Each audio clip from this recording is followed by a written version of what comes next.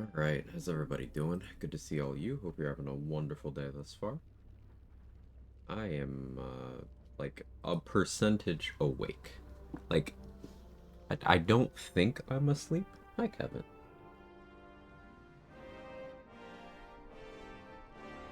And my cat's being a cat. I have to derail what I was saying. Yeah, I'm cat up here.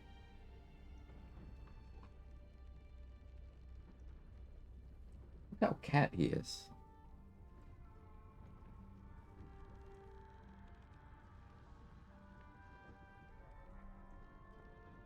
He's extremely cat.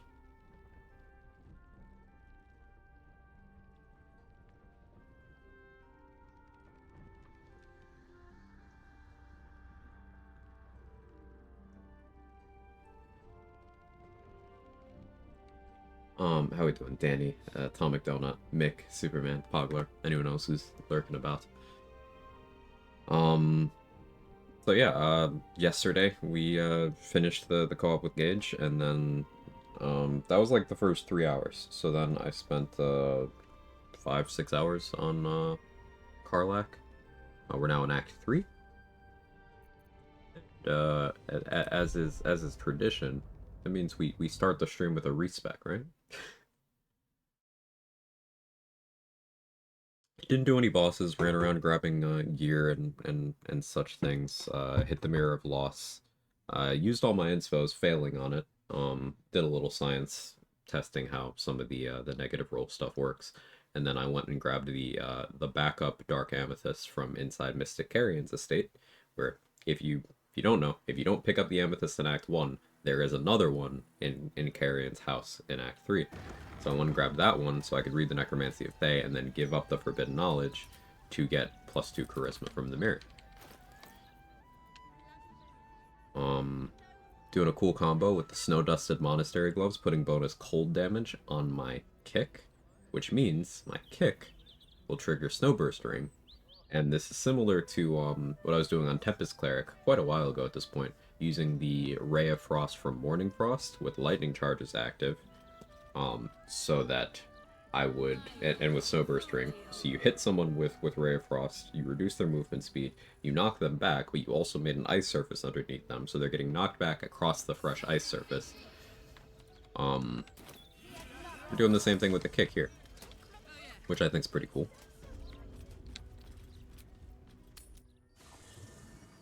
Yeah, we saved Volo.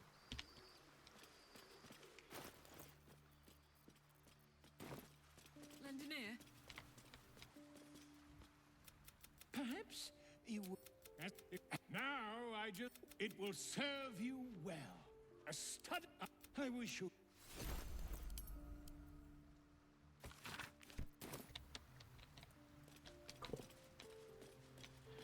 Giving up Forbidden Knowledge gives you +2 to stat of your choosing. Is it RNG whether it's 1 or 2? It's 2. It's RNG whether it's 1 or 2 if you don't give up the knowledge.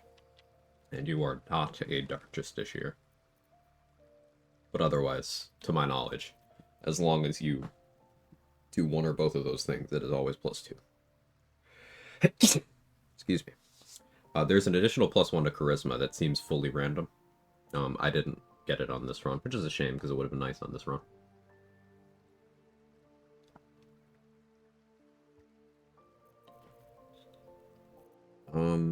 I'll lose my Rat Bat bonus.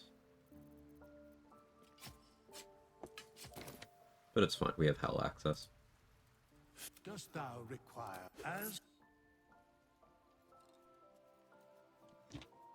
Okay, so in the interest of continuing to do Rat Bat stuff, man, Karlach looks cool here. I wish you could have the hair out like normally. I wish this wasn't a bug, just having the hair display through the Helm of Baldurn like this, because look at this. This looks fucking awesome.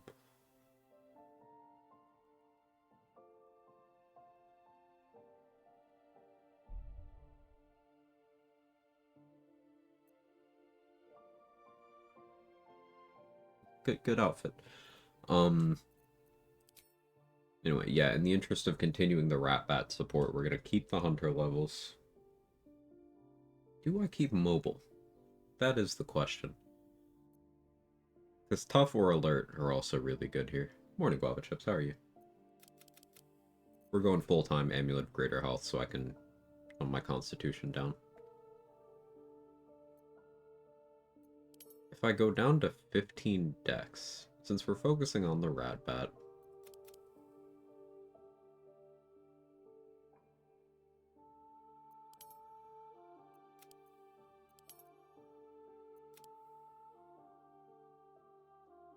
so I'll have 18 charisma now. Tavern Brawler, my strength will go to 18. My dex will still be 16. No, I think I do just go this. So we'll have 18 strength, 18 dex, and 18 charisma. Works for me.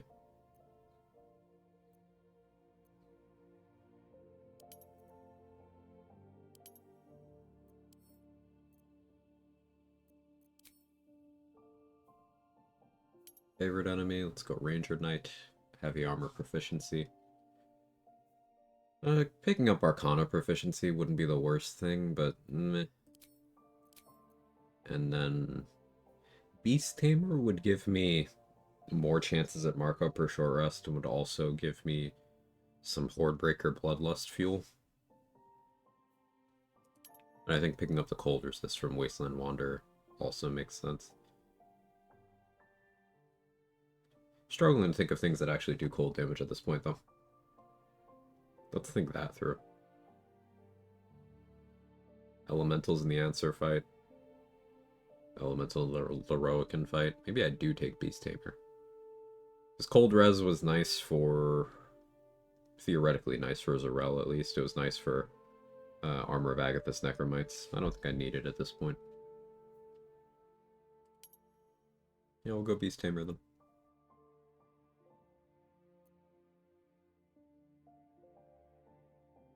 So, thinking again, do I want con save proficiency over dex? No.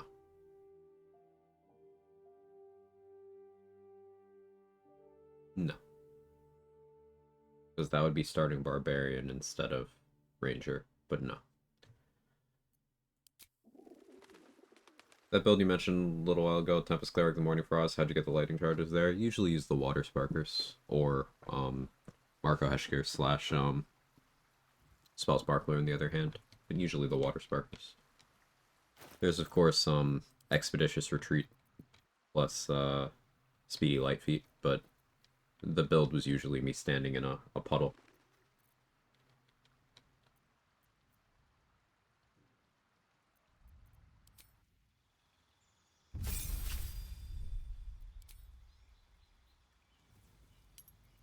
Defense fighting style, of course. Shame we can't Hell Dusk for the double benefit there, but oh well.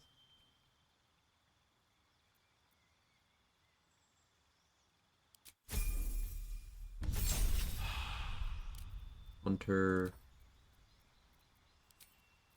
Ensnaring Strike. Horde Breaker.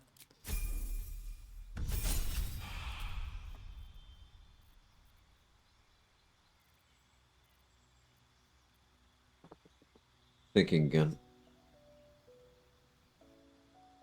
Taking a fighter dip for great weapon fighting would be nice for my damage consistency overall, but I don't think it'd be a good use of a level.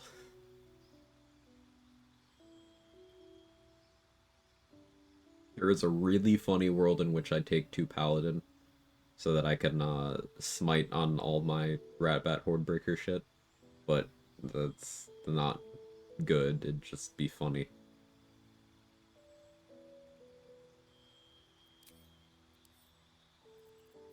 Let's take the core levels first.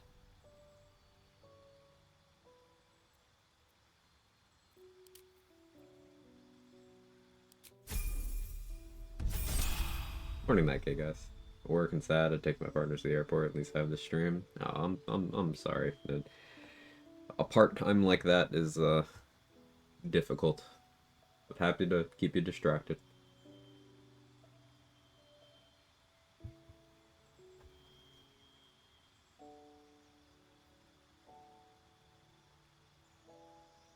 Yeah, Barbarian up to 5 for the kick still.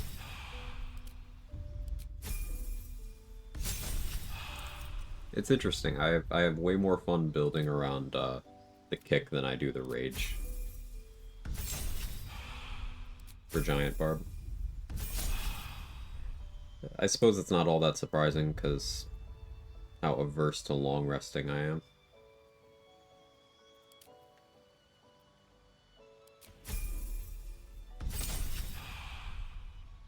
It's the monk level.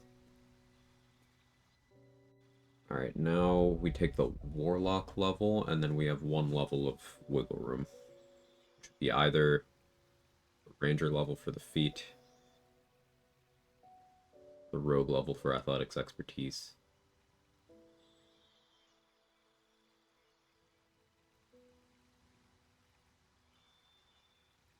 I think we still go with the feat, to be honest.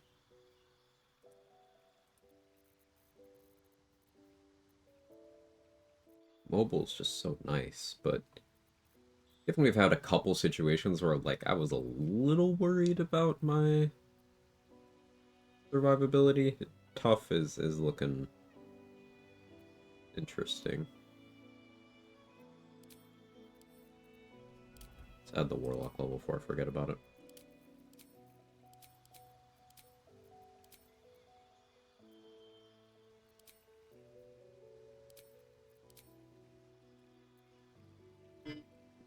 Right on time, phone. That is your purpose. Hey, it's work. Let's preview my health here.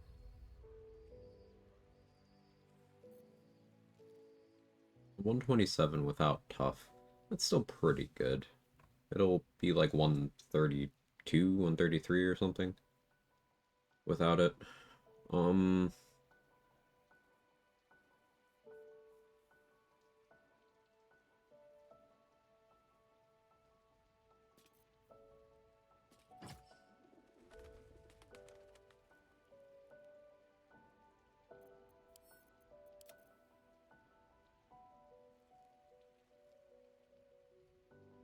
I suppose as long as I'm good about maintaining universal res, I'm not really that worried about my defenses, so I just gotta make sure I grab reverse rain cloak for House of Hope. Initiative, what elixir am I on right now? Bloodlust. I suppose I will need to consider vigilance. Because, like, I'm only at +7 with Hellrider and Longbow. And that doesn't feel great. When I'm wearing Ballast, it's +9.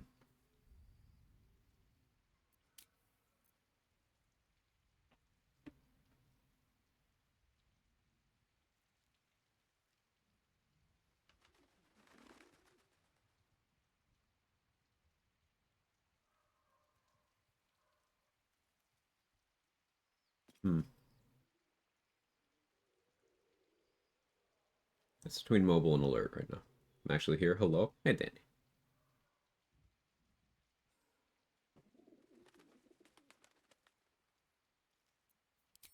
Take with mobile in the interest of doing stuff I don't do that frequently. What is good, and I'd like to highlight it.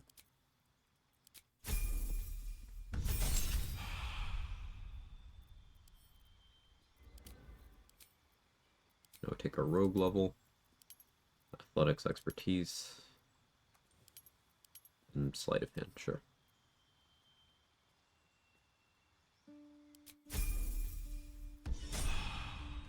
I am a husk. Hide a husk. Yep. Yep. How's husking going?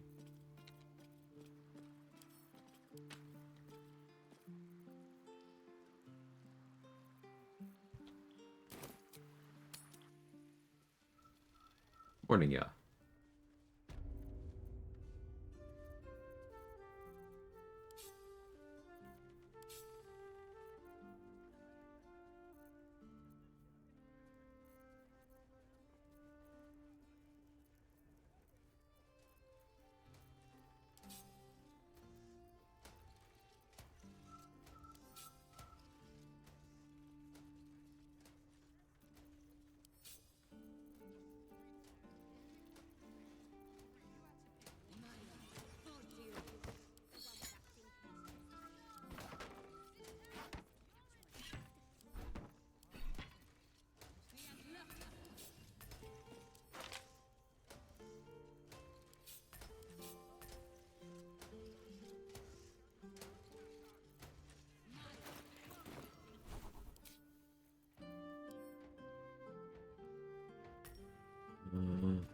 too far over. And go there. GG, thank you so much for the raid. How was your stream? What'd you get up to? Welcome in, everybody. Pardon me while I continue to wake up, because famously can't wake up. I'm Quag. I do challenge runs, mostly Baldur's Gate 3 stuff. We're doing a Wyll A, Karlach B run, so I did a solo honor run as Wyll, and any items that I picked up are unavailable to Karlach, who is now doing her own solo honor run and is in Act 3. I'm just putting stuff back in my hotbar after a little respec. We're doing a pretty fun and interesting build. Where I'm swinging the rat bat around and then kicking people quite a lot. Got some cool gear synergies going on. It's very interesting. Stream was good. We had another crash in the Underdark, so started to run. Another crash. Ugh. Sorry about the crashes, GG. Hey, new run hype. Anyway, we can take your pick. Awaken the old magic. Oh no, what did you do?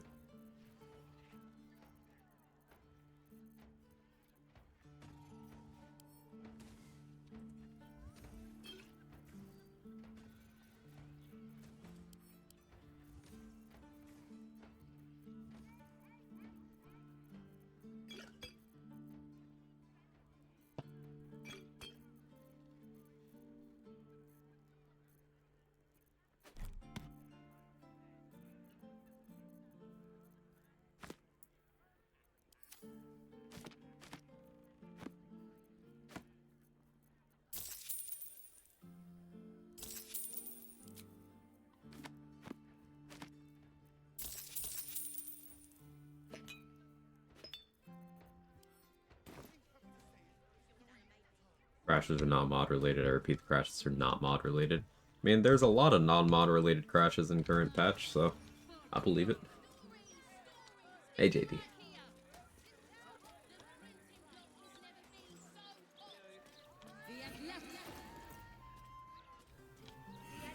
Blooded Great Axe. Ooh, nice.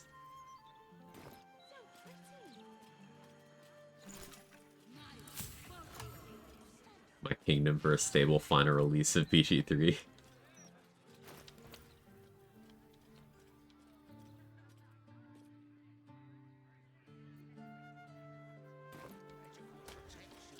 I don't need to bother clearing Baleful Knowledge right now, I don't think. Oh yeah, I didn't need to go with Puff. 150 HP here. That's plenty good.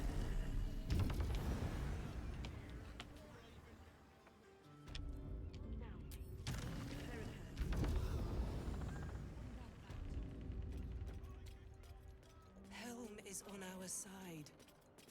Faith.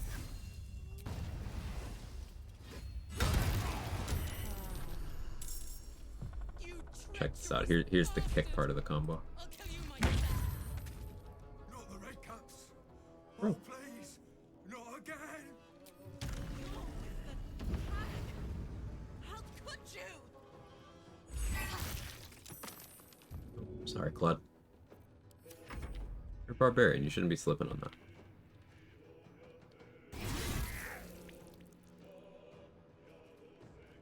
Are you a barbarian? That's an assumption. Yeah, you are.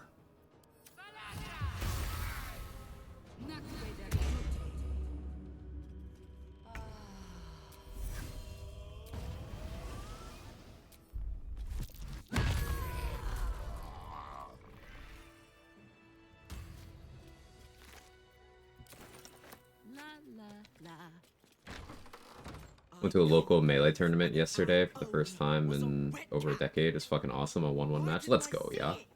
Got a run. Hope you have a great stream. Thanks, TG. Thank you again for the raid. If I allowed Glut skinned and took ham, I would be comfy at 50%.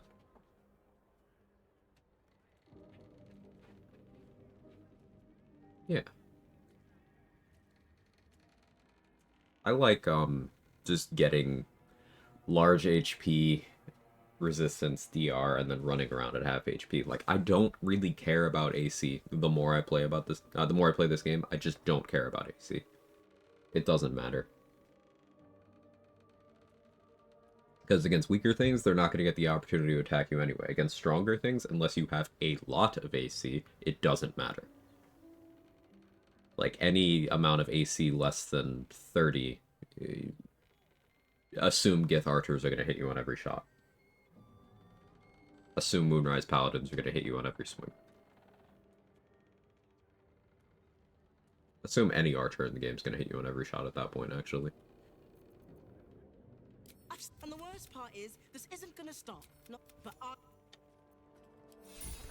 Alright, Staff of Interruption's an item I can't use.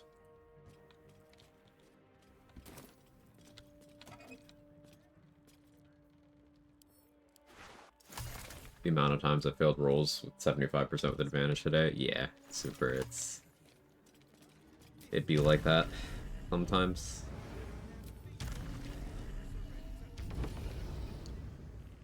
Things that come close to killing me are almost never attack rolls anyways, yeah. Does the percent chance to hit you see not factor in advantage? It does. That is including advantage. So the 70% is the calculation after the game sees that you have advantage.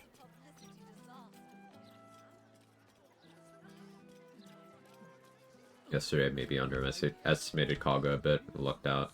No problem, no problem. Thanks, Booming Blade. Classic Booming Blade.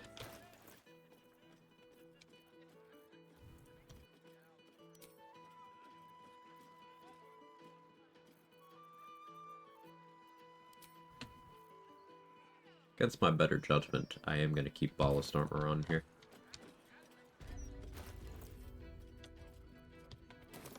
We've got rules and they will be followed. Unless the maid is on fire. Oh yeah, Ethel has no conditions on herself right now because I killed her.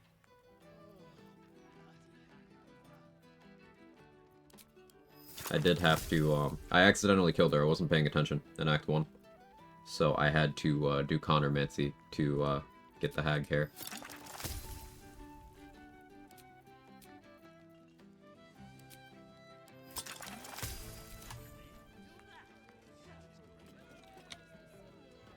Moonbeam can be spicy, yeah. Is the extra d4 of damage from Blooded Great Axe like the piercing damage from Rapat? Below Honor Mode, yes. On Honor Mode, I think it's just an extra bonus that goes into the main hit.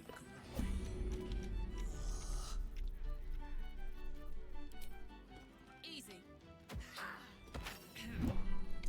What did you... Stealth activated.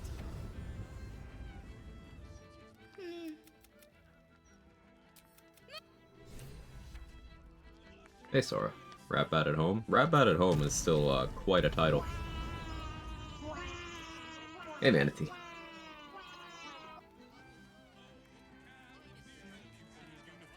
$16 damage to the first hit of Moonbeam. She moved and died before the second hit. Yeah, because of that Moonbeam, whenever I'm going into that encounter, even if I'm not intending to fight Kaga, I do always try to get my total HP, including temp HP, to be at least 41. Because that would mean that without any damage reduction, I can survive 2 max rolled ticks of Moonbeam, assuming I fail the saving throw both times. So, like, that's covering for the worst case. That's not the worst case, because the actual worst case is that happens and someone else also hits me. But I try to make it so that Moonbeam by itself cannot kill me. You don't need 41 if you have any gear that gives you damage reduction, so if you're doing Adamantine Medium, you only need 39. If you're doing Adamantine Heavy, you only need 37. Like I slurped the Nasty Juice, so still only 33. I did have Wrath Armor. So yeah, you only need 35 to survive the worst case scenario there.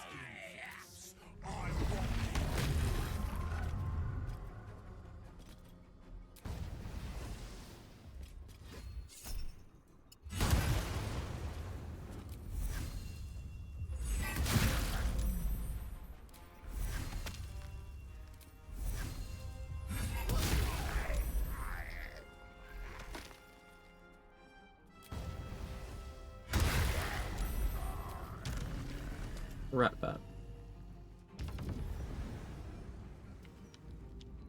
Special guest Sonic Overload. Forgot to use my bonus action. I was in the groove. The Snowburst? Yes. I started doing Snowburst, mostly for the kick, but I'm also benefiting on the rat bat itself.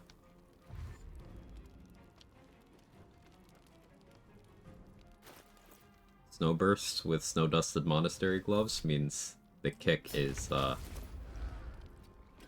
very toxic. Prone from the ice surface.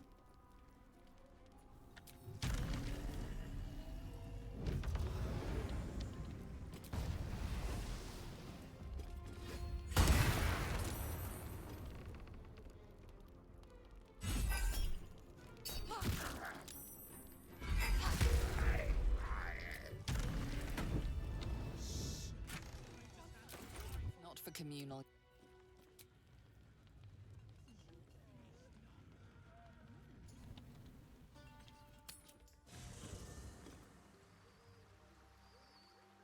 Snowburst, Gloomstalker, Assassin was my first honor win. Hold a special place in my heart. Nice. On my way.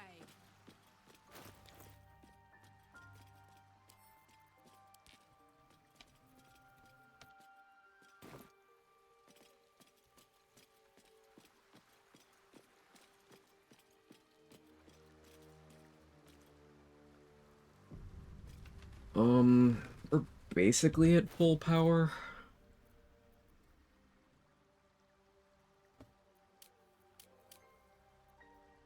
If I put on Vicious Shortbow here, could somewhat comfortably see myself handling the House of Grief.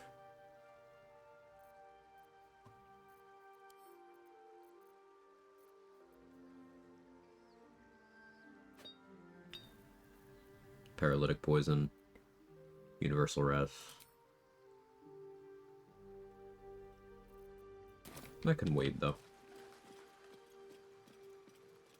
Do I look all right? Men, women, and who would take in these souls? To make this city a safe haven. Even a strong. You sense uncertainty in Will's voice. He questions his father's explanation. Yeah, Will has suspicions about what happened to Stelmane. If you pass Perception and then a Persuasion check. Something's always gnawed at me.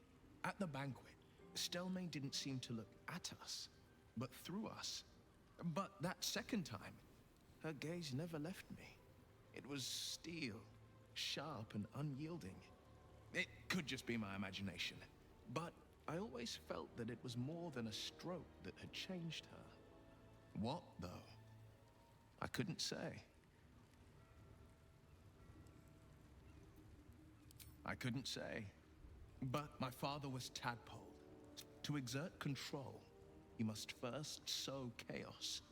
A tyrant's strategy, as father would say. These murders aren't random acts. Someone powerful is guiding the killer's hand. And the city is But paying MP did nothing wrong. No, never. He did the only thing he could, and Grand Duke Ravengard suffers neither.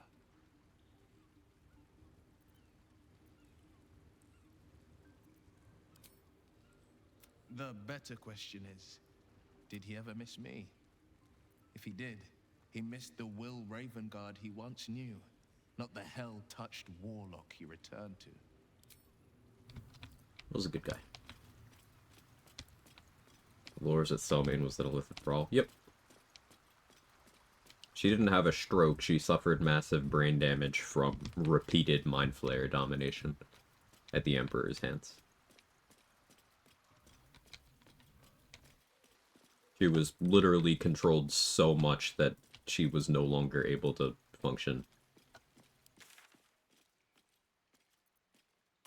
at her previous capacity.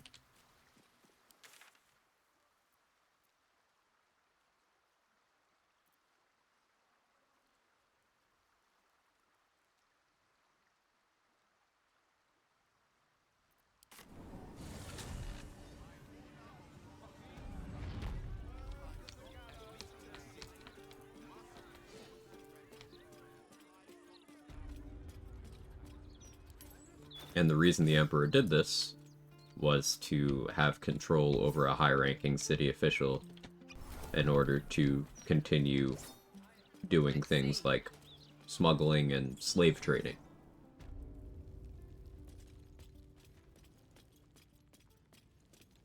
Remember, the way the Emperor knows Gortash is because Gortash came in and took over the Emperor's slaving activities. A noose? You step up and marvel at the spectacular one. But yeah, Empy did nothing wrong.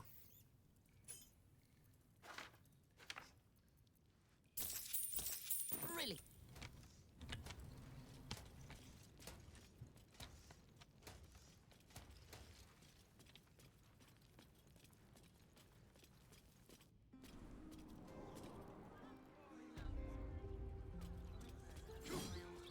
Right to the ground. On duty again.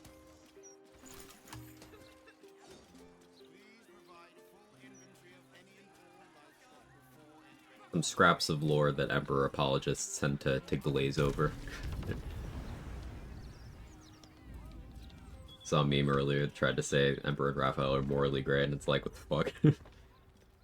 Yeah, the Emperor, the slaver who turns people's brains to soup for its own personal gain, and Raphael, the people, the devil who coerces people into giving up ownership of their soul at best, and who is directly implied to have assaulted hope in yes, that particular way at worst.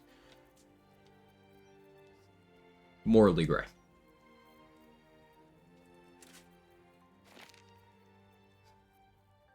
Like, the thing is, Larian is never subtle with portraying those villainous characters as villains. Never. At no point is it subtle. But it becomes an interesting case study of how much people are willing to forgive because of charisma.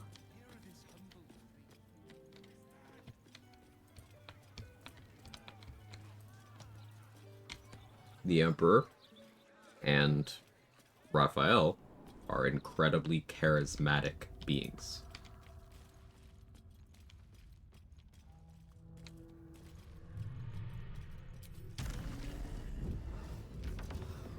Raphael is about as morally gray as Sauron. Yeah, Gong shows.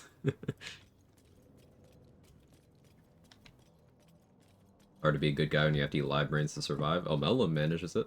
Atomic Donut. And it has nothing to do with the brain consumption. Like, consuming brains is a bit different than running a slave trading ring.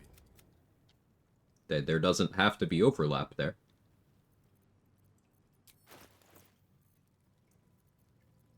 But again, Omella manages it.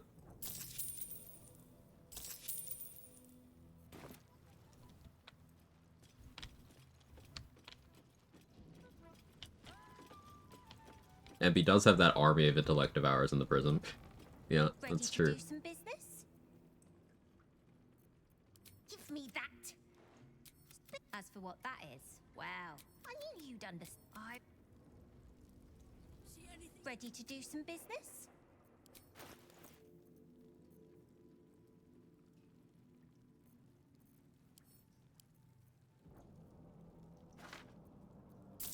Buy a sunbeam scroll. How is intellect Babby formed? I'll tell you when you're older.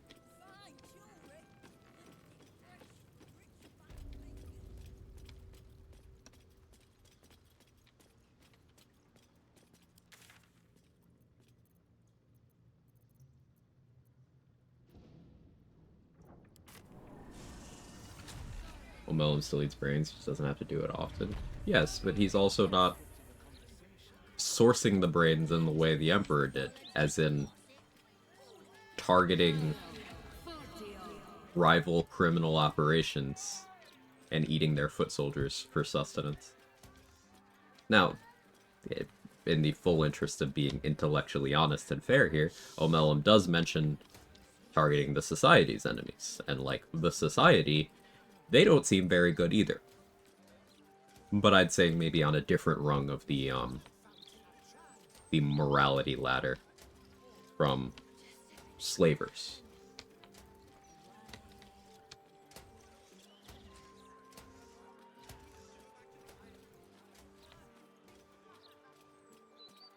Notably, though, Omelum is also researching food alternatives for Mind Flayers, because Omelum does not want to be running around eating people. And that matters.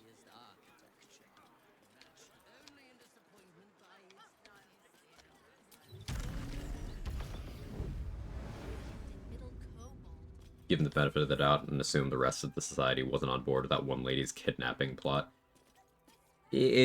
I certainly hope so, but the kidnapping thing was a two-person job. You can find the other person involved here. So it was at least two of them. But yeah, I like to think that most of them are just nerds who just want to study shit, who aren't into the whole eugenics thing.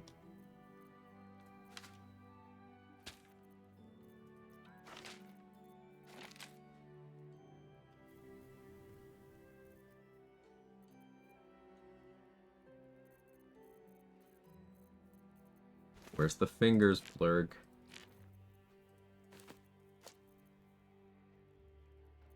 Never enough fingers.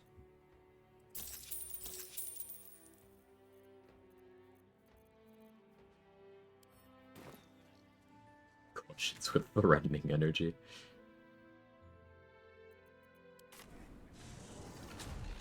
Fingers are reserved for Omelum.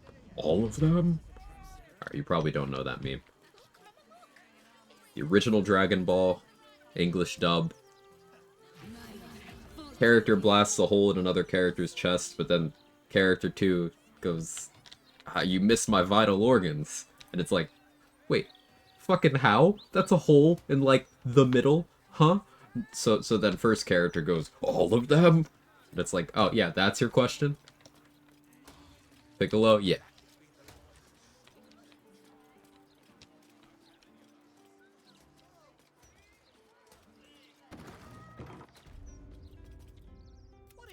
Friend. Got grub, potions, a few nice vintages. Best stock up now before someone clears me out to fill their larder.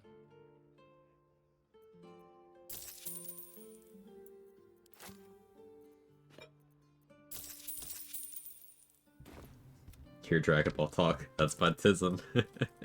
Mine too, Manatee. I grew up...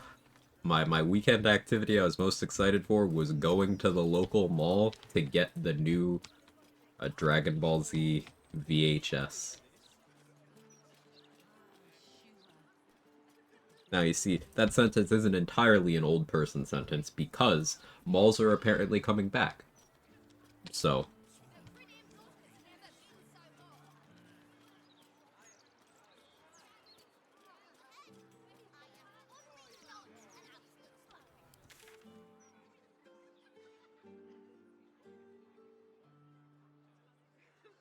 Grandpa, listen, Tinny. Listen here, you little shit. Unk on that Dragon Ball activity? I am in the Unk category now, aren't I, Sora?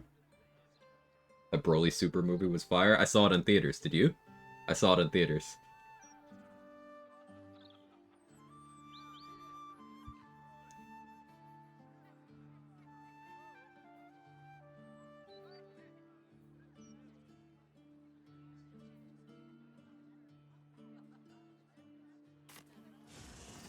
Got the last ticket to see it in my theater? Hell yeah. Lucky DBZ was after my time. It was, the dub was coming out here in the States when I was a kid, so that was a foundational thing for me.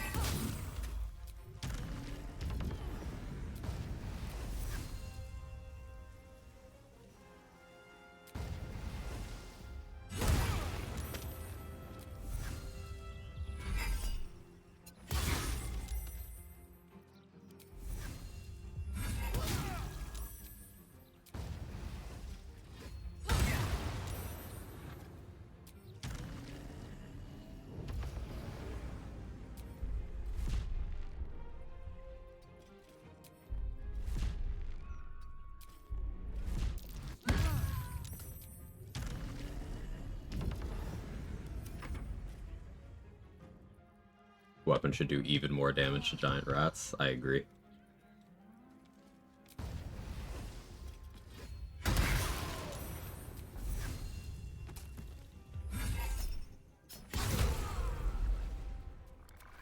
Oh.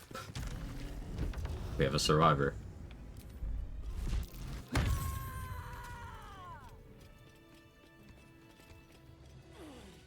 Morning, Andy. How are you?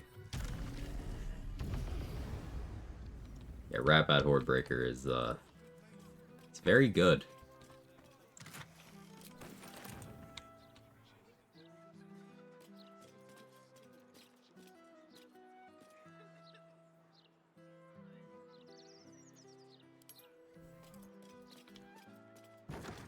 Maybe the bonus damage was only supposed to work on rats if they fucked up. Could be. Explain why Rat-Bat's so good? Sure. You see here, there's piercing damage. Rat-Bat has an extra instance of 1d6 piercing damage on top of the instance of 1d8 bludgeoning. And because that's a separate instance, it gets certain bonuses its own time, like this elemental infusion bonus. But it also means it's got some favorable skill interactions, such as Hordebreaker here. The way Hordebreaker works is it does an invisible attack that does 0 damage to everyone in the AoE, and that's how they get the tag, where you can do the Hordebreaker follow-up. But Rat-Bat causes that invisible attack to do that d6 of piercing damage. And because that now does damage, you can use that to apply certain effects in an AoE, such as some coatings, such as Hexblade's Curse.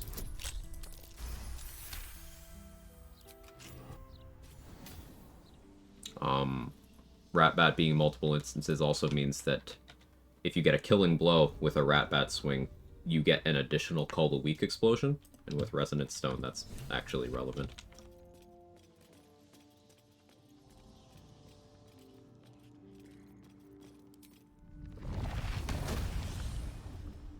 Coffee in my hand, so I'm doing fantastic. How you doing today? Coffee in my hand, so I'm doing acceptable. Hey, Dade. How you doing today?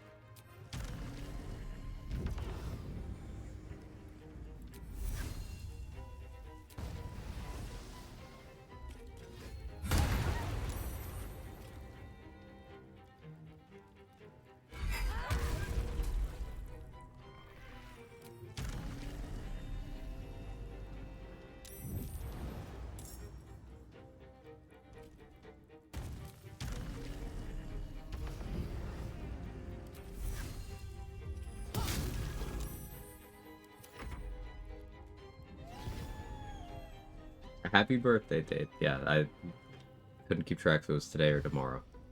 Happy birthday. One step closer to the old than I'm about to retire? I don't know, the reference didn't work, but you understood where I was going with that, so that's what matters.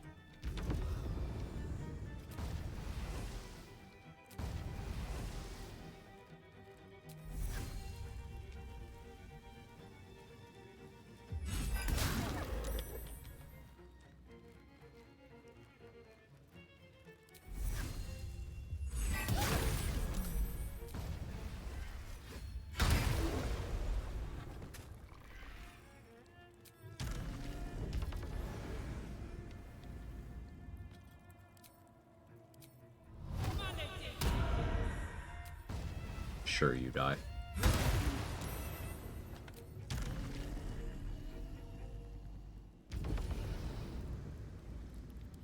They're immune to the second instance here. Damage riders still go on it.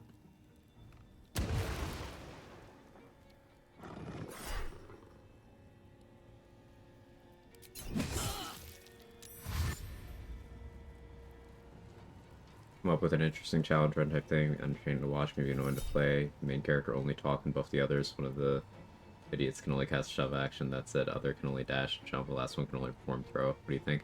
I thought about something like that a while ago. I decided it would just be like an even worse version of everything that I hate about running full party.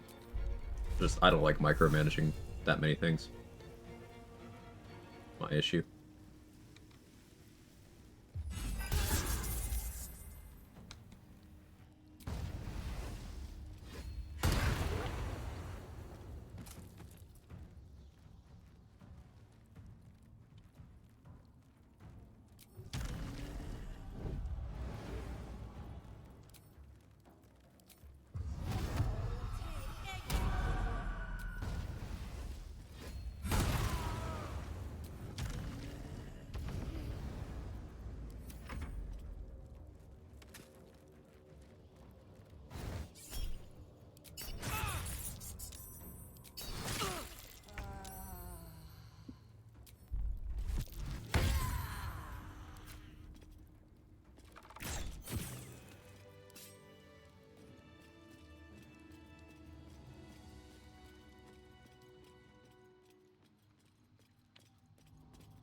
Steady. So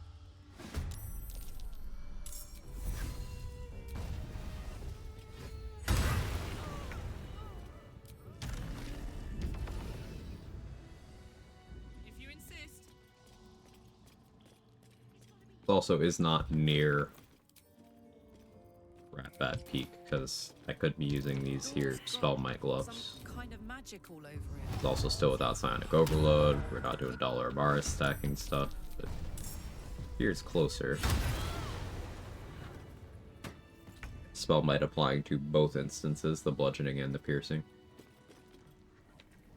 We could also have Crater Flesh gloves on.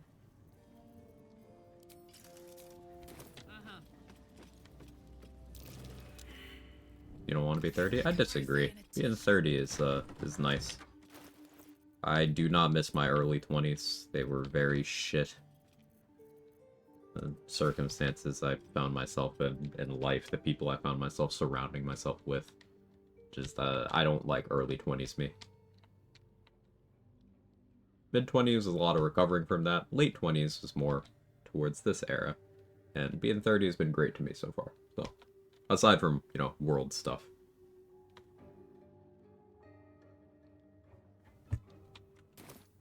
Long and low.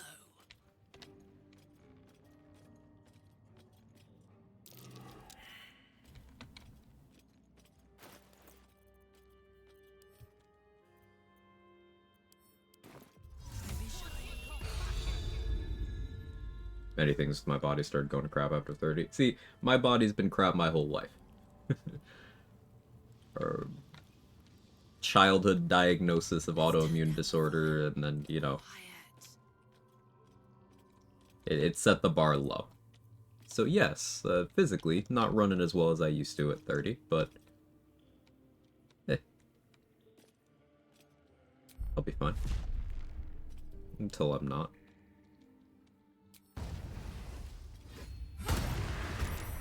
Sorry, my 20s with MS. RA diagnosis at 7. So. We should start a club, Special Sid.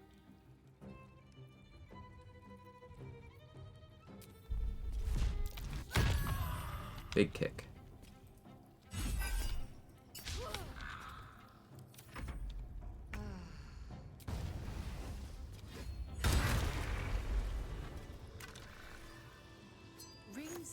Alright, I wasn't allowed to pick up this ring on Wyll because I needed Karlach to be able to get this one. Wyll used the ring on Cazador, so he had to go through the palace in a bit of a weird way. I had a tumor in my stomach yesterday. Oof, it's supposedly probably benign. Hopefully you could get information to turn that probably into a definitely, JD. I'm sorry to hear you even having to think about that. You most definitely deserve better.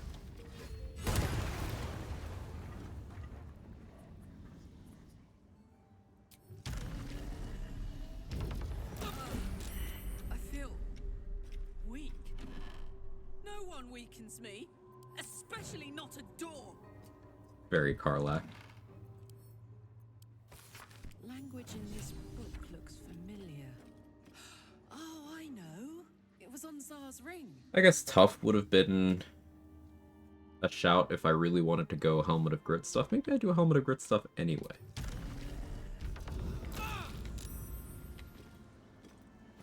That could be fun.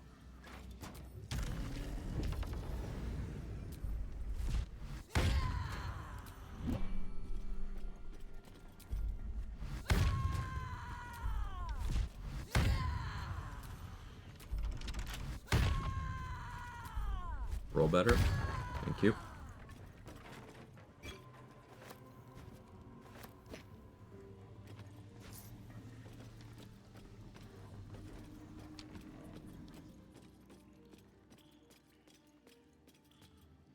I think early 20s is hard on most for those who are learning nothing they conceive in high school is remotely possible and then learn to cope. True. 100% agree. I'll be 41 this year. Last 10 years been the best of my life. Love to hear that denied. Seriously, that's comforting. Is Ratbat kind of equivalent to basically having two weapons in your hand, like a club and a short sword? It's like if you swung a weapon that just decided to be another weapon hitting at the same time. Yeah. That's a good way of putting it.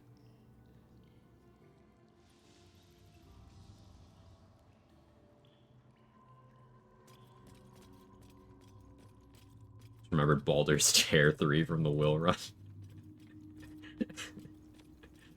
A third chair is hit Cazador's dungeon. Yeah. Y'all, could you help me form a challenge or an idea I've been noodling about? The main goal is to encourage fights in earlier and more dangerous situations rather than routing for XP or specific items before taking fights. Hopefully forcing me to think of new ways to make the fight safer. Best idea I've been able to come up with so far is you can't fight people after walking away from them. So for every fight, you have to either decide to fight them as soon as you see them or fight them never, but I'm not totally happy with the idea. It's not in line with part of what you're saying, but my question is, have you ever done a level 1 run? Yeah.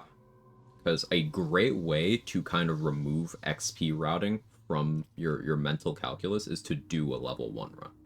Doesn't even have to be a level restricted one, but it gets you thinking about certain things very differently because there's no, okay, I can come back to this once I have more levels for an advantage. It's like, no, you can't. You can still get more tadpoles, permanent buffs, gear, stuff like that. So it doesn't completely satisfy your criteria here, but it does completely remove XP as a factor. And the order in which you tackle things at a level 1 run gets really interesting. Like, Ethel becomes one of the first things you do. Because you can't get the level advantage, so you're going there for the hag hair. Because initiative will be a concern, since alert is never available. You usually go for the +1 dex hag hair as soon as you possibly can. The valuation of early game throw damage gear goes way up as well. Ring of Flinging from Aaron, Kushigo gloves from saving Balin. That kind of stuff gets really, really powerful. Level 1 runs also have the advantage of a lot more prior art to learn from. That too.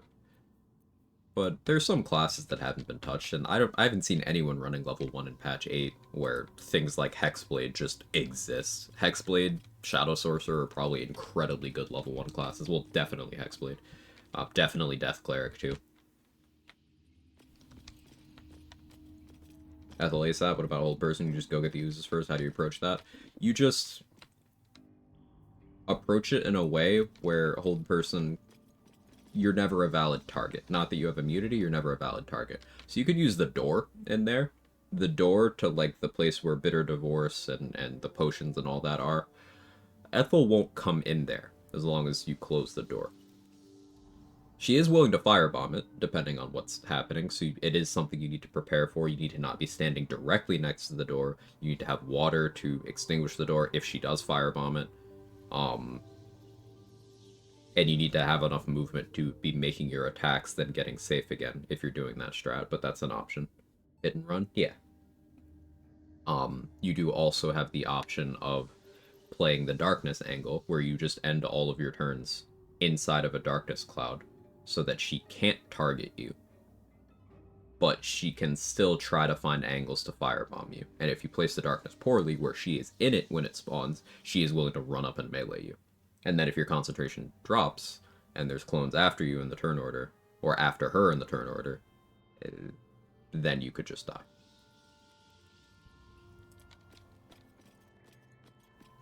But, yeah, it gets you to handle Ethel in different ways than you might be used to.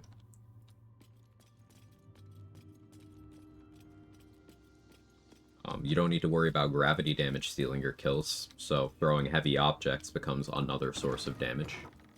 The thing I mentioned earlier about throwing hand axes is something I did a lot on my level 1 Warlock run. Scuffs to show its age.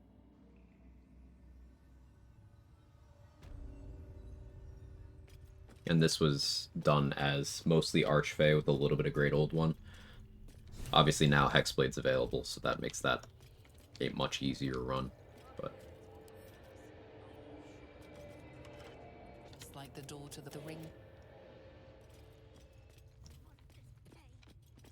Hollow eye. Please.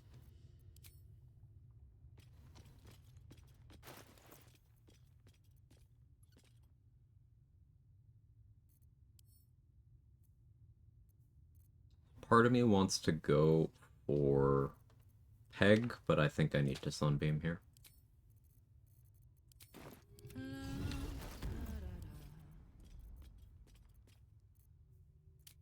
And I should Vigilance, but I'm just not going to.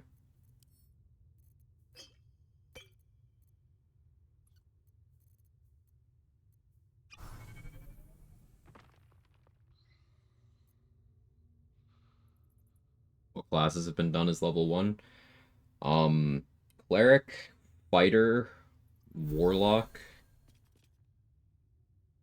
I believe Ranger, possibly Rogue. I don't know if that person ever finished.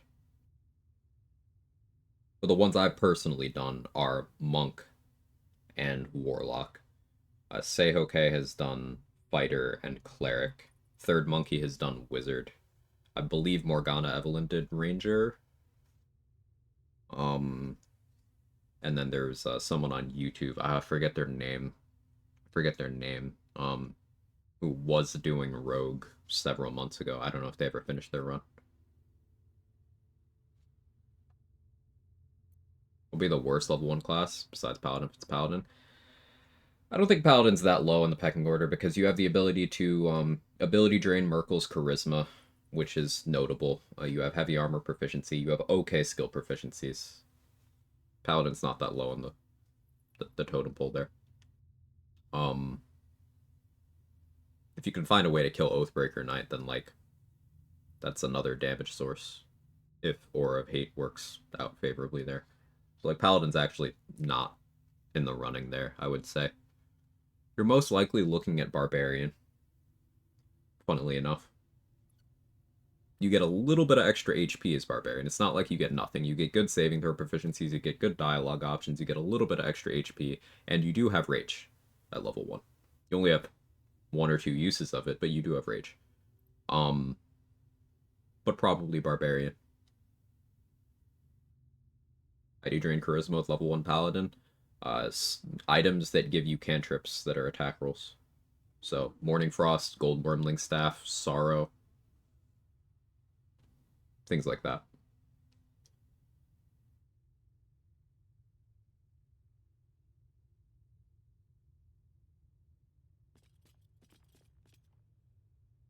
Yeah, that would leave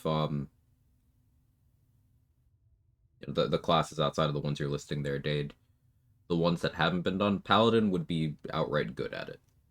I've thought about it. My original position was that it wouldn't be, but it would be. Fairness where fairness is due. Sorcerer would be a little bit challenging until you get to Lantarv.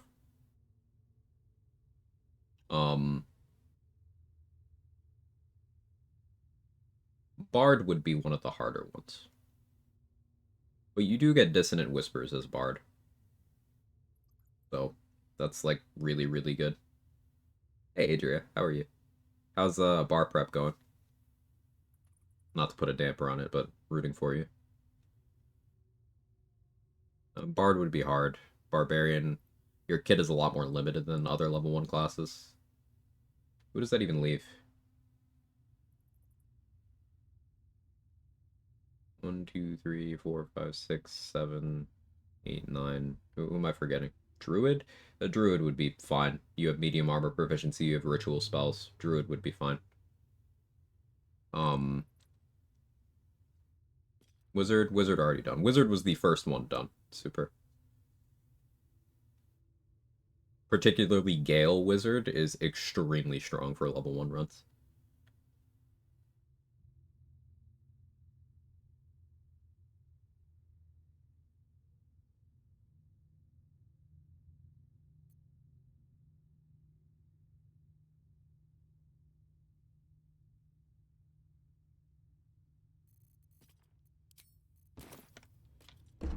I'm forgetting a class and I don't know what it is.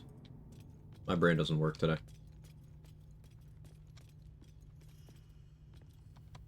You approach level 1 like a no-hit in some regards. Somewhat. You have a lot more HP to work with than you do in a no-hit. Because with Ethel's Well and certain spells, such as Gear that gives you a cast of Aid, you're able to run around with up to 30 HP. 30-ish HP. You could get higher if you include temp HP sources. You have a lot more room to work with than you do in no-hit. So it's substantially easier than no-hit. Your overall level of power is lower, but your margin for error is higher.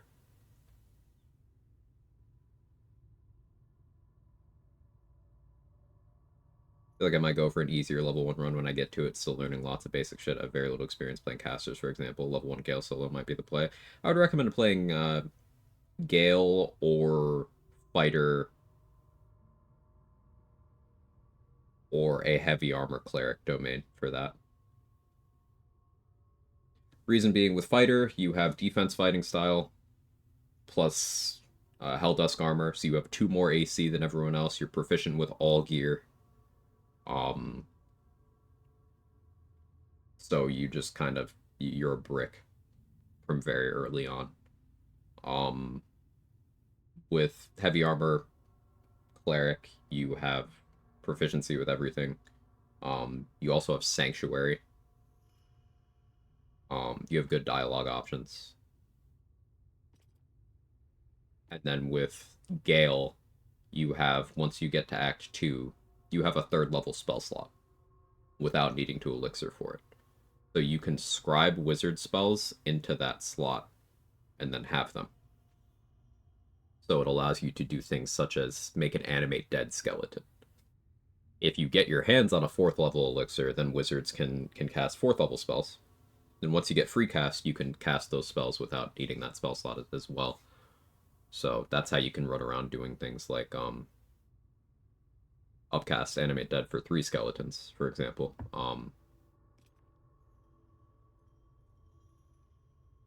You can cast Fire Shield, though there's scrolls available for that, you know.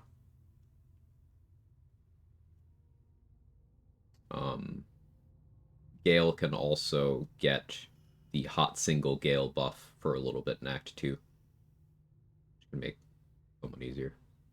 That slot from his unique item? No, that slot is, as Origin Gale specifically, when interacting with the corpse of any of the optional Thorm mini-bosses, you're given a choice between purging the Shadow Weave and consuming the Shadow Weave. If you purge it, then until long rest, you get the hot single Gale buff that I mentioned, which is called Mistra's Blessing, where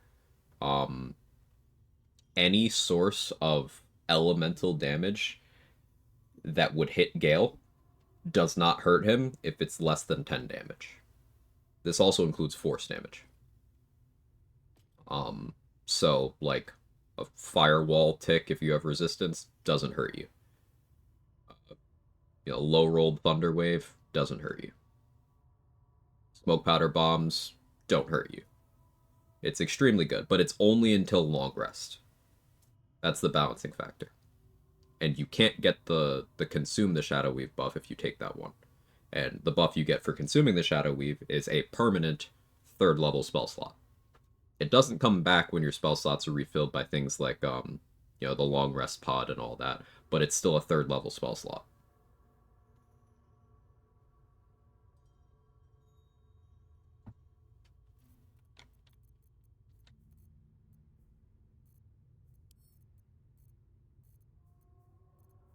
Alright, I think I put a paralytic down. Invis, paralytic, universal res, sunbeam.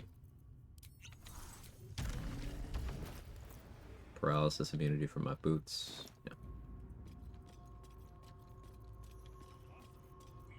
You like cats? No? Fine.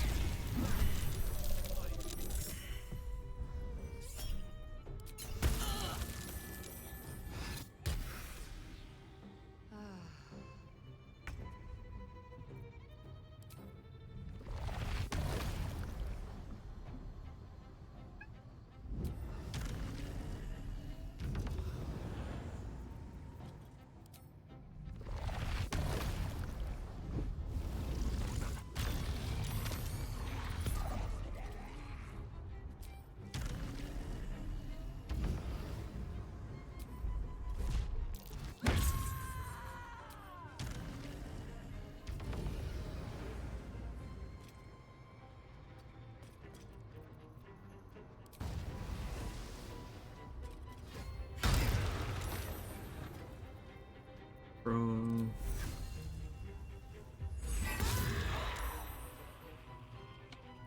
Did anyone to Crawler Mucus? No? Sad.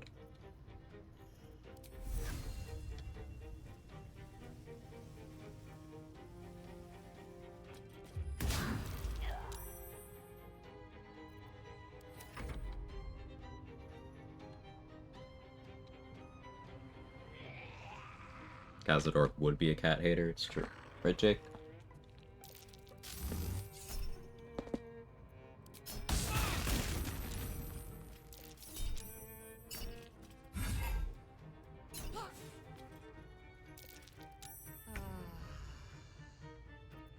Alright, Shatterteeth has to die now.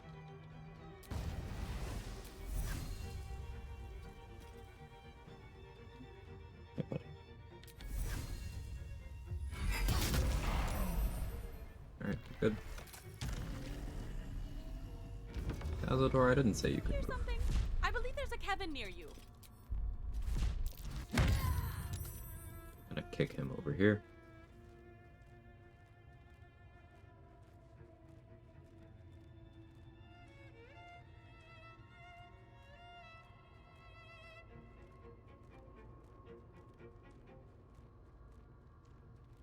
Baby.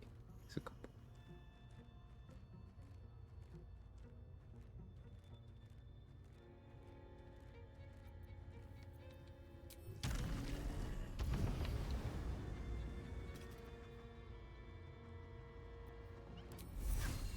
What's up?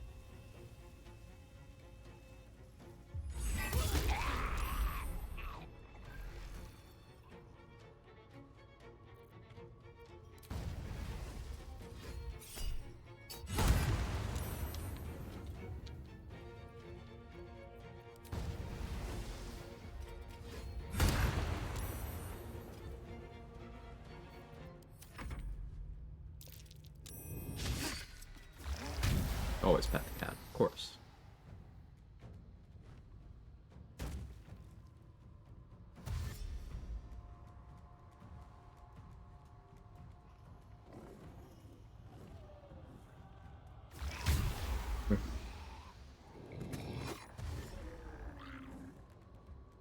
You swing at me and fall prone.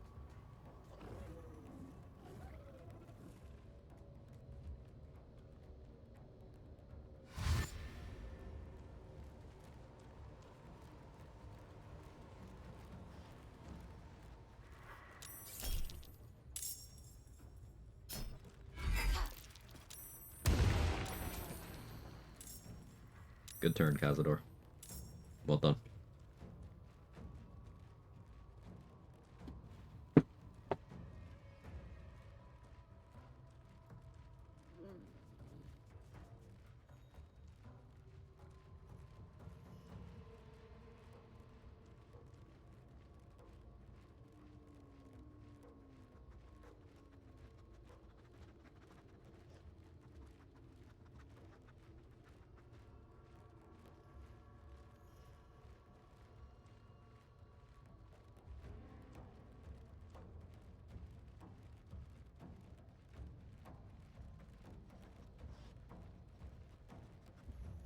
He's a good boy.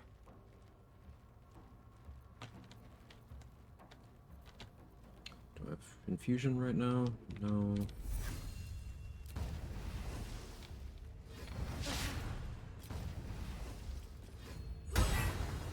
Oh, okay.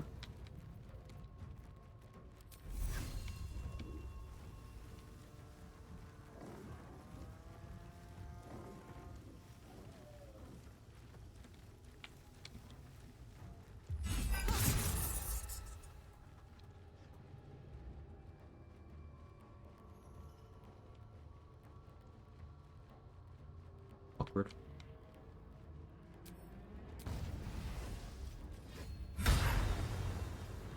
Missed twice.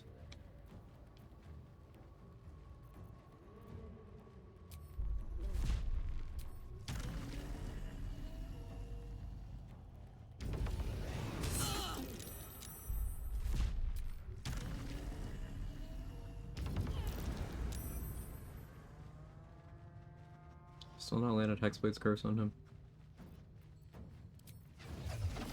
Apply it manually then.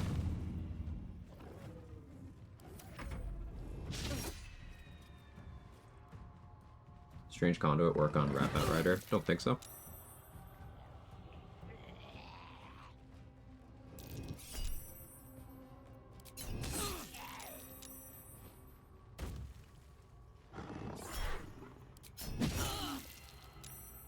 I truly don't care if they hit me. I forgot to grab Anointed and Splendor when I was respecking, but it's fine.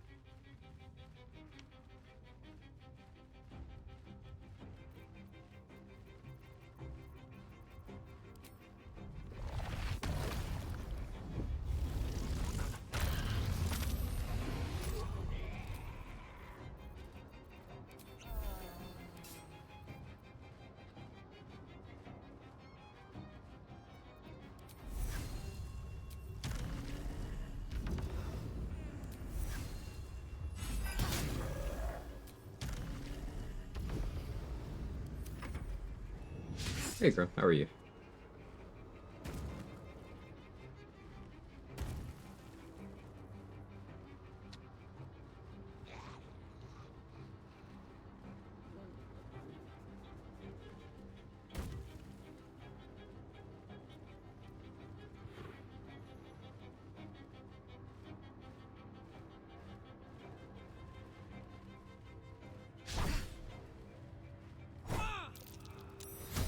You out of spell slots? Nerd.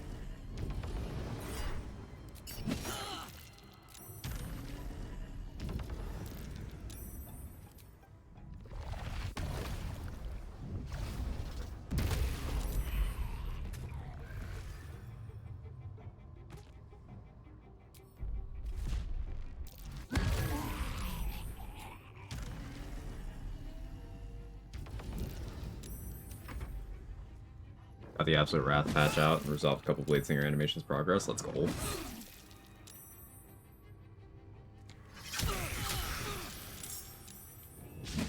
Oh no, he hit me or whatever.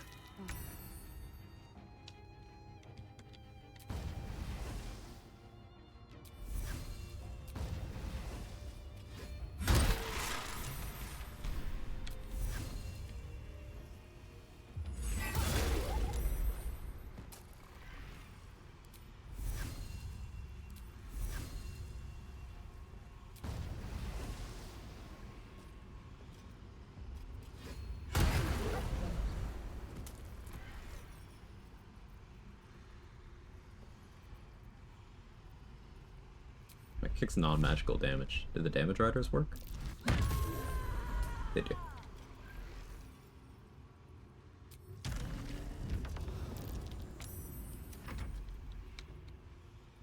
Hey Tony Har, how are you? Frozen kick shenanigans? Yeah, and so we're doing these gloves sold by Entharl Danthalin. Unarmed attacks deal an additional 1 to 4 cold damage. We're doing that with the Snowburst ring. So when we kick someone, it makes an ice surface under them, and they get moved across it immediately. So they almost certainly go prone. It's very fun.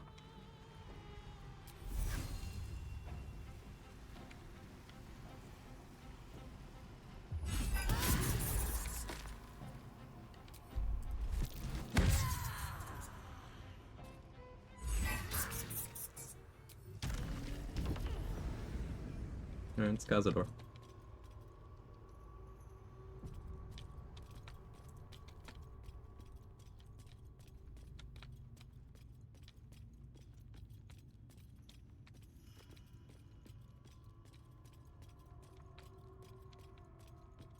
Would have been faster if I'd used Bussy there. Probably do that for the Gith elf song.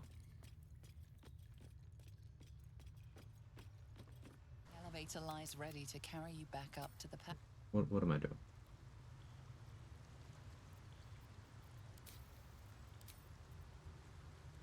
Ding, anything you want to say? Neural. Don't you?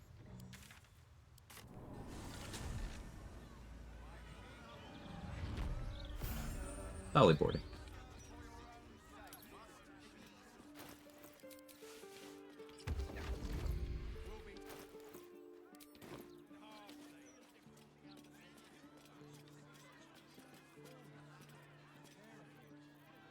My dogs are barking.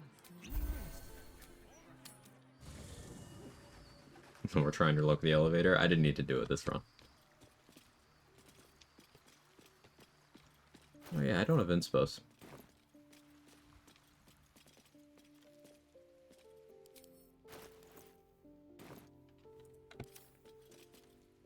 What's on your mind? We're charmed, I'm sure.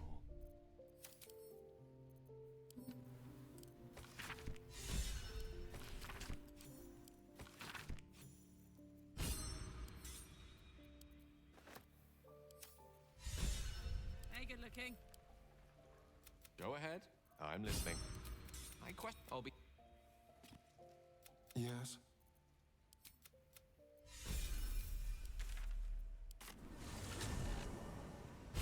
Come back if you don't stab and make him fully dead. Yeah, if you long rest, he's up and about again, I believe.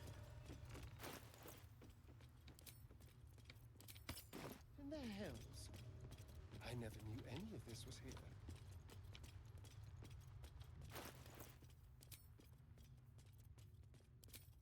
approaching the cells, you're met with hot.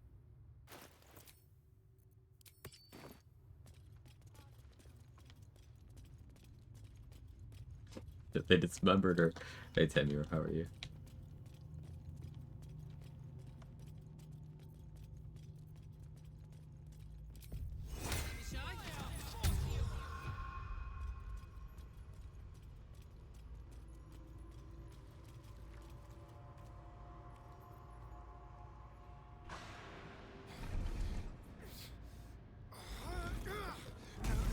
No healing sleep for you.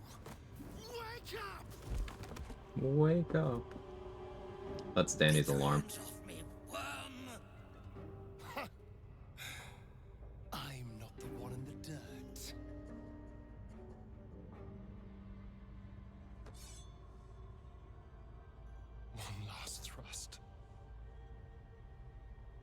free of you. I'll never have to fear you again. But if I finish the ritual you started, I'll never have to fear anyone. Is that really her alarm? It was a guess, but probably. You think me a fool? That I would allow anyone to My favorite usurp me, unskippable cutscene. speak the words, and ascend in my place?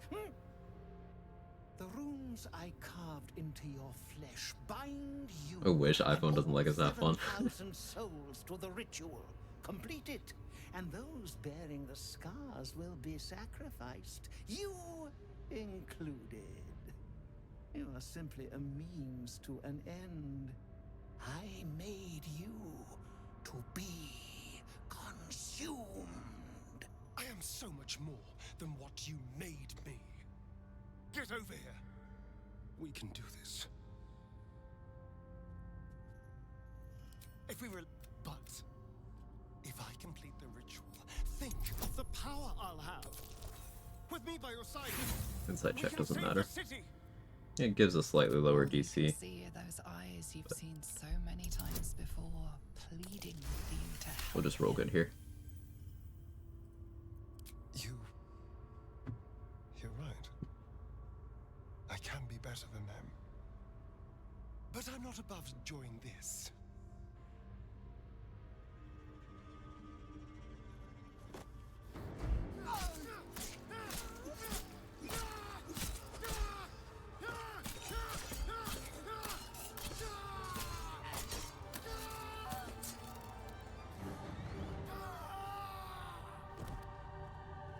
Slay Queen, literally.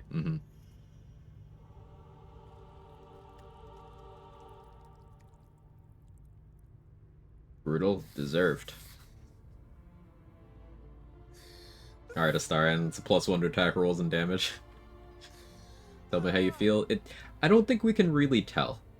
See, this is really subtle. Astarion's really masking that this is an emotional moment. Not a lot of people can tell that this is a really traumatic event. He's so stoic, yeah.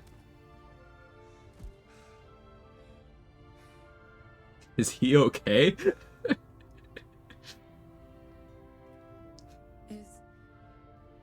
Is it okay? Can't believe you chose his bad ending. Oh man. Empaths like me can tell that he doesn't like the Catasaur guy. What does that mean for us? What do you want it to mean?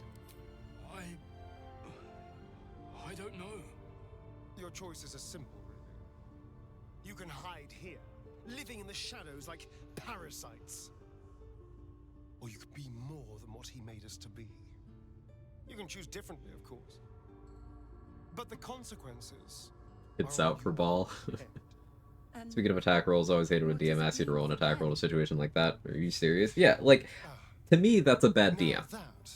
Maybe a hot take, but that's a bad DM. Because, like, your job as a DM is to facilitate people having fun. If your player wants to do something cool, you're really going to put that at the mercy of dice rolls outside of combat? Like, that's fucking stupid. Unless they are being stupid.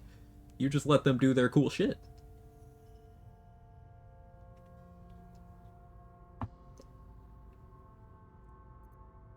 You're right. The poor wretches in the cells are innocent. They shouldn't have to suffer just because I... Psychically project your ovary pain onto Cazador for torturing Pookie. That... You know, that's a sentence I shouldn't be surprised by. What happens to the spawns if you send them alone? I don't know. The DM should always be rooting for the PCs? Yeah. Some people treat it as PvP, and like, that's fucking weird behavior. They'll need someone to lead them. Take the tunnels into the Underdark. Find somewhere, well, not safe, but less perilous. What? No, we can't. Just try to keep them out of trouble.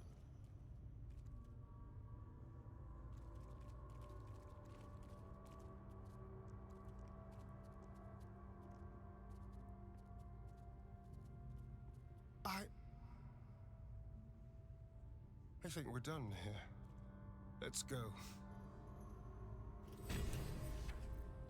Good job, Starry. So, unfortunately, I can't use Rhapsody, because Wyll was using it. So, Lae'zel gets a shiny new toy. She gets that ring, too, because I can't pick that up either. That's it. He's gone. After all these years. I know Star and siblings aren't good people. I can fix Deliria. I was thinking about it. Like, Deliria is fine, fine. But, like, remember, that dead kid upstairs? That was her. Not she's the kid. She killed the kid just to see if she could. So, yeah. I'm glad you think so, because I'm not so sure. I just feel numb. What I've lost, what I've gained, it's all so much. Fixable? All those spawn. Yeah. Free in the Underdark. I need some time, I think. Just to let it all sink in. Let's just go. This place reeks of death, and I want to feel alive again. She should bite me instead? I mean, who said that? Yeah, like clearly we need to put our lives on the line, siblings, for we need to rehabilitate her, okay?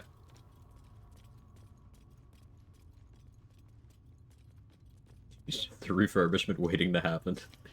But pretty, how bad? It's true. It's true.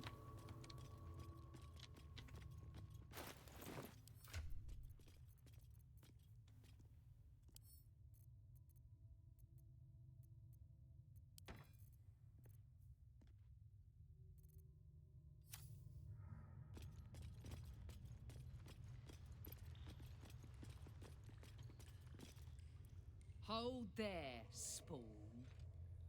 You're the Gur tribe. I thought I was done with you people. We're not done.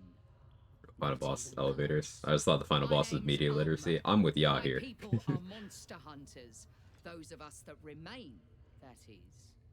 Your companion attacked us in the night and stole our children. Then his master decimated what was left of the tribe. I had no choice, as you monster hunters well know. True. So imagine my surprise when I heard you'd fled. Heard you were a rogue spawn, free from Nico. Cazador's control. We searched half the Sword Coast for you, hoping you could help us destroy him, only to track you right back here. And what do we find when we arrive? You killed one vampire, but released 7,000 of his spawn. Have you lost all sense? They were innocents. To kill them would have been an even greater crime.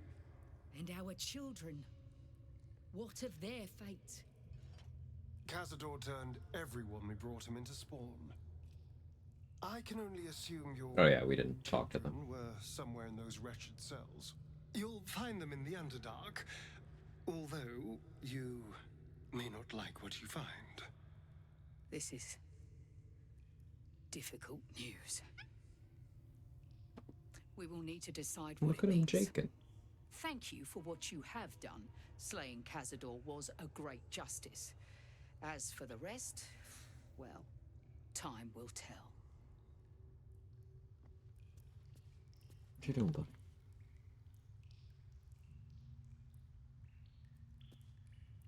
You okay?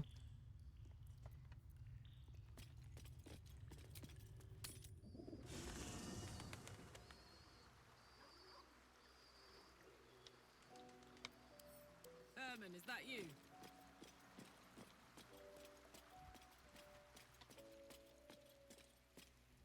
Need something? It's How's the door down? What next?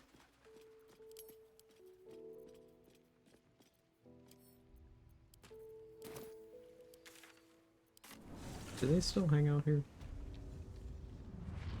No? Okay, good.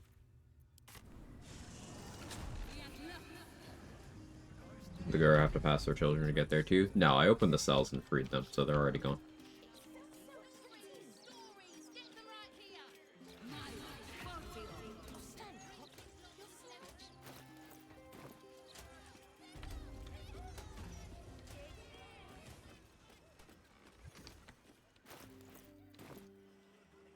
You! What are you doing? But never mind that. What? Huh. I suppose that, at least, I can help with.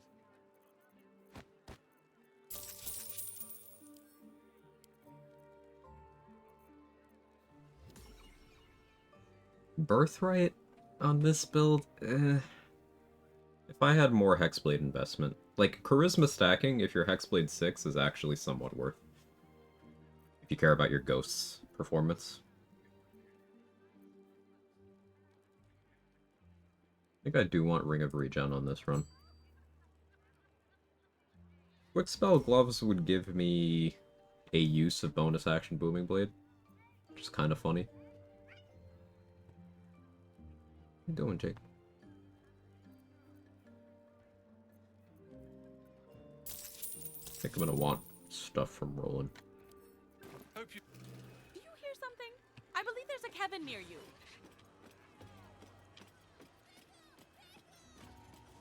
What do you need, man? You thirsty? You might want water. I'll get you water in a little bit, Jake. I'd love to, thanks.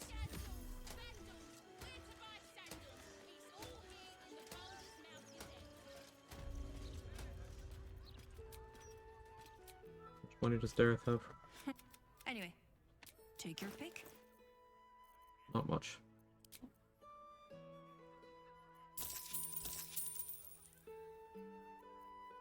Wipe out Blurg's money too.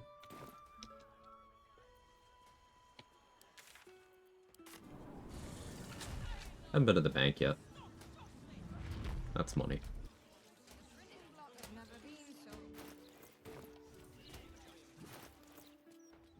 Oh yeah, I was considering doing grit stuff. So if I did like...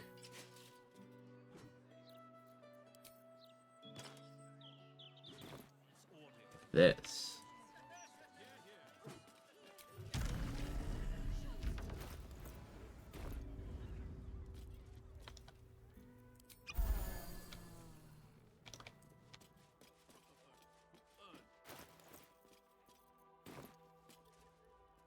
Your tadpoles, naturally. The Underdark provided us with some most unusual salvage. Plenty to keep an inquiring mind busy. I miss when Phantasmal Killer was an action refresh. Those were the days. If I want to do 12 Hexblade, I imagine Charisma Stack would be nice for Life Drinker. Yeah, it'd be nice for your hit rate and your damage with your packed weapon. It'd be nice for your Ghost's damage. It'd be nice for Life Drinker's damage. It'd be nice for your spell save DC. Like, pure class Hexblade, particularly starting at level 6, has more than enough reason to justify Charisma stacking. A big mistake that people make with Charisma stacking on a lot of other specs is ascribing value to it that isn't there. Like on Paladin, for example. Your Charisma affects fuck all about Paladin, unless you are going Aura of Hate with Arcane Synergy and doing spell save DC stuff. Charisma does fuck all. As we've established, Aura of Protection is a bad feature. Your Divine Smites don't care about your Charisma at all. Your melee weapon attacks don't care about your Charisma at all, unless, again, you're doing Arcane Synergy. And if you are doing Arcane Synergy, unless you are running around with at least a +5 Charisma modifier, there's better things to use. Martial Bravery, Horns of the Berserker. Those are things that can go in your helmet slot to provide more overall damage. Especially once you factor in other gear. On your ring slots, well, you don't even have Booming Blade unless you're a high elf or a high half elf, so you can't get easy access to Arcane Synergy from your ring slots anyway.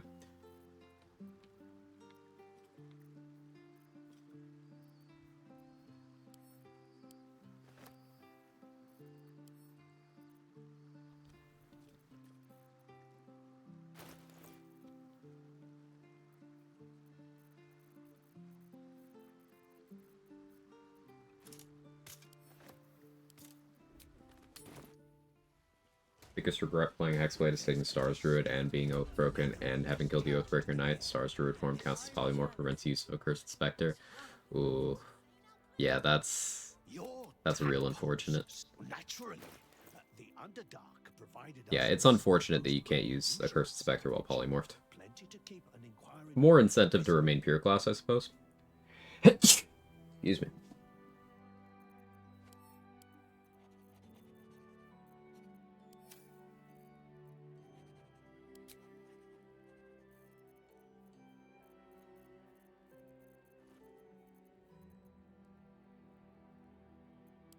Blurred really has not been good about socking the fingies. It's upsetting.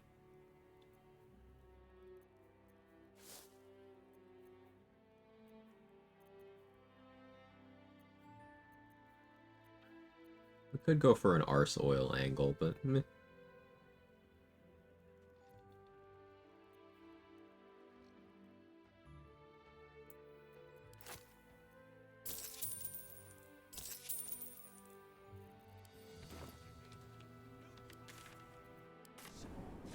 Les, thank you.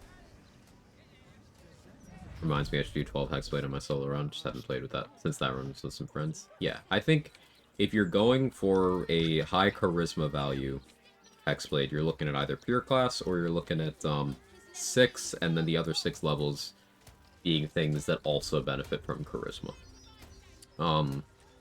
You could do the Shadow Sorcerer 6/6 split because Nimbus has some interaction with Hexblade. How can I help you? Some sort of control effect build where you're casting off your charisma. Maybe you go Bard, do Dissonant Whispers spam. Pretty cool. That does lock things down in place so they can't move away from your ghosts. I like that idea.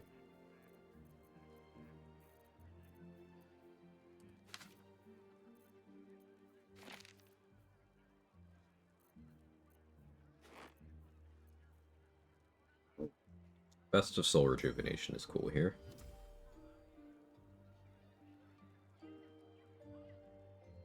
Expensive. We are going to have to go to the bank.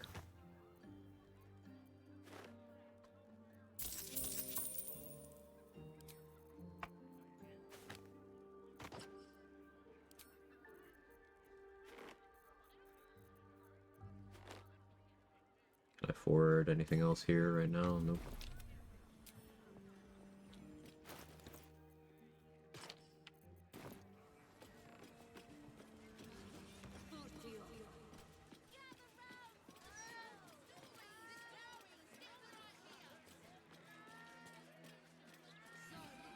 Oh yeah, let's get Duel's Prerogative. Why'd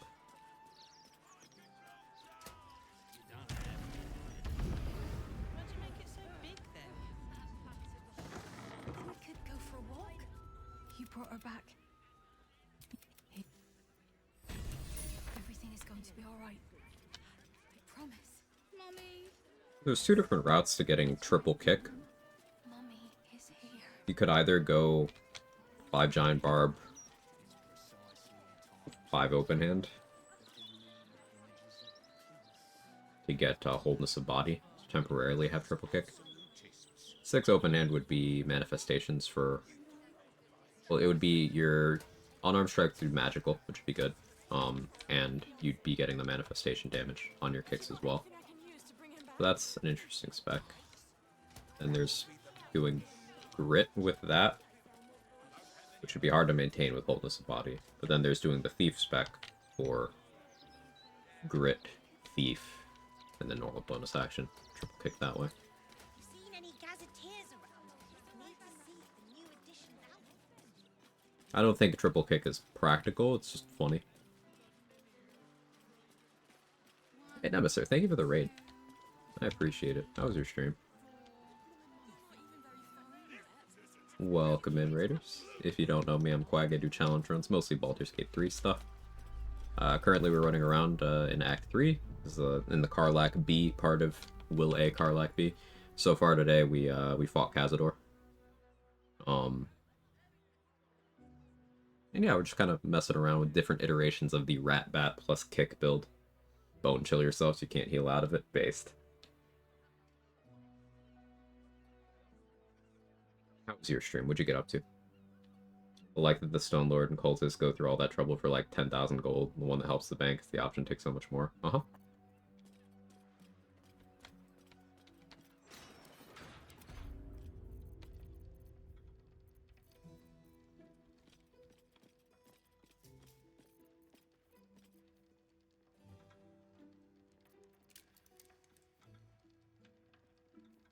It did fix it a while ago. I'd actually properly lost the Forbidden Knowledge tag.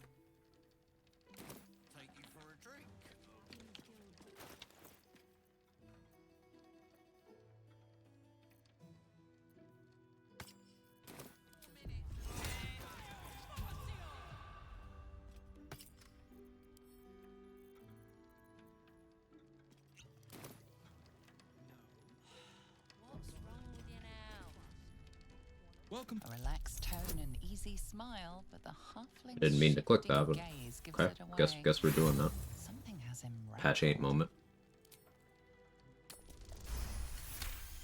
Good thing I Will this one start breaking bones like popped the guidance. He's taken a new customer down to the vaults. A rather large and heavily armed fellow, but I'm sure it's fine. That would be very well. Good, we got to level 10. Most of the Shadowland cleared out. Mostly figuring out ways to fight, who in melee? Turns out, Ice Surface with prone sword's best.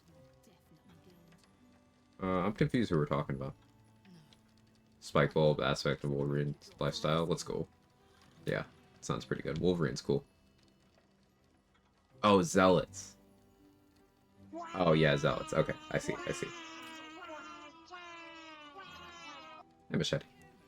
Best multi-class tried so far for Honor Mode. There's no such thing as best lost. Here, I'll prove it. Define best right now. Account holders only, which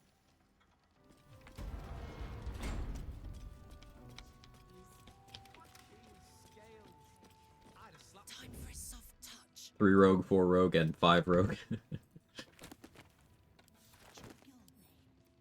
Open up. Hey, Milak, how are you?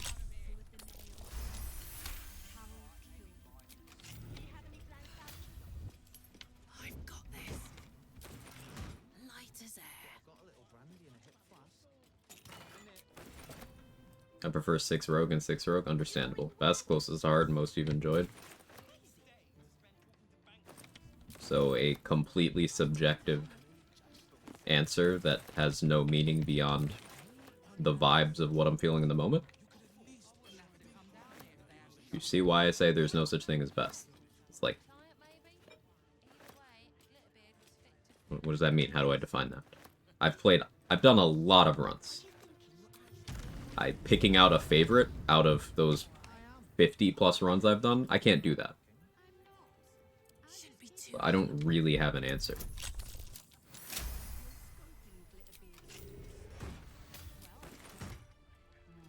Open up. Not conventional, but 11 rogue, 1 rogue is slept on. Oh, yeah, I didn't even think about that one. I was thinking more 10 rogue plus 2 rogue. It's not true, it's John Normal. I like John Normal a lot, but it's one of a few runs that I have a bit of an attachment to. Like, my original Tempest Cleric run, I think very highly of, because I was doing some cool shit.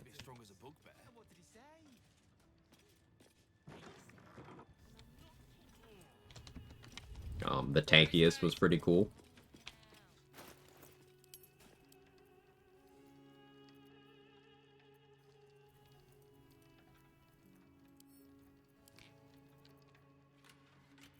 Hey, Micro, how are you? Consider 13 rogue plus -1 rogue. Ooh, that's a bit of an underground spec. Not a lot of people know about that one. 50 run tier list. Drew, an expert in the game. People like to hear from you. Well, thanks for the kind words, Lost. It's just the way I view theory crafting as a whole is like as soon as you start using qualifiers like best, you're not doing it for the theory crafting, you're doing it for the content, and that's like a different beast. The reason why you see YouTubers and people trying to succeed in spaces like YouTube, like TikTok, like Reddit, is it's buzzwords for engagement rather than having any sort of like rationality behind those words, because best is rarely quantifiable unless you have extremely specific and extremely basic criteria for that. Like, you can get down to a point where, yeah, alright, best, if you're like, okay, damage per round against this enemy with this party size under these restrictions. Yeah, you can get towards something like best at that point. But, like, the specificity there is very, very much why that's possible. Let me at it. But the word count of that explanation I gave is something that couldn't fit into a YouTube short or a TikTok, so.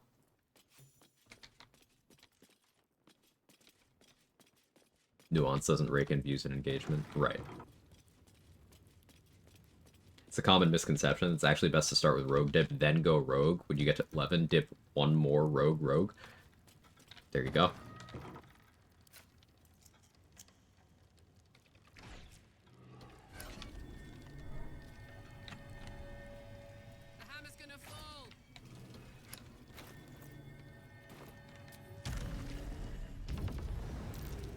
Chillin', start a new job on Monday, be able to afford a resub soon. No, well, I appreciate you thinking of that, but take care of you first. Congrats on the new gig.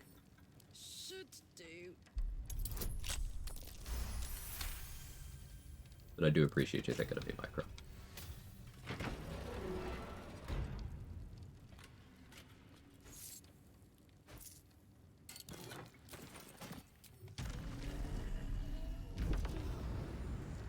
Best class, 12 Eldritch, 12 Eldritch Knight, argue with a wall. Eldritch Knight does have a special place in my heart. Hey, Superman, of course. As soon as OBS lets me scroll up. There we go.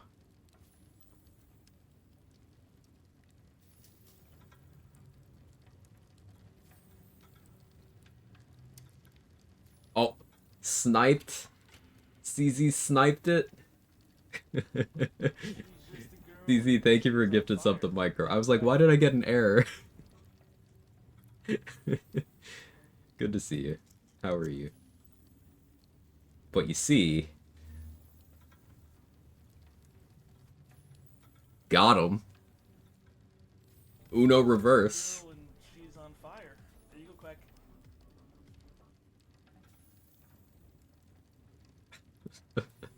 And then thank you for continuing the gift sub. Wait a second, I just did it too?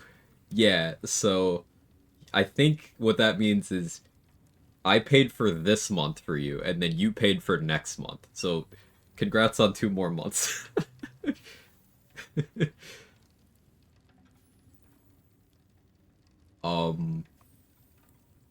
CZ and Micro are both long-time supporters of the channel and the community.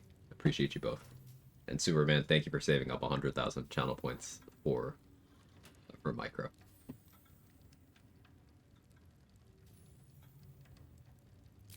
For a jack of all... Sorry, I read that wrong. Prefer a jack off all rogues run with one rogue, one rog.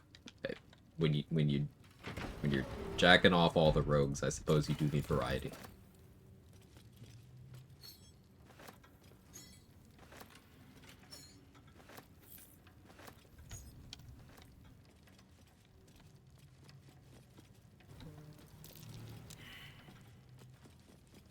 Forgot one rouge. Ooh, that's true.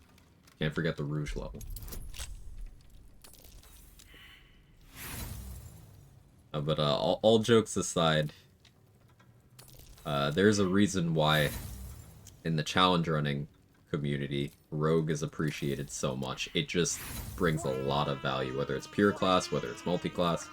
It does a lot. There are absolutely some criteria in which it brings less to the table relative to certain other things towards the top end of what players are capable of. but it's one of those things that's hard to quantify without context, because there are very few filters of context in which rogue stops being valuable.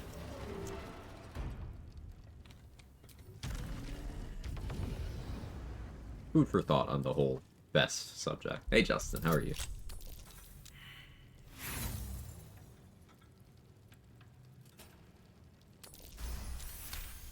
Can't decide between Arcane Trickster versus Swashbuckler run. Swashbuckler, thematically, super cool. They really nailed the vibes on that.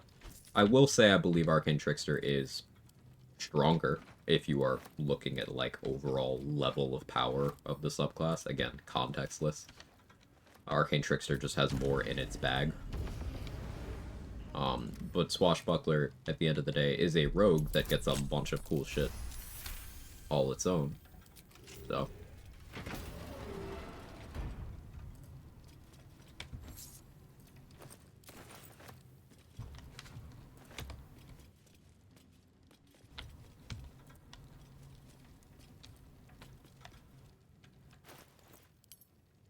yeah, we no longer have money problems.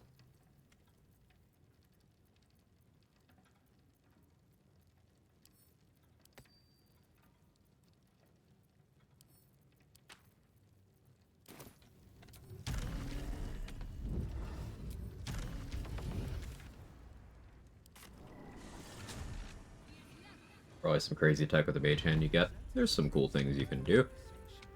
You can park it next to people to enable your sneak attack. Pretty fun.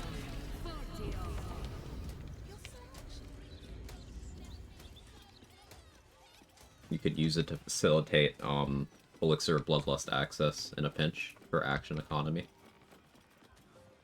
How can I You can have it throw bombs for you. It's a permanent mage hand, so if you buff it up, it's justifiable to use elixirs on it to keep it relevant.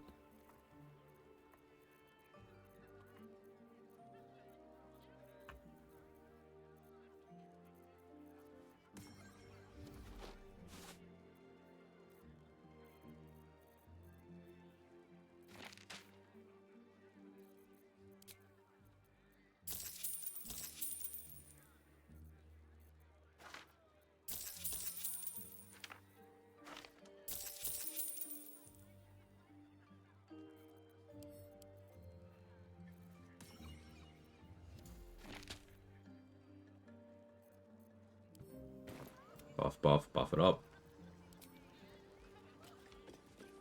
I don't think I grit for this next fight, though. We want Helma Baldurin for immunity to the stun from the Myrmidon Flail. Let's go Persistence for the DR. I can't kick the elementals, so we'll be going with Quick Spell Gloves. We could Strange Conduit here.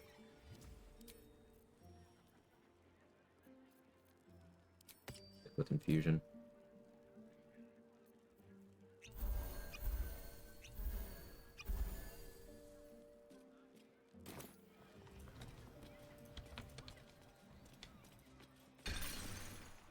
If you let Great tips, underutilized, thank you. Hey, I'm happy to yap about stuff that I've spent too long thinking about. Mighty Katie. Back to my lurk. Appreciate you, Gigi. hold very still, Nicklaw.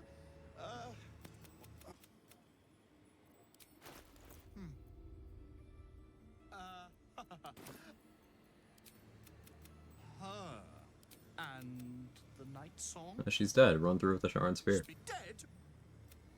That cannot be. Is that meant to be some...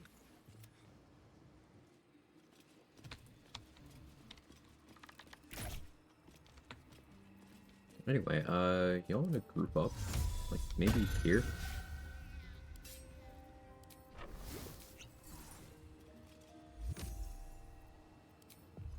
Maybe here.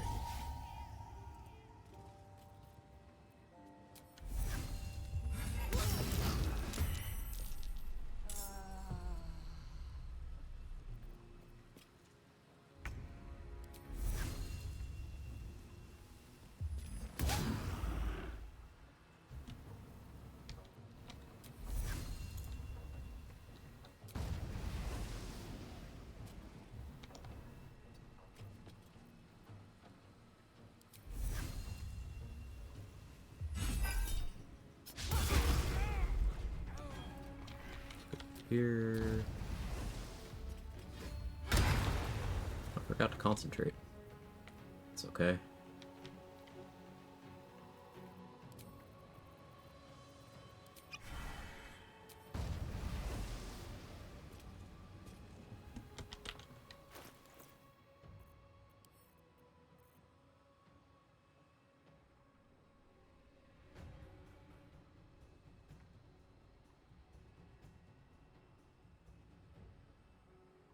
Test that out next turn. Oh, I'm wearing the wrong gloves. Oh, that actually works out. I get to try that out now.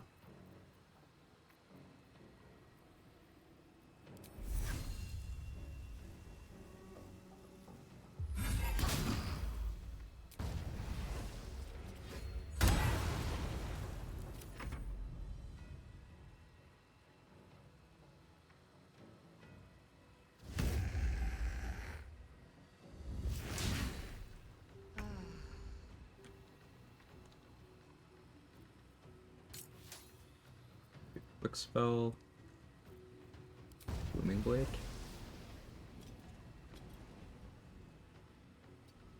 Here.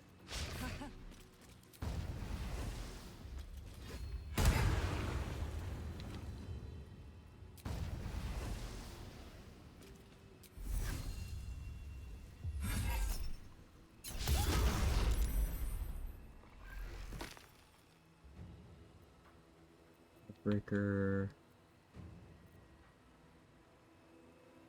Go Booming Blade on you. Breaker follow up on you.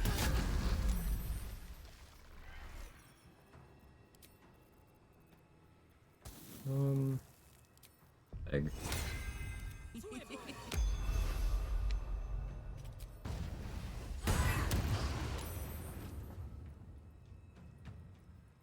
It's a crit. A Strange Conduit doesn't go on the Rat Bat instance. Wanted to test that.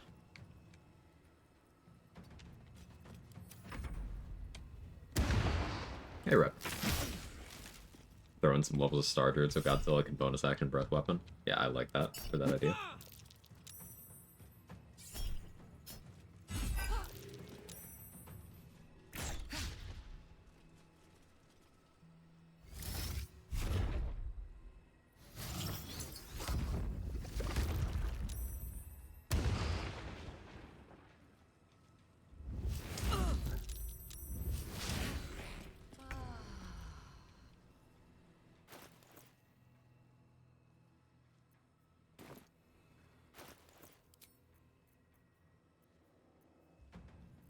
Seeing as that doesn't apply, are we illuminated here?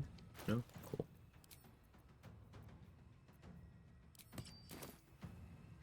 Out of Cloak Ring.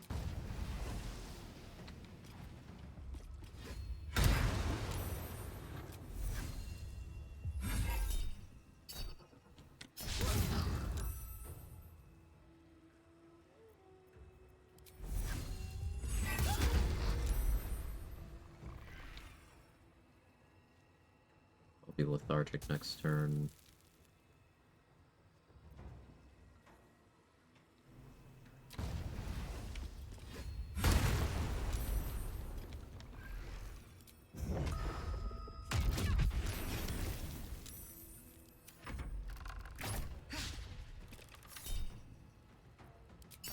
Never tried Dragonborn until my last run, now I love it. Green Dragonborn, early poison resist. Early action refresh, appreciate it so much. Yeah, Dragonborn's good. It's very much one of those things that it's downplayed by people who haven't tried it. Certainly doesn't provide you benefit on the level of like half health. Situationally Githyanki, situationally Zariel Tiefling, Dwergar. Those very clearly super duper powerful ones that are less niche. But it's certainly more valuable than things like Gnome or Halfling.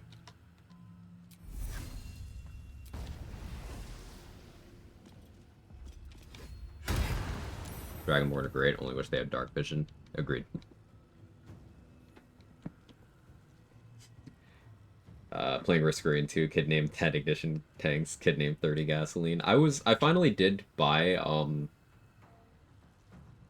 Seekers of the Storm Thora, and I was playing a little bit.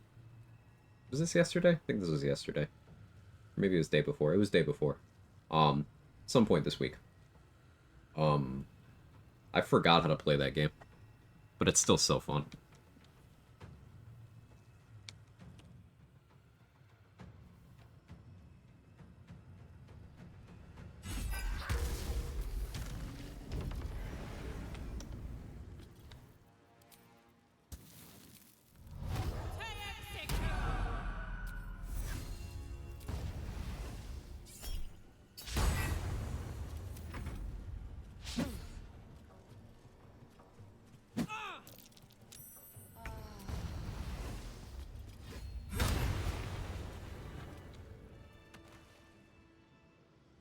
Gold dwarves, the race have grown to appreciate more in recent times here. Yeah, extra HP is very valuable. Wonder if Green Dragonborn has any interaction with Thara's Kiss? Probably not, but good question. Seriously considered Gnome for my current run, but the movement stopped me. The way I feel about Gnome is, yeah, you have the bad movement to overcome. Which, if you're a deep Gnome, you can make an argument that you do overcome that. Superior Dark Vision is a great feature. But then you have the issue of, okay, but you could have been any of the other races that give you that, and gotten more out of the deal. Having advantage on mental saves is fine, but it's something you can get fairly early in the game. It's only really a relevant thing in Act 1 before you can just be covering that through other means. Like, Amulet of the Harpers is early Act 2. Aberration Hunter's Amulet is in the Creche. As soon as you get Silver Sword of the Astral Plane, you know, if you're willing to shapeshift and to get that, covers it too. You have Shadeclinger armor also in Act 2. Like, there's a lot of ways to cover that. Face Semblance Amulet all the way in Act 3. So the Gnome bonus stops being super relevant a lot of the time. There's an argument for being a Gnome in Wild Shape builds, if you're, again, not doing Shadeclinger. But, meh. Me trying not to be too much of a eugenicist on the character creation screen. Gnome saves are like Zathis, and Halfling Luck's very low value. Halfling Luck's broken. Halfling Luck is actually extremely overrated, Ghost. It's one of the most overrated things in the entire game. Because, again, look at it this way. It functions 5% of the time. Barring specific exceptions, 5% of the time you get something. And it can still fail. You can still get a roll that doesn't get your desired outcome off of Halfling Luck. It's not 5% of the time it automatically succeeds, it's 5% of the time it attempts to work.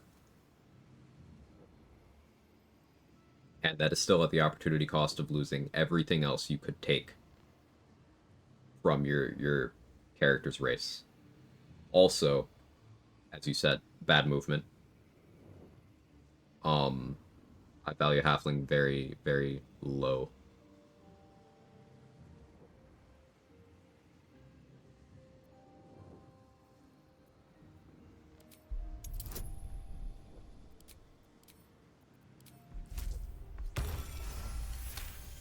When I thought Halfling Luck was like advantage, it seemed very good. Instead, it's just sometimes ones are not ones. Like, in a vacuum, it's one of those things that, on paper, theoretically, is good. Like, if you hate rolling ones, if you are playing and you have a long streak of, hey, I rolled a 1 and it ruined this plan for this turn, then it is a measure you could take to avoid that. But it's still unreliable. And for every one I answered wrong, he'd beat me. Does Shadeclinger give advantage on all saves when you equip it while obscured and unequipped, or it's just when obscured still? It's all saves all the time. I kept thinking it was all a when you test. do the equip unequip thing. I thought it was the price I had to pay to become a true wizard. Halfling Luck may be best when you notice a crit fail that gets through a muse of the odds. Incalculable. Yeah. Well said, Sean. It's something you can't quite assign a value to. It is very much a vibes thing, which is why it's popular. Because a lot of people hate the idea of crit missing, and I do too, of course. I complain about accuracy a lot, but this is why you will see me. I will almost never make an attack roll that matters if I have a low percentage. I'm doing it on this build because I have the option to, if I would miss, I can turn on Reckless Attack, which functionally acts as a reroll with the way I'm doing things. So it gives me an extra opportunity. But I am a person who I value my accuracy in other ways, and often I'm doing other things with my build crafting that don't allow me to take Halfling, or where I would get something more beneficial than Halfling. Like Half Orc for more damage. Half Elf for gear proficiencies, and then a pick of either the movement speed from Wood Elf or the extra cantrip from High Elf. The extra cantrip is becoming an incredibly popular thing here in Patch 8 because people want to pick up Booming Blade. But even outside of that, picking up Blade Ward or Minor Illusion. I've even taken Shock and Grasp and Bone Chill with that slot in the past. It's just super duper valuable. Getting the proficiencies and the dialogue options of Githyanki on casters can be nice. Getting the HP of Gold Dwarf, getting all of the perks of Dwergar. And it's telling that with Dwergar, I don't even go specific with what you're getting, because everything Dwergar gets is good. Good enough to cancel out the bad movement, which is not something that I could ascribe to Halfling or Gnome.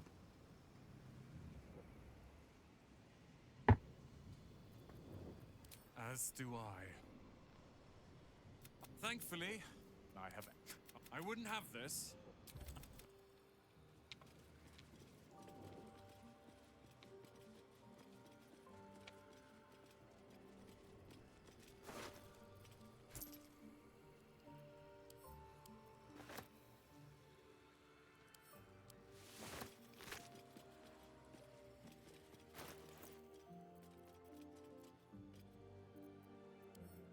The last bloodlust right now. Oh, no, I made more. I forgot I made more. Good job, past me.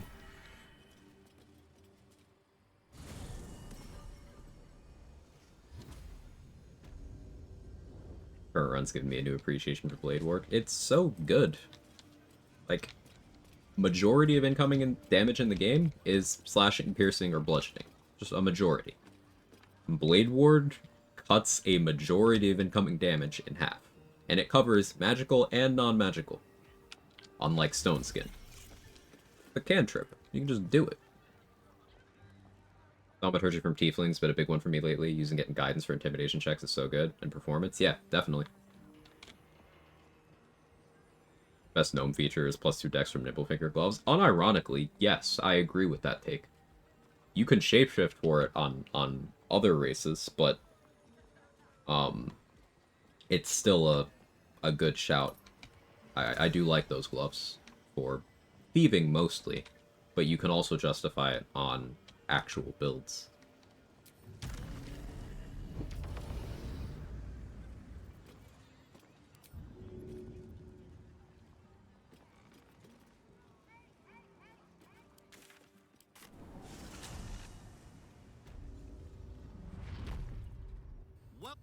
If you are a city official here, you are not Give me money. Mr. Marvin Hudd, the collections officer assigned to this establishment.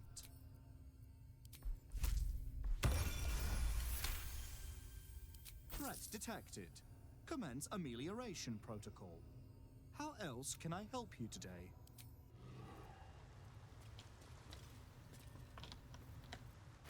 Okay. Shadows don't suit me. Whee! Victory. Fingerling. Thank you. How much was that he gave me? It's not much. It's like 500 gold or something. Foxy. Good thieving. Oh yeah. Hell's yeah. Yes.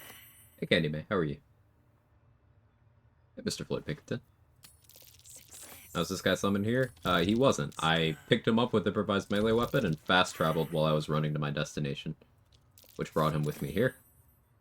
And projections, whether it's the projection of Leroican or the projection of Roland, they don't have crime response AI. So if you bring them somewhere isolated like this, you can just keep stealing from them, and they won't do anything if you fail. As long as there's no other witnesses, there's no consequence. So I can just have all of these spell scrolls. Some of them for use, some of them for selling, some of them for hoarding for... Surely I'll use them. Copium. But is it morally correct? Yes. Stealing from the wealthy is morally correct. It's not theft, it's reclamation. Record profits are unpaid wages.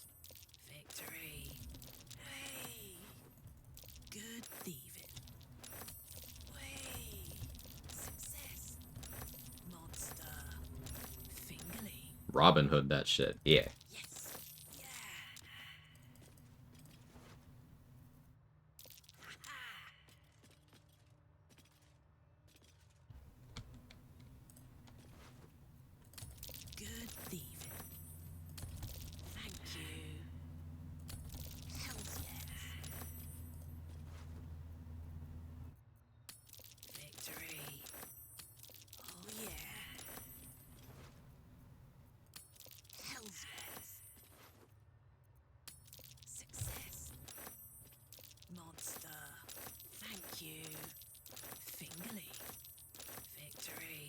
Good streak there, Karlach.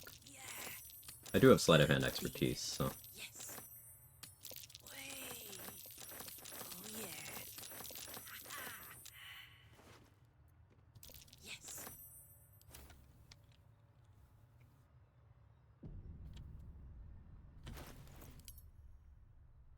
We no longer have money problems.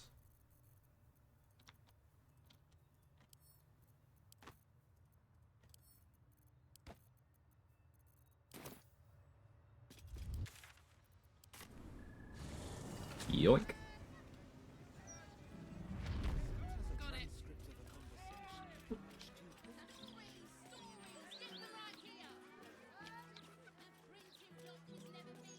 Listen. A lot of yoinking? Yeah. Anyway, we can take your pick. Yeah, I keep forgetting I wiped out Dareth's money already. Oops.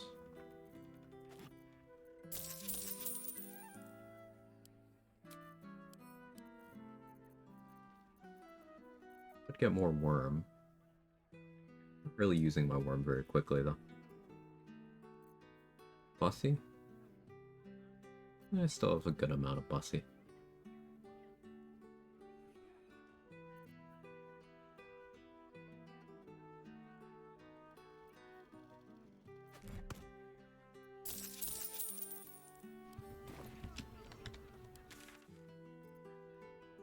What do I think of Kaylee when Dareth says anyway?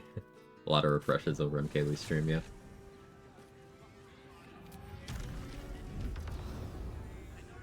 You only have 6 rotten carrots? I know, I'm downsizing.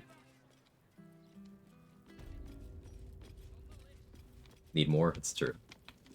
You have come far, I perceive. How may I serve you this day?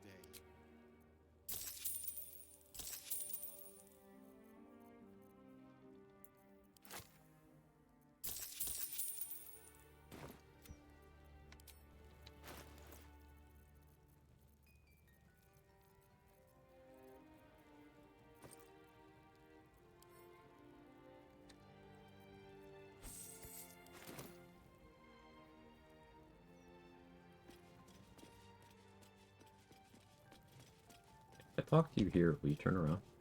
Well, you have come far. Cool.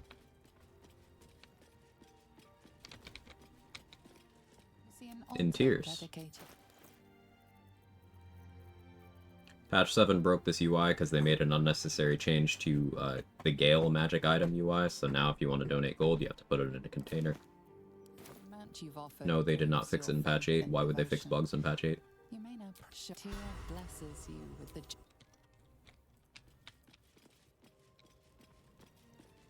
Not used to lying low.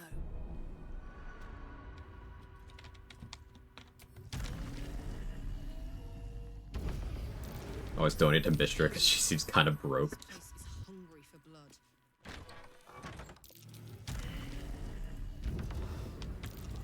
That's Chernobyl. Just missed a bunch of streams. Yeah. Marching.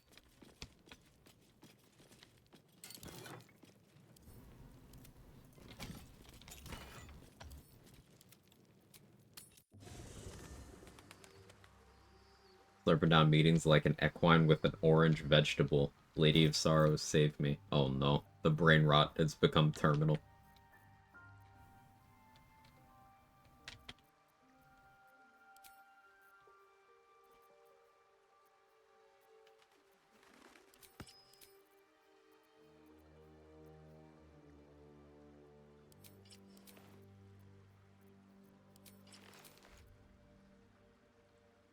Something like this for the equip load right now.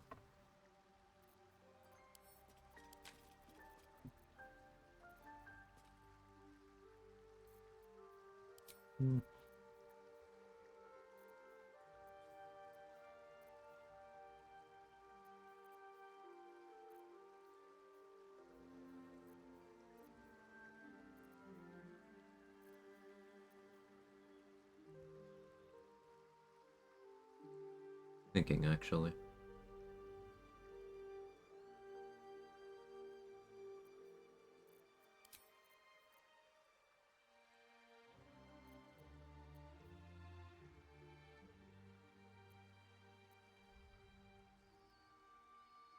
Hi, Kevin.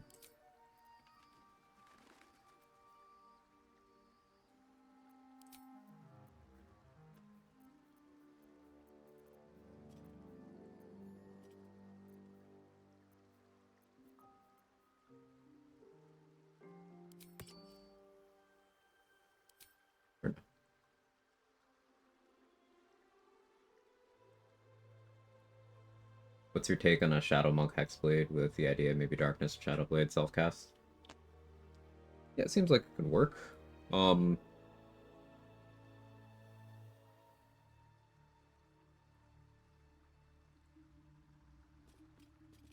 split, you probably want to go...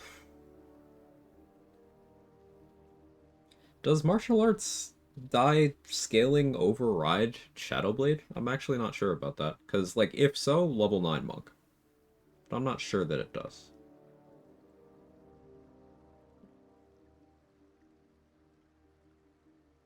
I don't think that it works on weapons that have more than one die as part of their base roll.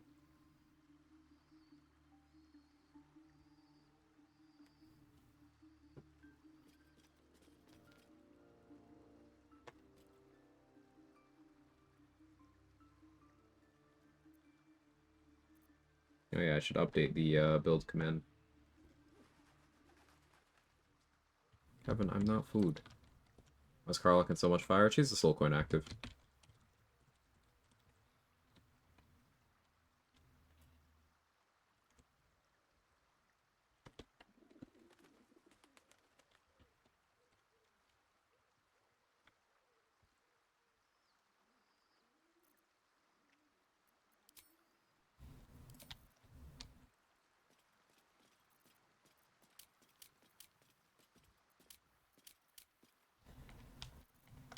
Could probably handle being at +6 initiative and use Vicious Shortbow.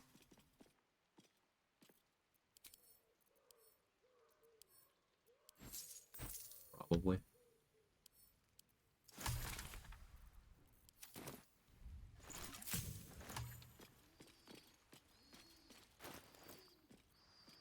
Don't really want to risk that at the moment, though. I have Universal Res. Let's go deal some Gith. Decide if you want Shadow Strike and go from there. Yeah. Yeah, Shadow Strike with Shadow Blade would be quite strong. But you would have to use the Shadow Blade from the ring for that. And you would not be able to get Eyes of the Dark that way, so you'd need to get your darkness, your magical darkness immunity elsewhere. That would be like a 1-level sorcerer dip, and at that point you're not really getting much value. So I imagine you'd go a different direction there.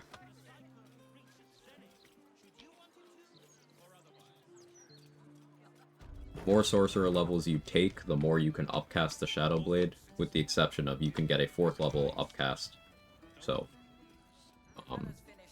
but I think 3rd and 4th are the same value. So, if you're taking any less than 9 Sorcerer, it's not helping your Shadow Blade usage. And if you're taking 9 Sorcerer, you're not getting your extra attack, nor are you getting your magical punches.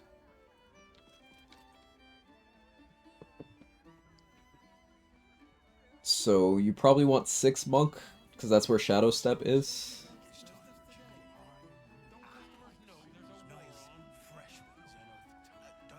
You get extra attack at 5, you get magical punches at 6, you get Shadow Step at 6. You could go something like 6/6 then. That would allow you to still get Nimbus eventually.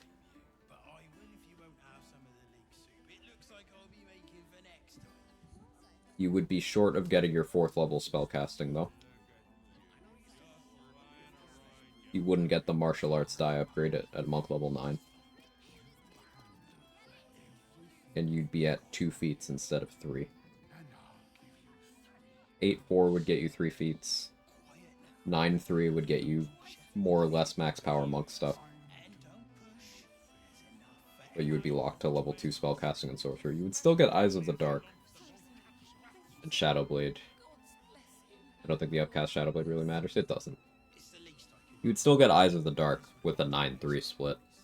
So I'd say you're probably looking at 9/3 or 8/4, if you ask me.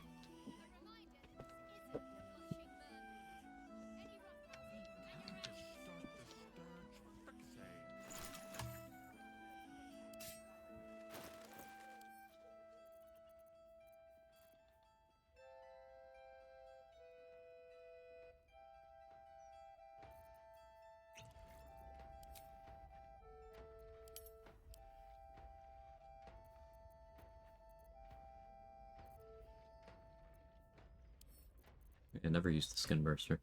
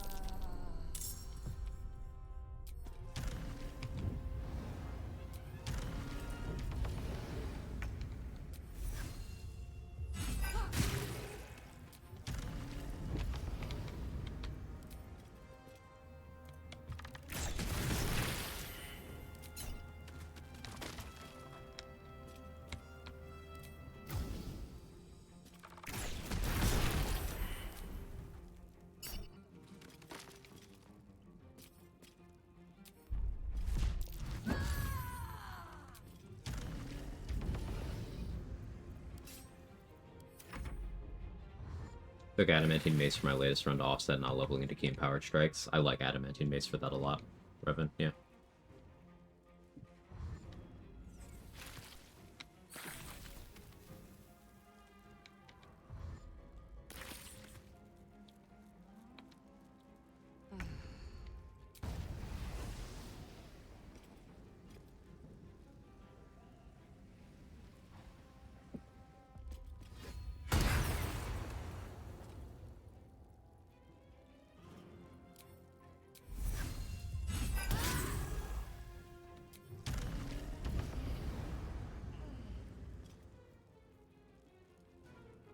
Just seeing the piercing on Ratbat getting that high is just funny to me. The wine cellar. There's a hidden door that leads further in. The mechanism to open it is somewhere among the wine books.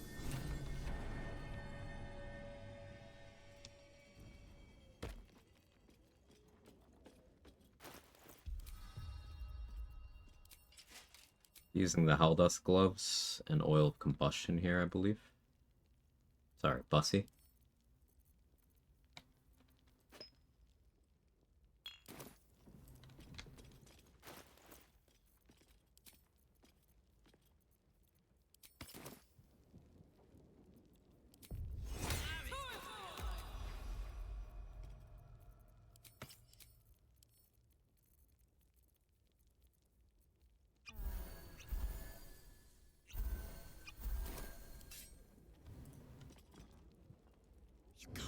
I was thinking 9 monk, 3 hex.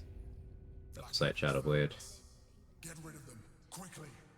How does monk weapon work with hex weapon? Because my dex is higher to override the attack. So it's if your dex is higher, greater than or equal to your strength, and you are using a monk weapon, you will use your dex instead of your charisma to attack with your hex weapon. So let's say you had 20 charisma, 16 strength, 16 dex. It's gonna go off your dex. If your strength went up to 17, it would go off your charisma.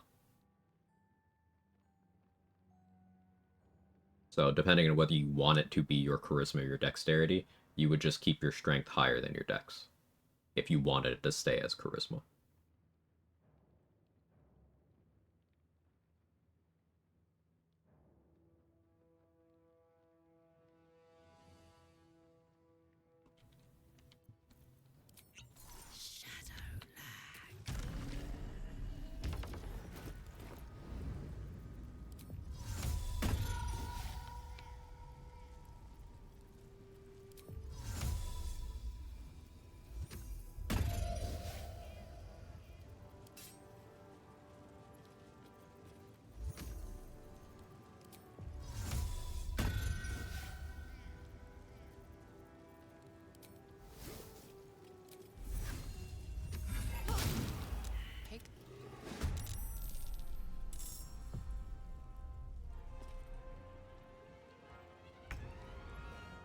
Spread out a little bit. Still get silly with it though.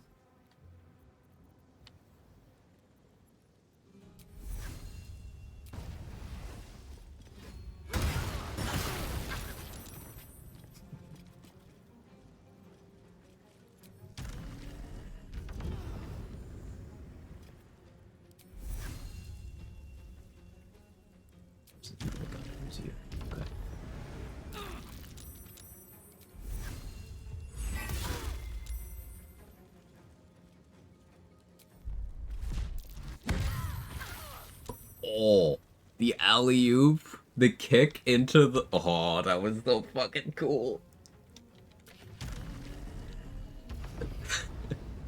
That was so cool.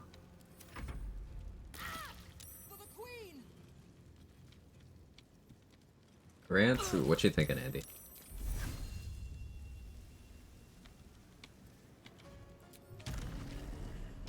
Dealer's choice? Let me think about it for a bit.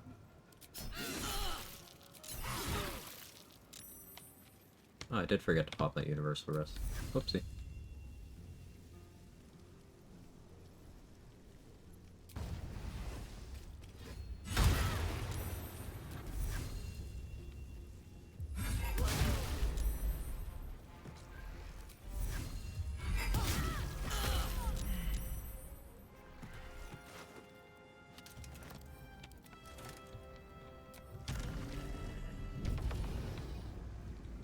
Think about food? I probably should, yeah.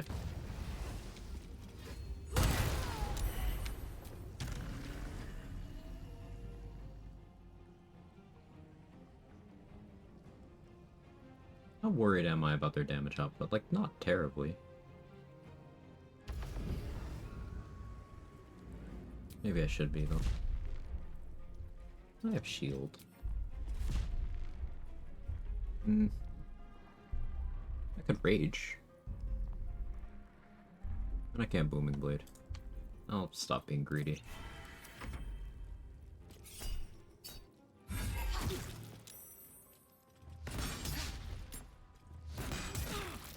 Ooh, nice clip, Sal, thank you.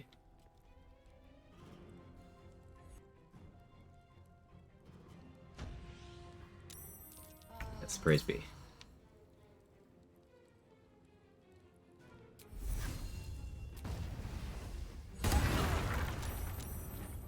Disgusting.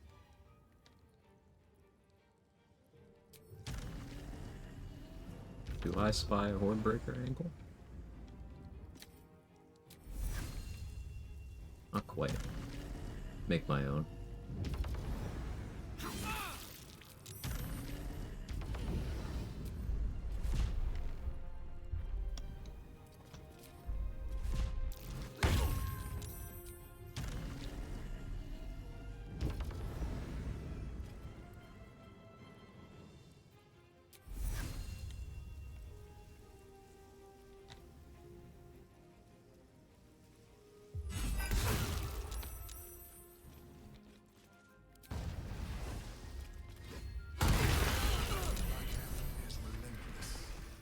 was pretty fucking cool. Let us hope she exhausts The her build. soon. And a bossy kick. In the clip, yeah. There's a statue that conceals the way through. I'll reveal it to you. Up to.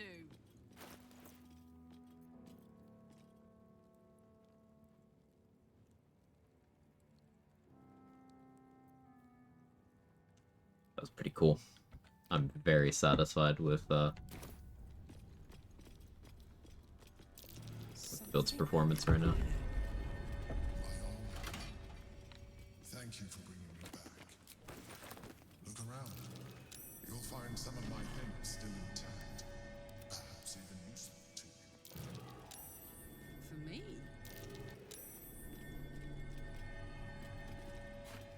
My horse. My first purchase as an adventurer. No use to me anymore.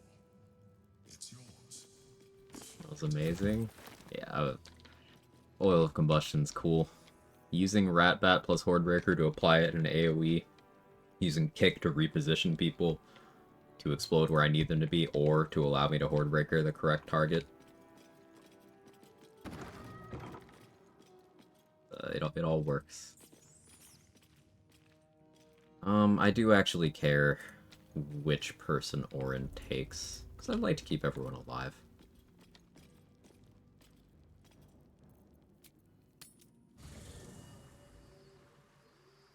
Let's see. It could be Lae'zel, Halsin, Minthara, Gale. I can put 3 of them in my party, so they can't be taken. And have one temporarily dead. That'll ensure it's Yenna. Alright, Grub.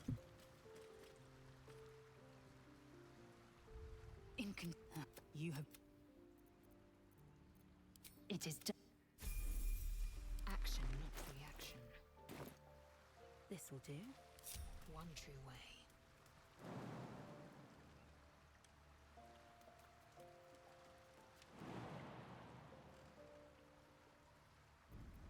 Let's march. Let's ride.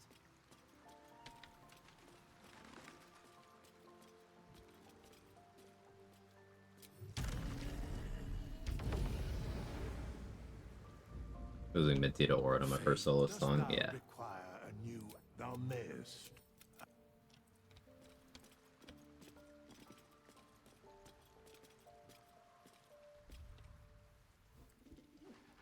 Dost thou require a new ally? Need a word. Go ahead. I'm listening.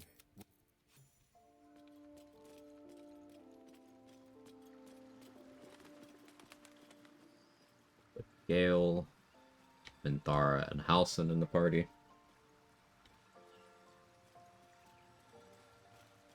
You wish to consult me? Good.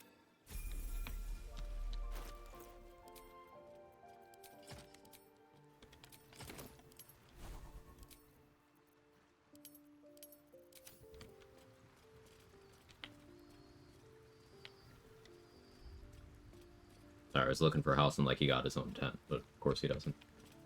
When I trust your leadership, and then you.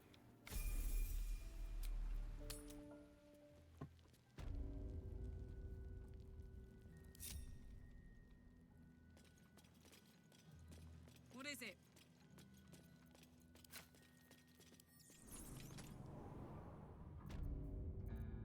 I don't think I'm gonna be fast enough to get it from this spot. We'll see. Are you real? Is it really you? She's coming.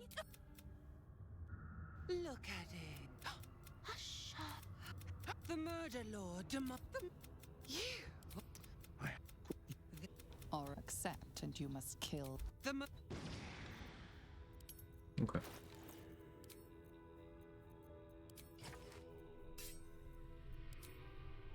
Storytime. Interesting interaction yesterday. Did the Gortash ceremony fight. Attempted non-lethal Daddy Duke. Died to random burning damage. Wyll wasn't happy. Ended up leaving the party. Then I met Mizora at the entrance to the lower city. She insinuated she knew why he died. Said she'd meet us back in camp. Was nowhere to be seen even after a long rest. Guessing because Wyll is gone.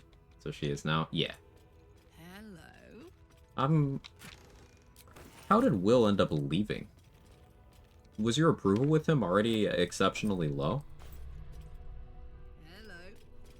Because, he doesn't automatically leave when you kill Ravengard in that way.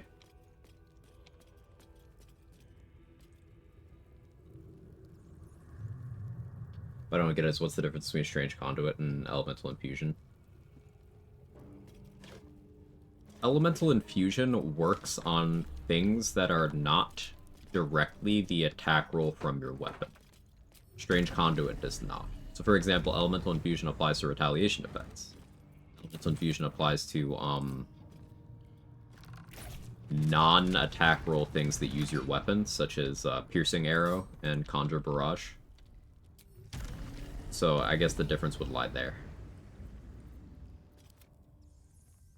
Did I miss the rant? No, I just don't have a topic in mind yet. Not particularly in a ranty mood, so I need to thonk. Approval with him was basically neutral. Interesting. Karlach incoming. The rant's still cooking? Yeah. How can I help?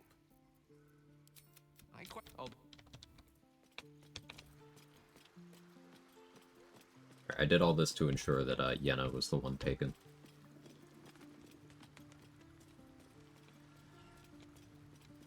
My chosen successor, Francesca. I don't care, Halson. Sometimes I think of rant as lecture. I mistake when you.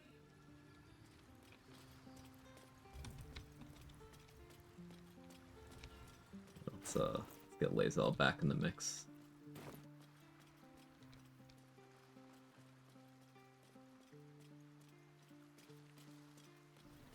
Who asked?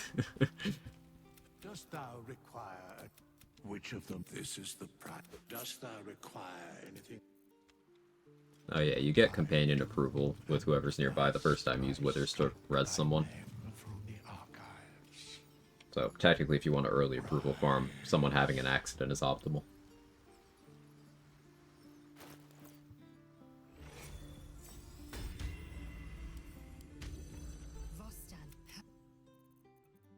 Are you sure that's...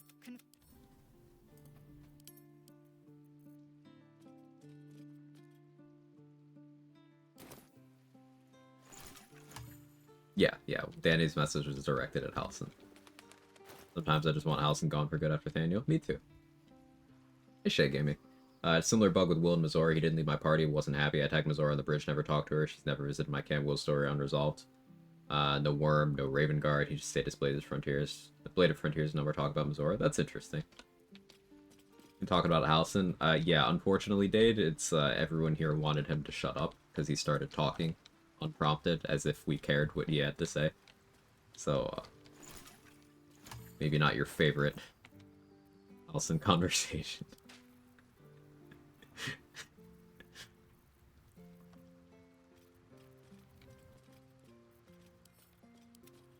I care. Someone has to.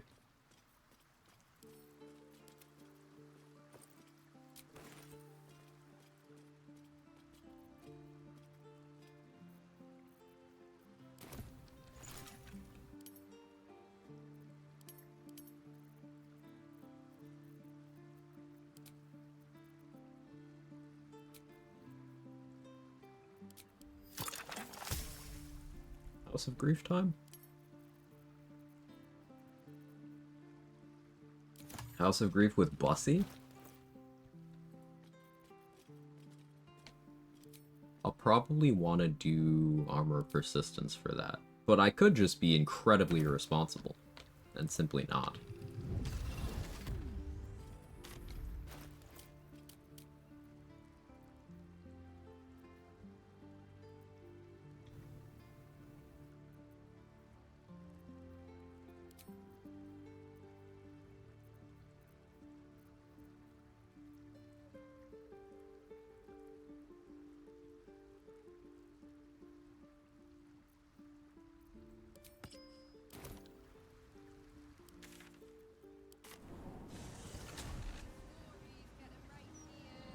It's birthday, so it'd be nice to Halcyon for Dade. I was being nice to Halcyon. I just ensured that he wouldn't get killed by Orin.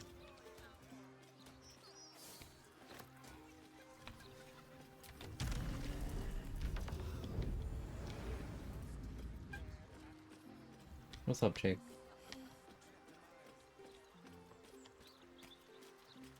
Being a 5 barbarian who doesn't rage just seems wrong. Well, look at it this way, 2-arm man. Rages are limited by long rest. I don't like long resting.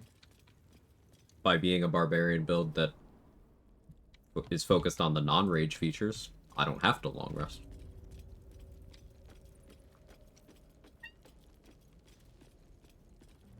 If Halcyon gets Orin, do you lose the Thaniel buff? Yes.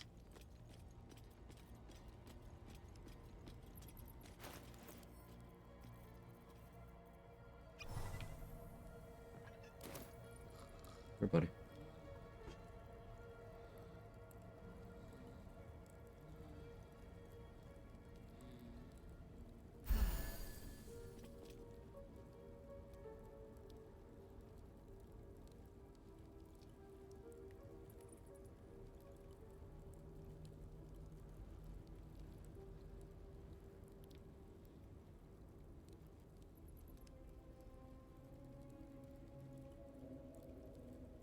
He's a good boy.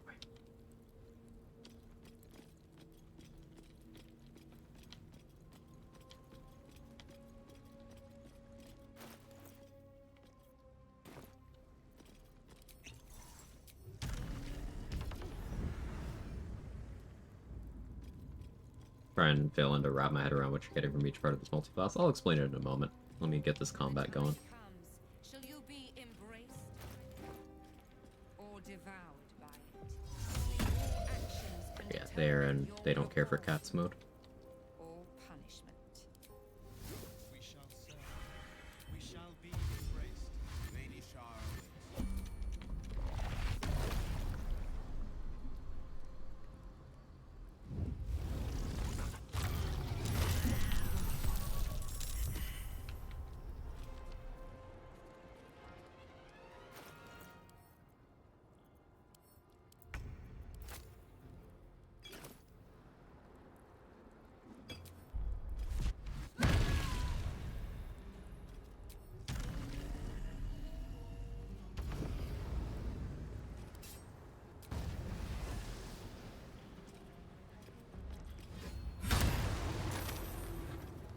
Oh, Pycone is prone. Thank you, Snowburst Ring.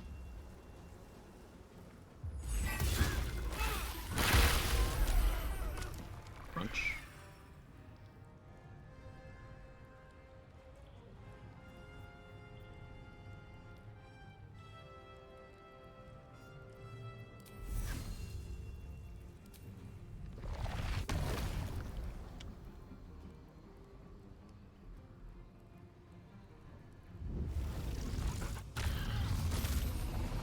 Took fall damage.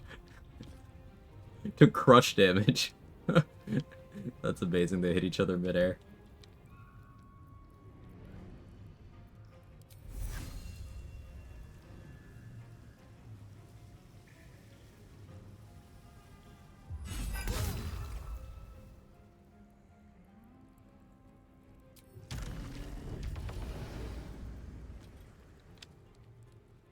Alright, so kick grenade gets paid, yeah.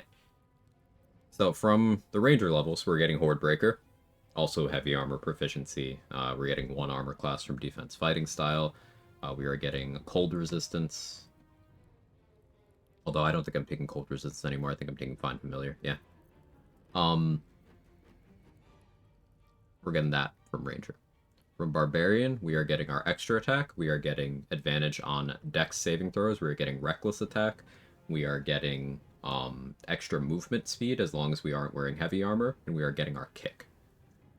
From the monk level, we are getting unarmed damage scaling, so we get this 1d4 bludgeoning on punches, but also that goes on the kick. We also get dexterous attacks, which allows us to choose to scale our hexed weapon off of dexterity if we balance our stats in a certain way. We're not doing that with Ratbat because it's incompatible with that aspect, but if we're using other weapons, it's relevant. From Warlock, we are getting Booming Blade. We are getting Minor Illusion to group people up for Hordebreaker. Not this encounter, but for others. We are getting Hexblade's Curse, which is a bunch of extra damage and some extra healing. We're getting a few good dialogue options as well. We're getting the Shield spell and an extra spell slot with which to use it. We are getting Hex. And then from the Rogue level, we are getting Sneak Attack, which we're not really using, but in theory we could get some value out of.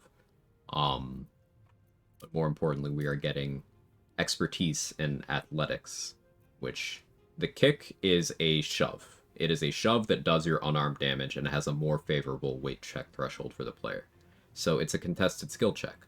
So having Expertise in Athletics, rather than just Proficiency, means I'm adding an extra 4 to my side of the check, making it far more consistent to land.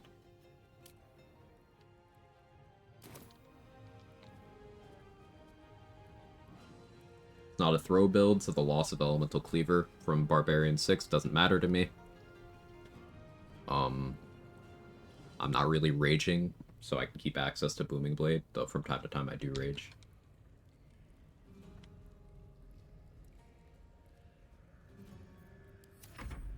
Modelize build brilliant. Thank you. I'm very proud of it. There's a lot of cool gear interactions we can do. Frost and fire synergies, yeah.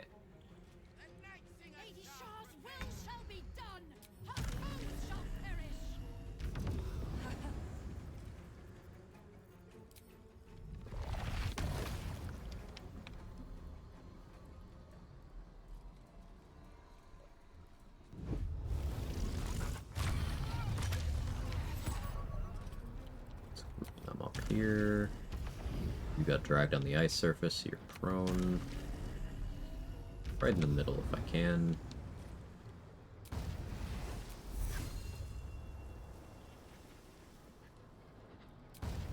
You with Booming Blade. Or Fusion.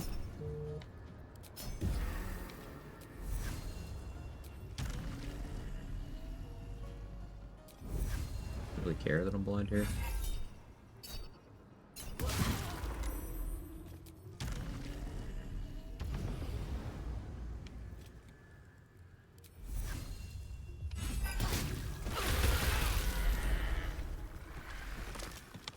You think they're okay?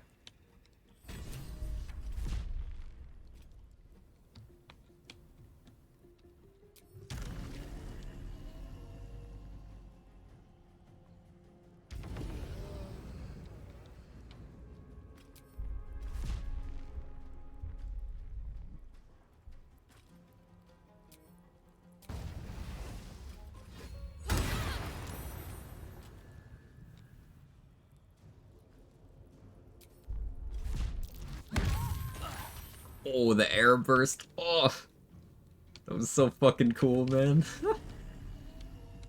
Feels just fun.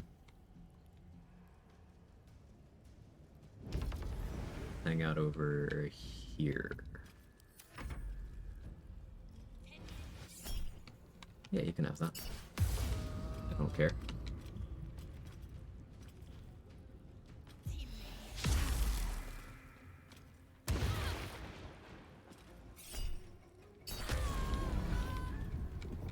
I was gonna save my spell slot for, or my reaction for shield, but sniping that kill there is good.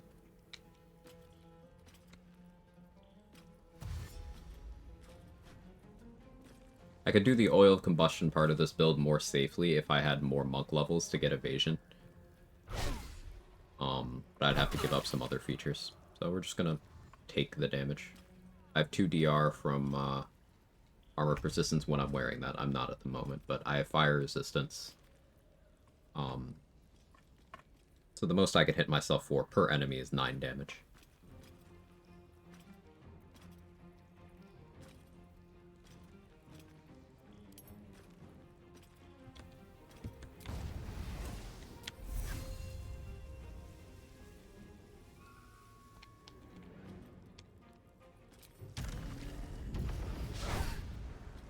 If all three of them had hit me, that would have actually been a lot of damage. But they never hit me. Trust.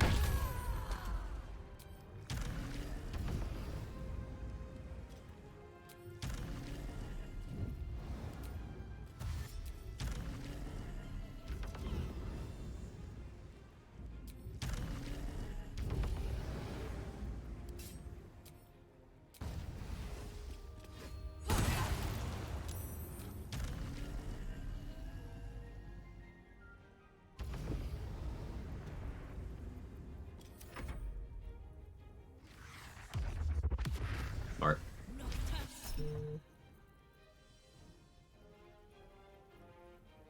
Yeah, I was hoping concentration would break from that. They rolled good.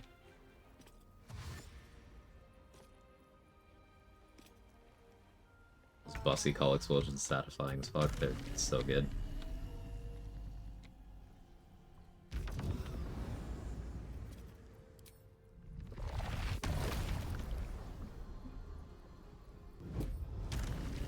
For an angle where I can get all of them in for a bussy kick.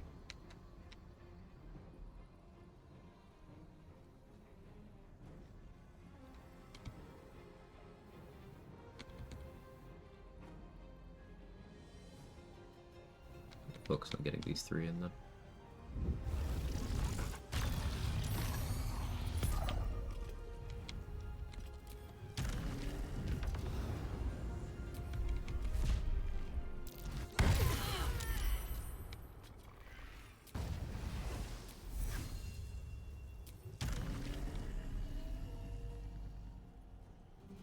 Small.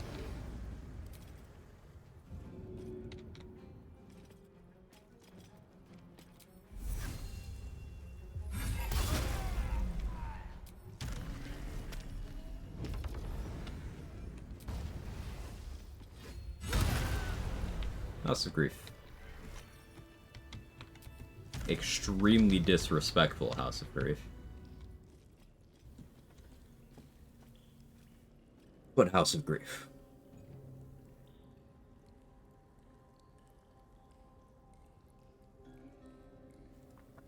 Close fight? Yeah, I think so. Helldusk Boots fitting so well on this. It gave me the fire damage to detonate combustion on my weapon. It gave me necrotic damage on my kick. It gave me accuracy. It gave me spell saves EC. The combination of doing fire and cold damage on the rat bat and doing oiled combustion meant that I could get the momentary benefit of knocking people prone on the ice and then get rid of that. If I had lightning damage somewhere in, I could be electrifying the water too for even more damage. But yeah, that all worked out very, very nicely.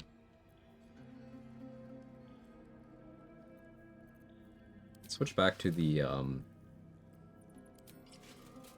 snow-dusted monastery glove setup. I think that's fun.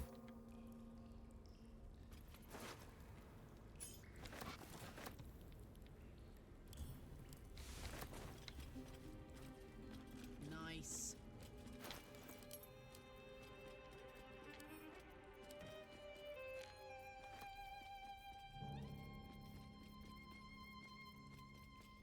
Oh, we could do Vest of Soul Rejuvenation. That's pretty fun too. If I went here... If I had wisdom for this, it'd be a shout. Let's say I went here. 22 AC in this setup, that's kind of attractive. I was also wanting to do some Boots of Psionic movement stuff. Let's not try to do too much at once here. Do this.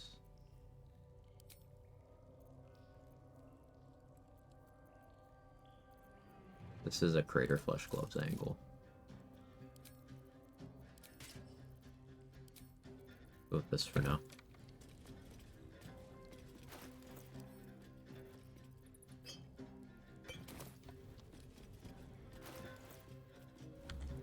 Save, because it's been a minute. What's heavy right now?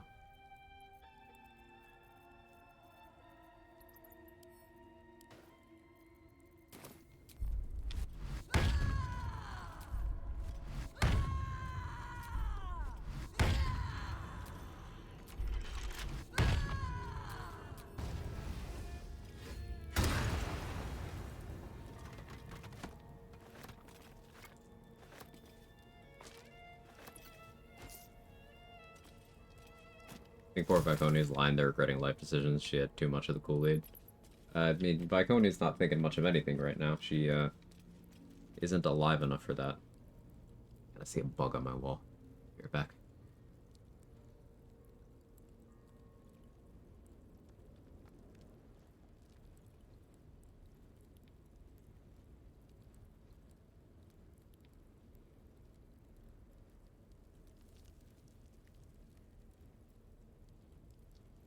Alright, it was in arm's reach.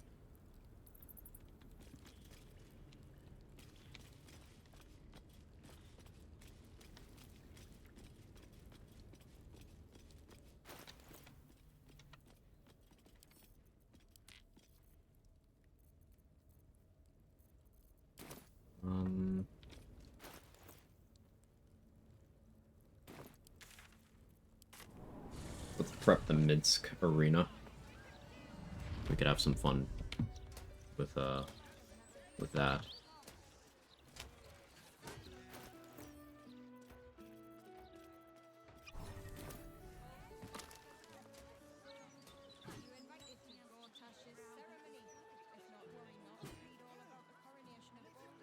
Be a good discount version of this build.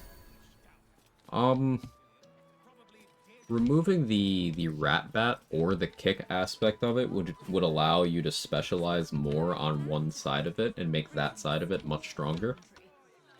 By going for the hunter levels for Hordebreaker for the rat bat's benefit, I'm losing out on the thief dip that would allow me to kick twice in a turn. And by having the barbarian levels at all, I'm losing out on having evasion to be immune, or not immune, to take half damage again from my own oil of combustion.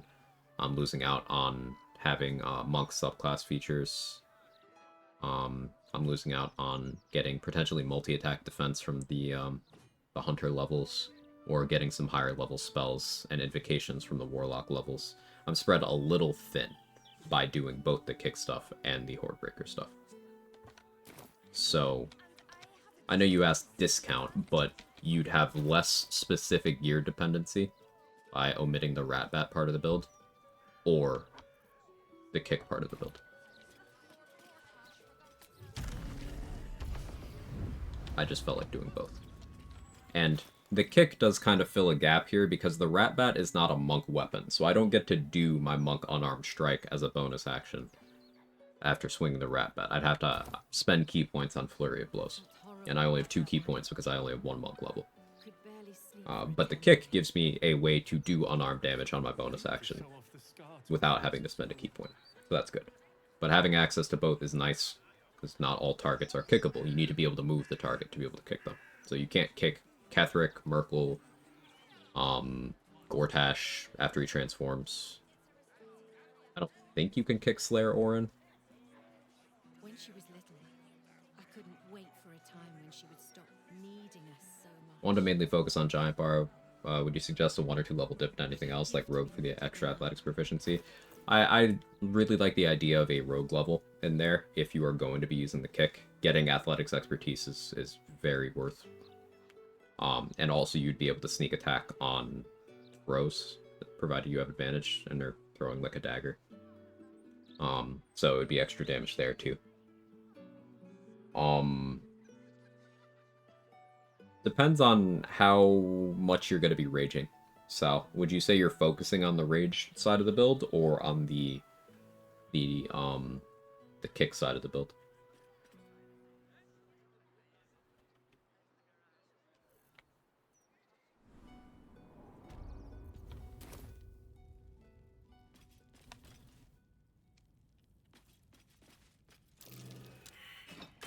Want to focus on the rage, big lady? Then yeah, you probably still want 10 giant barb for mighty impel, which is you can throw on your bonus action. That's what it is. It's less range than a normal throw, but you can use your bonus action to throw, whether it's a weapon, whether it's a person, just anything that's medium-sized or smaller, you can throw it. Only active while you're raging, but it is a bonus action throw while you're raging, and that's pretty good. And that's level 10.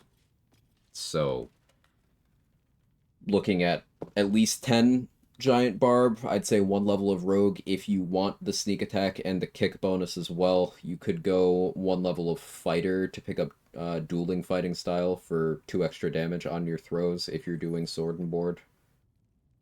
Or you could pick up 1 hexblade for Hexblade's Curse. Note that you can't throw a hexed weapon, so keep that in mind.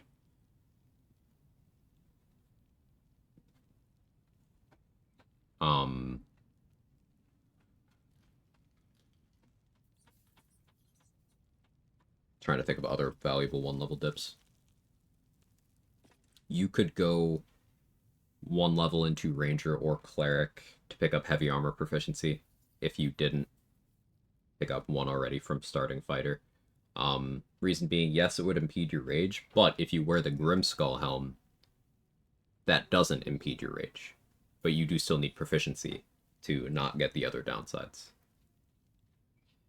So you could do something like 1 fighter, 1 rogue, 10 barb, pick up crit immunity from the Grimskull helm, which would allow you to have a lot of chest armor and shield slot flexibility before Act 3, where that would stop mattering. But your fighter level would still be giving you access to dueling fighting style for more damage on your throws, provided, again, you're throwing in sword and board.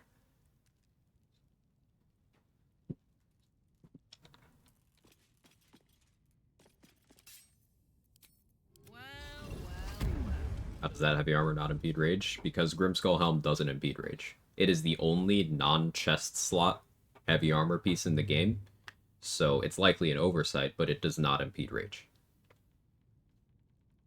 However, barbarians don't have heavy armor proficiency natively, so you'd still be incurring all other downsides of wearing gear you're not proficient with. But, yeah.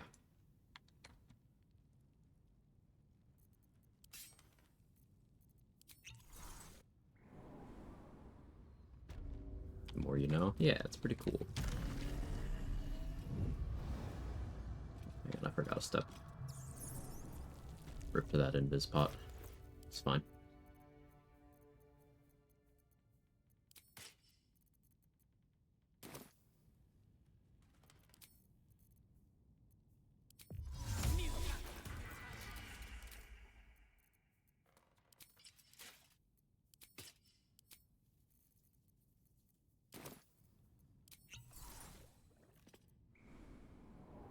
Bladesinger in tears.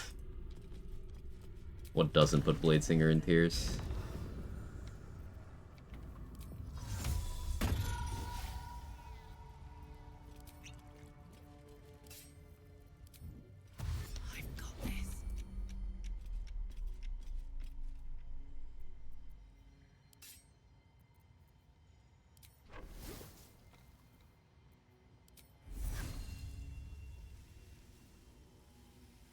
Easy does it.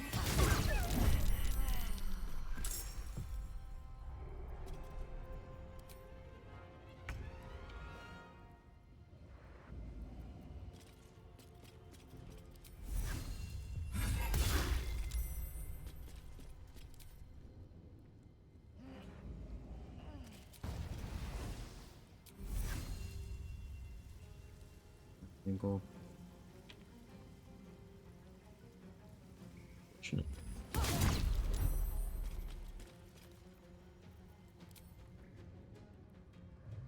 So boots of psionic movement are applying to both instances of Ratbat.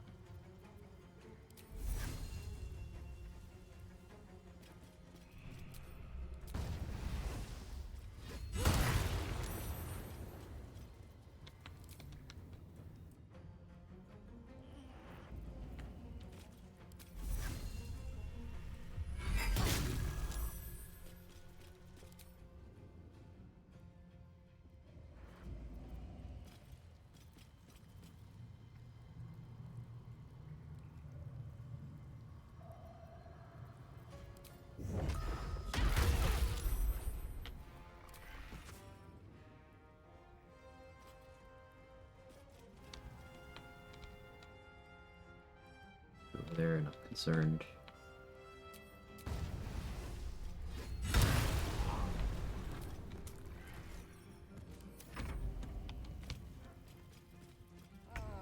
What's applying the sluggardly condition? I have the mobile feat.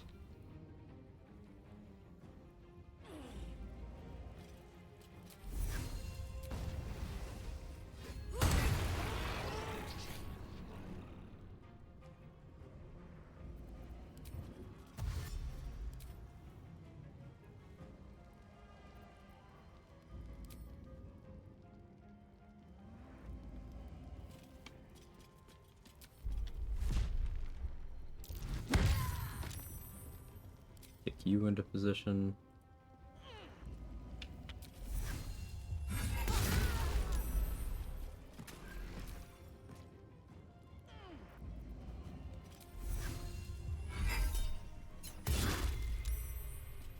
You lived. That's impressive.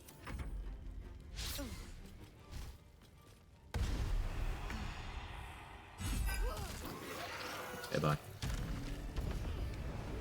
Any chat rules about spoilers, just in case someone's watching a playthrough for the first time? Not really here. I'd say use your better judgment if someone in the chat is active and you know that they are, like, not through. Maybe be vague if you can, but, like, this is a challenge running community first and foremost, and I am late in the game on this run. We regularly talk about late game story stuff, and those of us here, almost all of us have been through the story at least once, so I don't think it's something you have to worry about.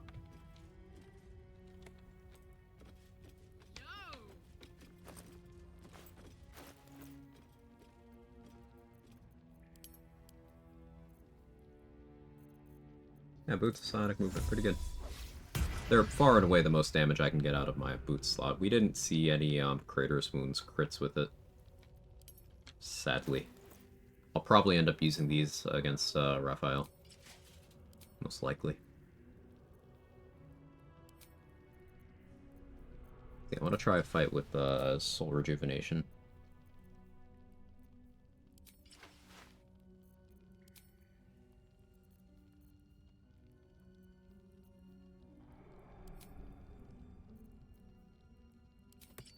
So we'll go without Elemental Infusion for a little bit. I can keep freedom of movement there.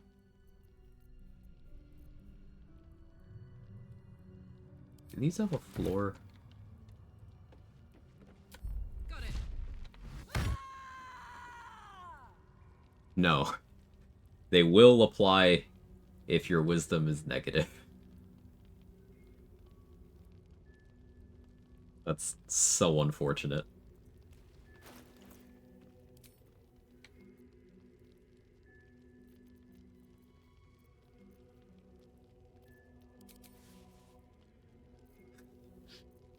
Yikes. Yeah, they don't have floor. Yeah. We're gonna drink something? Oh, yeah. I will. I will. Probably.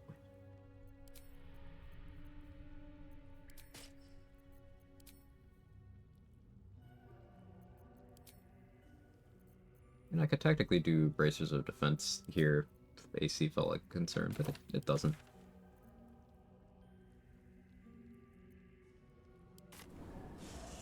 Non-experienced and less deadly. How low can you get your wisdom?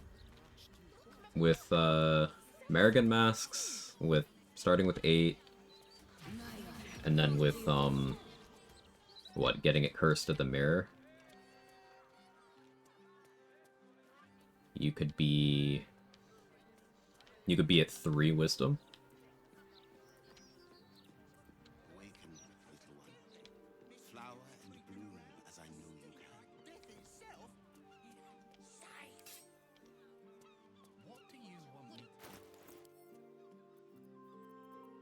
me Heavy wisdom stat only viable in open hand monk. I wouldn't say that, Necro. Drunk monk does care about wisdom for its damage output if you're doing sober and realization. And then of course it's viable on others because you can just take the wisdom and then use those boots. It's not something that I would do, but you can. I would say that you're right that open hand cares the most about wisdom of the monk subclasses.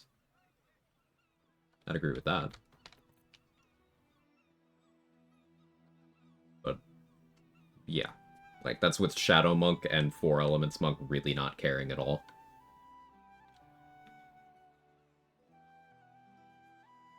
But those boots are definitely something you would use on a character that's already taking wisdom. Kind of like the conversation I was having about charisma earlier, where charisma stacking makes sense only if you're getting a lot of value, a lot of different features from that charisma stacking. This is a case of that, I think.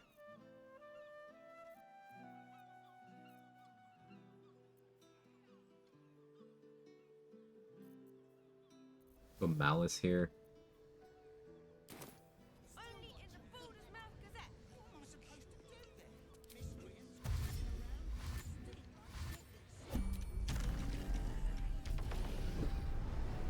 Those 4 elements like use wisdom for spellcasting except Fangs, which is the best spell. Well, none of them are actually spells. They're pretending to be spells. But yeah, like you don't care about those things, Nupin. That's the thing. You don't actually care. Because like, are you really going to use key points on anything except for Fangs? Maybe for the flex, sure, but practically speaking, no. And even then, there's other ways to get your spell save DC up. You have Arcane Acuity. You have Gear. You don't need the Wisdom.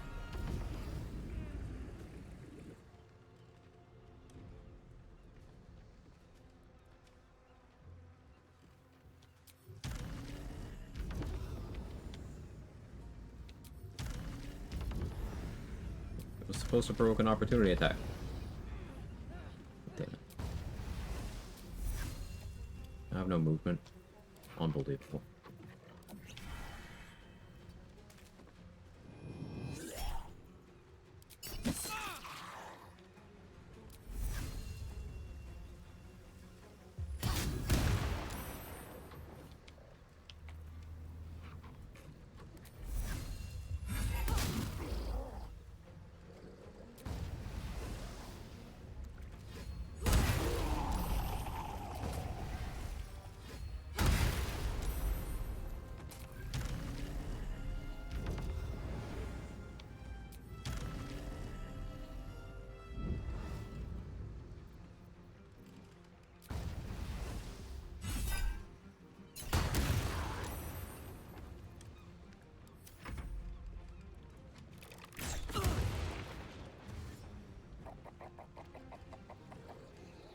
Make those boots a bit better. I'd say make them available in Act 2. Use Shar Wisdom with it.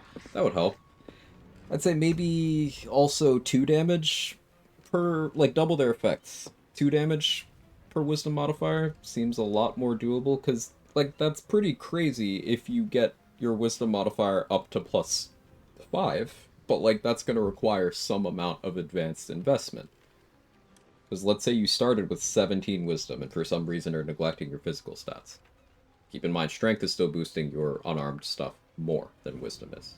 Because remember, with Tavern Brawler, you are getting that 2 for 1. Or it's more like 1 for 1, but incrementing on even numbers. But regardless. Let's say you have +5. Alright, the boots are giving you 10 damage, but you're giving up your boot slot, and you had to do something like start with 17 wisdom, take hag hair to get to 18, which again means you didn't take it on another stat. Take the mirror to get it to 20, which again means you didn't take it on another stat. And that could have gone into your strength instead.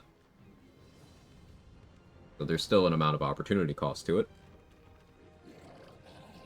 Sure, you could do something like abandon your strength, Cloud Giant Elixir, opportunity cost giving up your elixir slot. But yeah, if you're going raw damage, then that makes some sense, and you're being rewarded for optimizing around your wisdom. You could Khalid's Gift for +1 wisdom up to 21, notably up to 21, not 22, so it's mostly a tool for getting to 20. But then you're giving up Amulet of Greater Health for your defenses, etc. I think it being +2 instead of +1 would make it actually interesting to build around.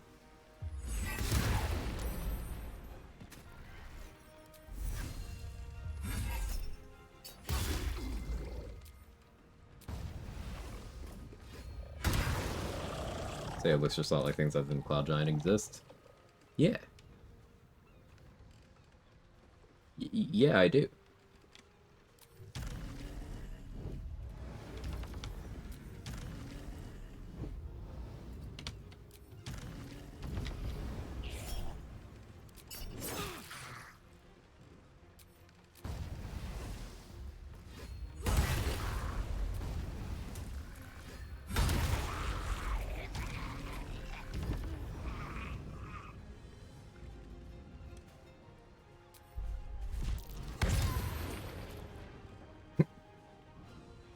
There's the Snowburst kick.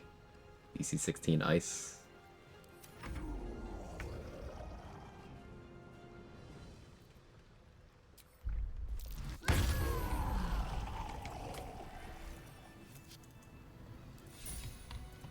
Didn't have a chance to actually do the Kushigo thing here. Like fish. Never heard of one attacking the city before, though. Well, on Bloodlust Believer after my current run, don't want to use strength pots at all anymore. I will use strength pots if I need to hit a certain threshold for being able to move people around. That is pretty much the only time I use strength elixirs anymore. Outside of that, it's like using the Titan string to get through the worm way. I'll use a Cloud Giant there to give my lightning arrow more floor.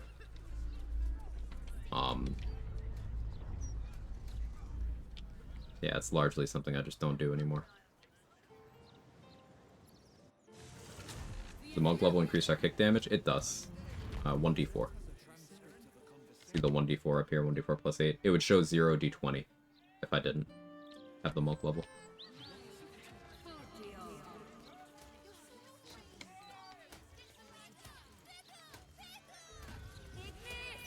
That's the problem with trying to do Vest of Soul Rejuvenation stuff right now, is our AC is simply too low. Things don't miss. Especially when I'm doing Reckless Attack. It's still nice to have around, but probably won't actually see use.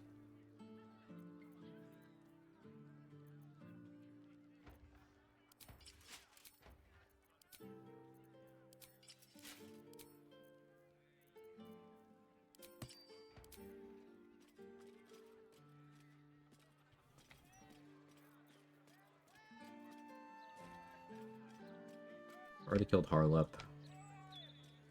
Don't feel like losing access to the bath right now.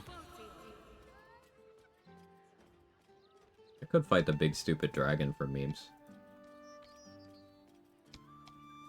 Don't have enough monk to have evasion. That would have been funny.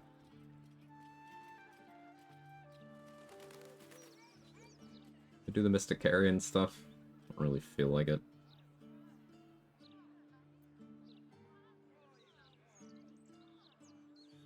No, we didn't do the cuck fight.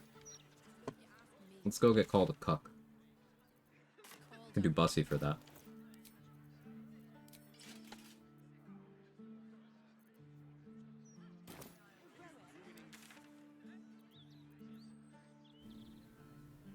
The what fight? So, Kairos, the guy on the Stone Lord side of the Stone Lord versus Guild people fight on the beach in the Rivington map. If you start dialogue there, and then the guild people are like, hey, side with us, and you side with them, Iros will say, "You picked the wrong side, cuck."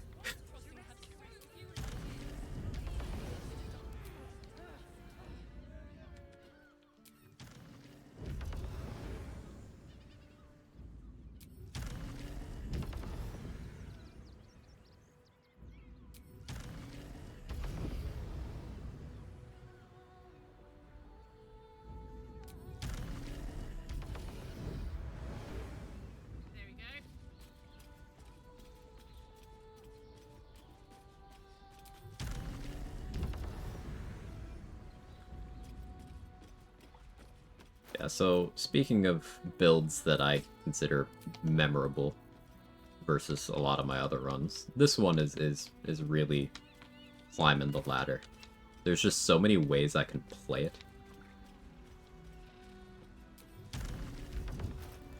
Is this a snowburst encounter? I don't know. Could go Arcane Synergy. What do you think, Kevin? If Callous Glow were available, it would absolutely be a consideration here.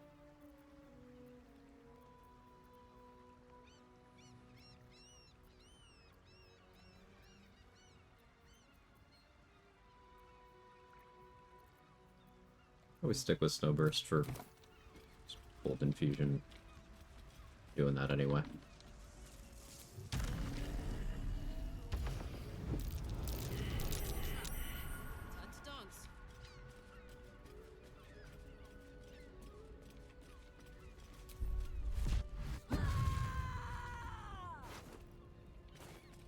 It was a little rude, but it was also funny.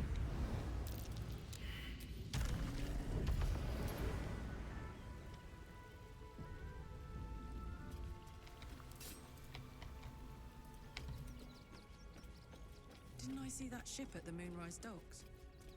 What's it doing here? We arrived just in time for a fight. Let's pick a side and wait. Bionic movement would be better here, but...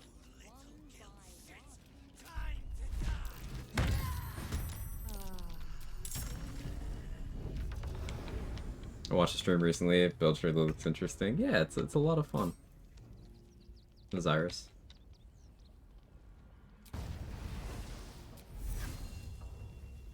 I am very much enjoying.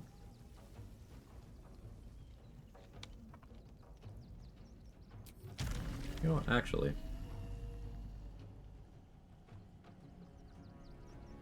I could have had a better opener here. Should have opened with Ice Storm.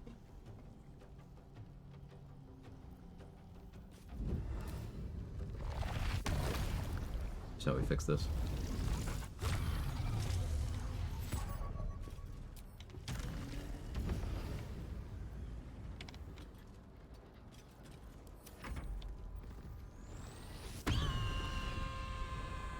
Having done as many BG3 runs as you have, who are some characters you initially didn't care for, grew on you over replays? Gale. I like Gale a lot. Wyll I was bored by, but I like Wyll a lot now too.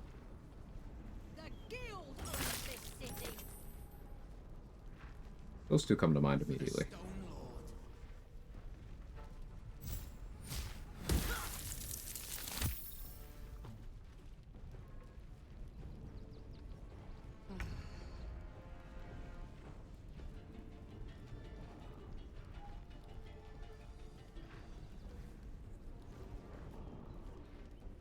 Blunt Scuncher. We do love Blunt Scuncher in this house.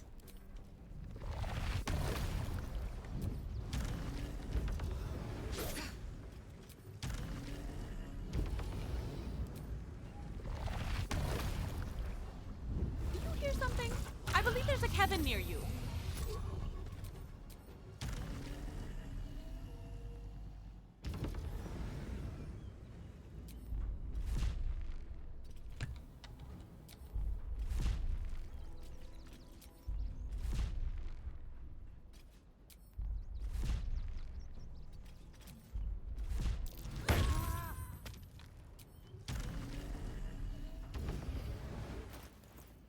And it's jump scare.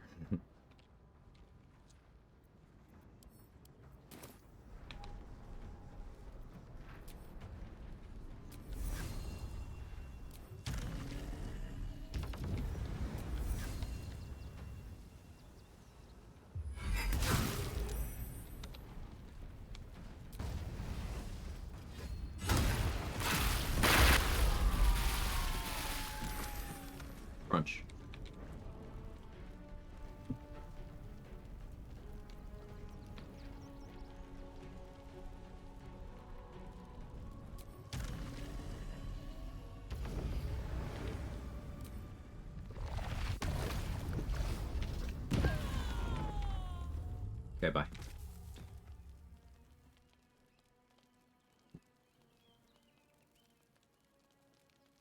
Rat Bat Bussy. Does it feel lifted ability? Which one? I used a couple of them there. Yeah, praise be. Will's one of my favorite companions when he's actively in my party, but I do hate his cutscenes popping up and runs where I'm not invested in his stories. Understandable, chicken in the brain. I get that perspective. We all exploded after one died. That was oil of combustion.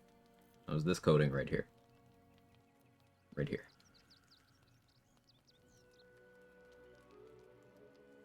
So, there's a series of interactions that play there. I made sure to group them up as well as I possibly could with Black Hole. I had oil of combustion applied to the Rat Bat. The Rat Bat has a property of it has a hidden additional 1d6 damage that is set up as a separate instance of damage. So if we look at the combat log here, we have to scroll for a while because a lot happened.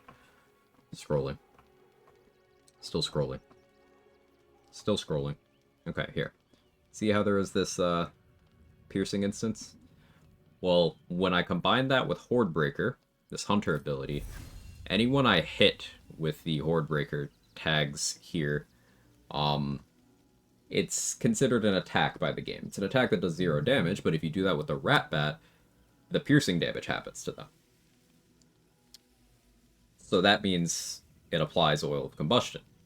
So I applied oil of combustion to everyone in that group who was standing around here at once. And then I did a follow-up attack, hitting one of them. The Helldusk gloves add fire damage to my weapon attacks, so I hit them with fire damage, which caused the oil of combustion on them to blow up. And that's fire damage, so it caused the oil of combustion on everyone else to blow up. So for each person there is that 3 to 18 fire damage. Let's watch this back.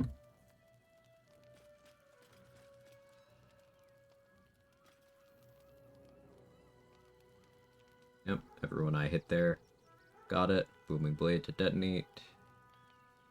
Boom, boom. Yep. Stop.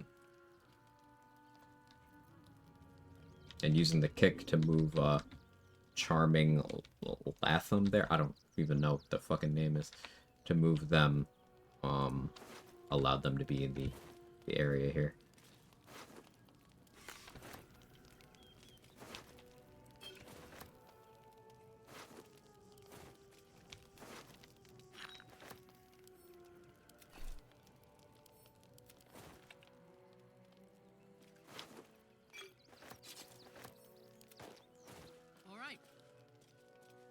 That build work well with 11 Hunter for the Whirlwind Attack? Yes.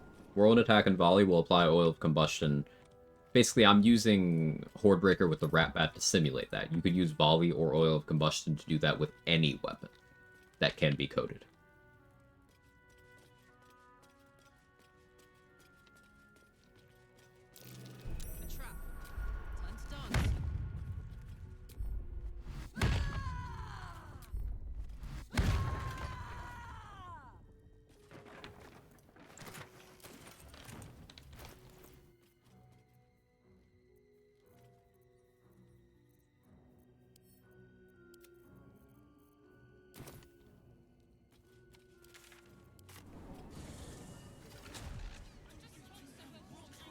Arcane Archer Piercing Arrow. Yep. As long as you apply the coating first, Arcane Archer Piercing Arrow could detonate. It can't apply the coating itself. I don't think. Can it? I don't remember. It's been a few weeks since I played Arcane Archer. I don't think it can. No, I asked this the other day. I completely forgot. Apologies. How do you get Volley again? Level 11 Hunter Ranger. It is a Hunter subclass feature. What do you need?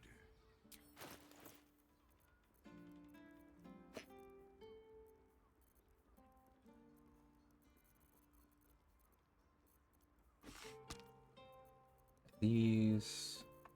Any more heals? Not really, but I'll buy them anyway.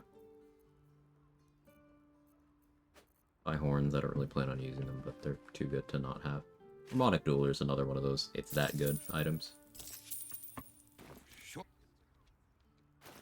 That's unfortunate, you need arrows of many targets then to set up, yeah.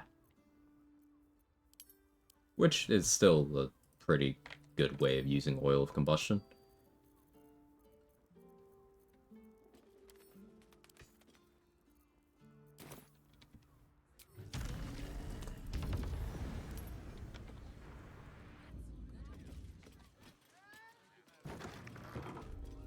Now here's someone.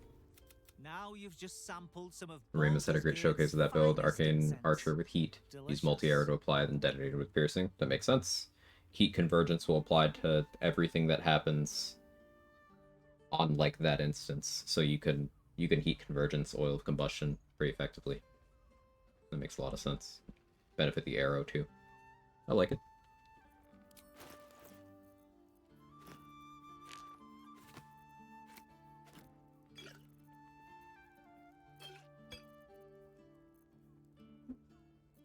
Ooh, horse has tongue. First tongue we've seen sold in a while.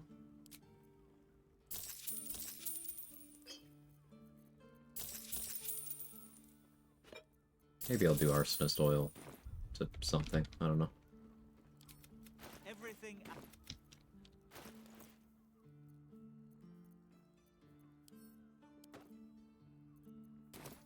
Had a fire acuity, so everyone fails piercing arrow save.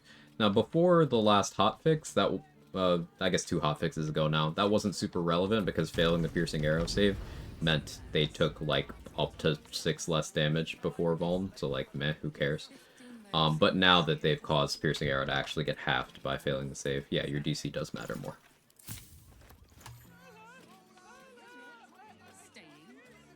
Like this kind of creative build making. Me too. Like, there's something to be said for the more straightforward builds where there's less going on. You know, I get that, but I've done a lot of playthroughs, so I like getting creative. I'll play more straightforward builds when I'm doing much more restrictive rule sets. But I like the creativity angle.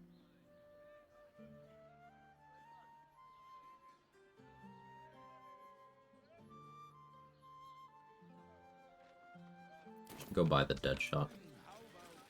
I think Karlach's the only origin character who doesn't have any beef with anyone once the Mizora sticking Wyll situation is resolved. Even Gale is really polite, a slightly antagonistic line with Astarion. Early Act 1 dialogue. Karlach can get some antagonistic dialogue with you, the player.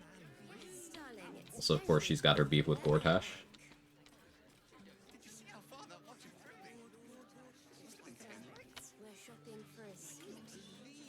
I think she has some choice words for Ascended Astarion, too. And for Sharon Shadowheart. Does she antagonize Minthara as well? Not that I remember. You have any ideas in mind for the next run? Yeah, I'm planning on doing Minthara, Origin, Eldritch Knight, with some difficulty mods. I may change my mind, but, like, that's what I've been planning on.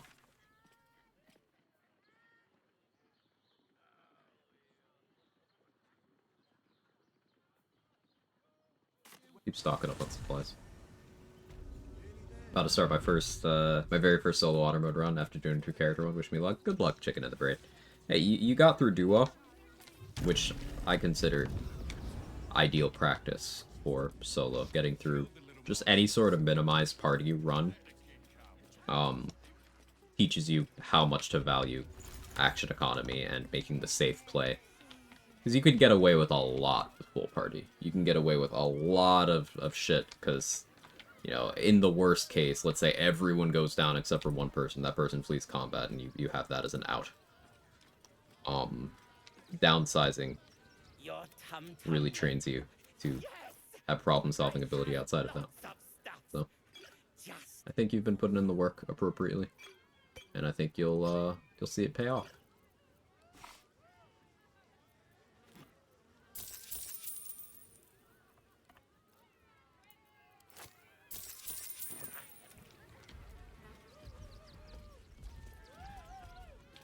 We can do the circus fight here.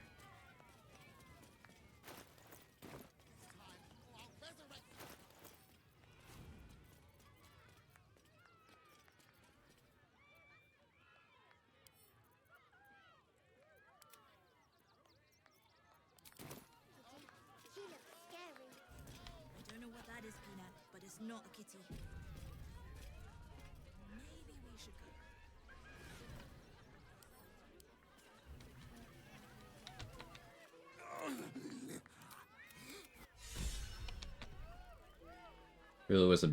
Really wish I can speak. Abyss Beckoners only rolled to save during combat.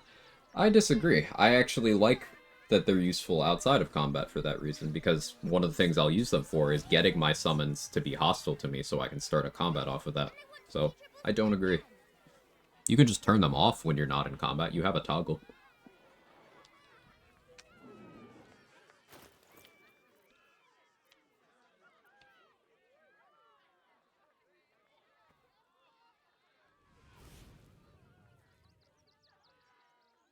Thinking of trying out an Abyss Beckoner's Shadow Sorcerer Dogs build. Any ideas how to beef up the dogs so I'm not sitting for hours in each combat? If you do Fowler Aloof Shriek, any enemies in the radius of your Shriek will take that extra thunder damage whenever they take damage. So that works as extra damage for all your summons and stuff, so that can be good. If you apply Gaping Wounds to an enemy from either a dagger or a crossbow, same thing. 2 extra damage on every instance of damage they take. So you can function as a debuffer to make things die a little bit faster.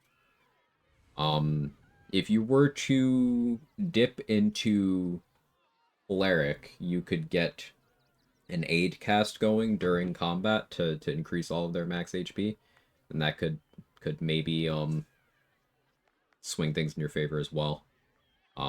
You have, of course, sticking hold person, hold monster once you have the dogs you want on the field so that they will be securing their damage and enemies won't be taking their turns. Maybe there's a Lore Bard angle for reducing enemy saving throws. Maybe there's a Valor Bard angle for buffing up the dogs with combat inspiration.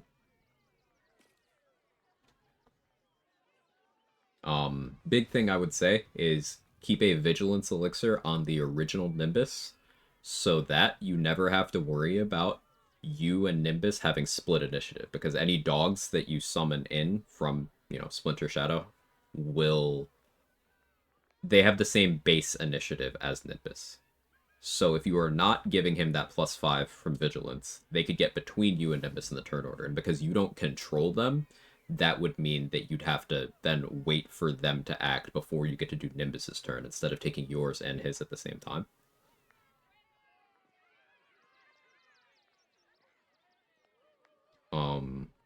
So that can help you maintain a little more control.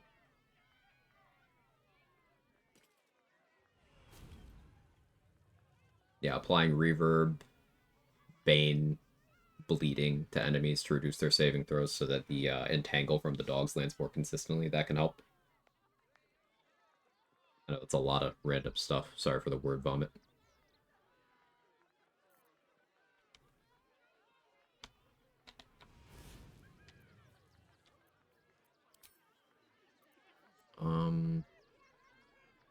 This is probably more of a Spell Might fight.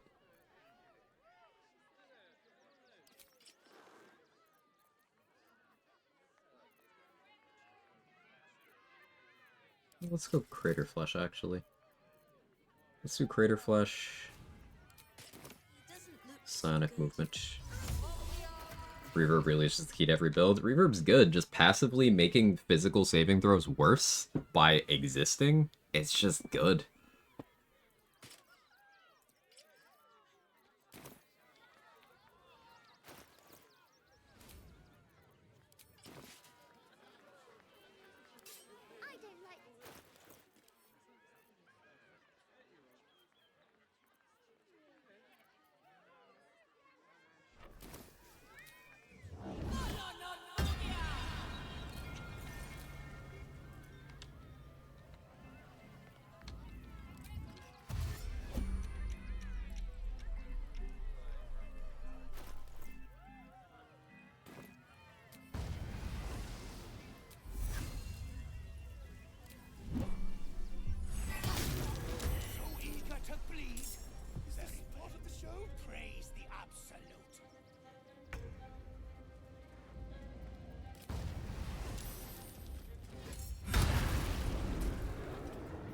Look at that damage.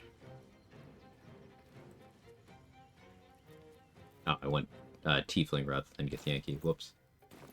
Wasn't thinking. No psionic movement. Unless...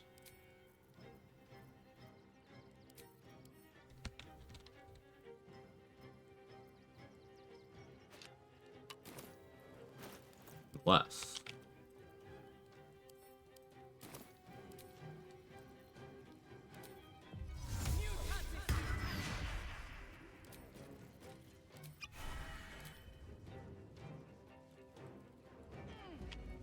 There we go. Still get to have fun.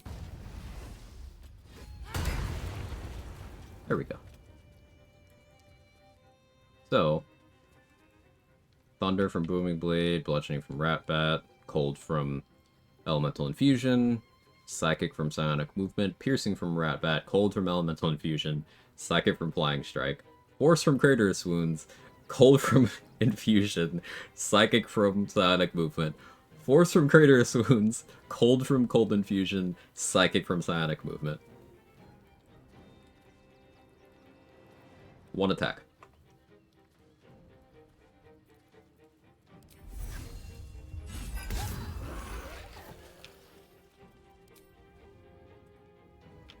Praise be. What boots do you recommend for Tempest Cleric? Depends on the situation. Torn between Stormy Glamour and Striding. Swapping situationally is something I always encourage. Never realized Idle Savannah just auto-fucking reverbs everything with Stormy Boots? Yeah. I think it's your react, not the dogs. For Splinter Shadowhound, it's the dogs. Right behind you is yours, I believe. It applies just to the ghost from Hexblade, unless you are also a 6th level Shadow Sorcerer, in which case it also applies to Nimbus.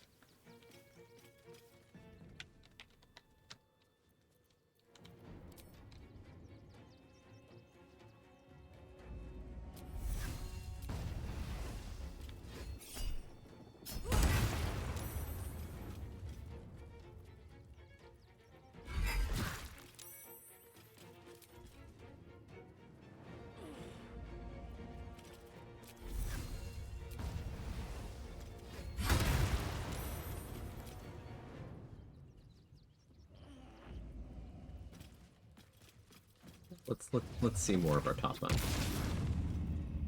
Let's see more of our top end here.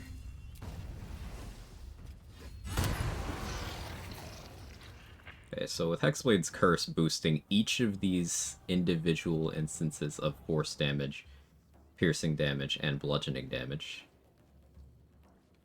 one Ratbat swing.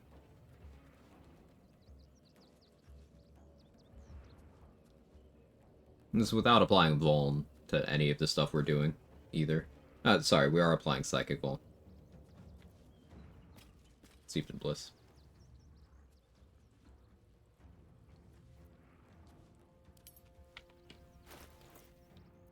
Also restricted gear-wise, so no, Callous Glow here. So that would have been a Shadow Cloaked Ring instance. I just fly into this cage. Why does it say there's an angle?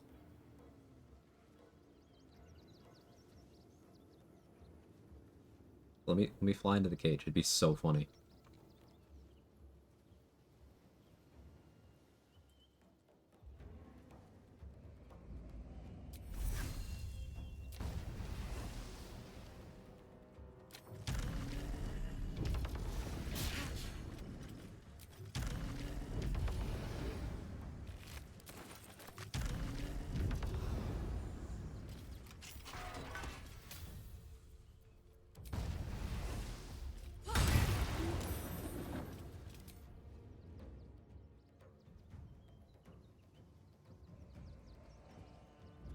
Two lethargic turns incoming.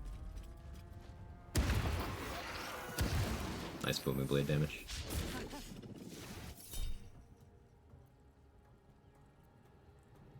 Meh.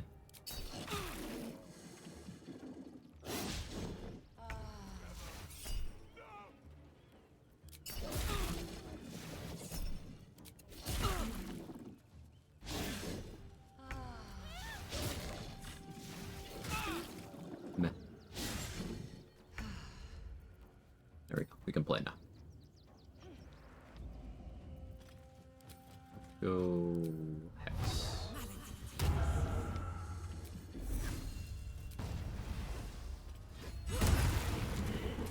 Oh yeah, we didn't have Hex going earlier. So that could have been a bunch more damage. Yeah, I messed up shapeshifting to the wrong thing on my first turn, but you get the idea. Probably should stay as a Githyanki. I need to buy some disguise kits. I thought the Absolute wouldn't dare set foot in my circus. To use such a woeful dribbles impersonator. Could have had Cyanic Overload too. True. Rude. But I need him back. Good luck.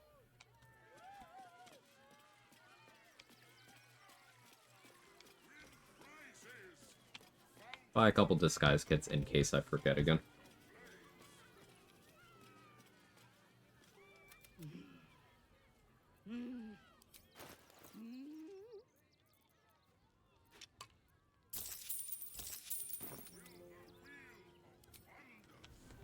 Do I fight the big stupid dragon while I'm in the map?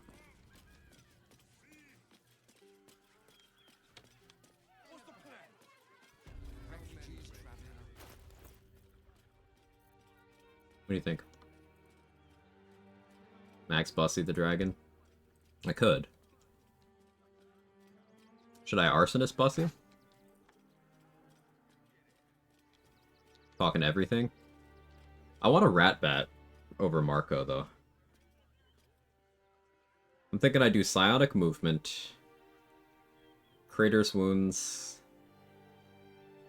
I should go get the Dead Shot for this.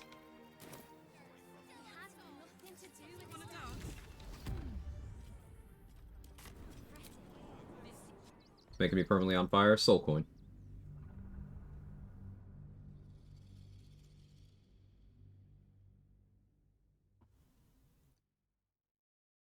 Which is only benefiting my kick and my flurry of blows at the moment, but still something.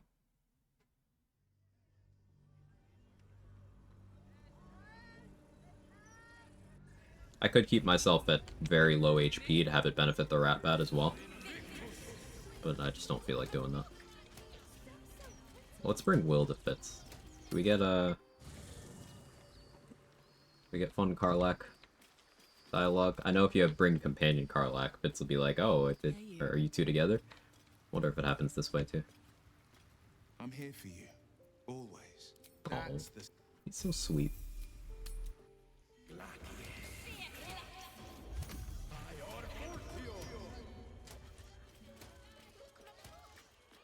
Karlach Cliffgate?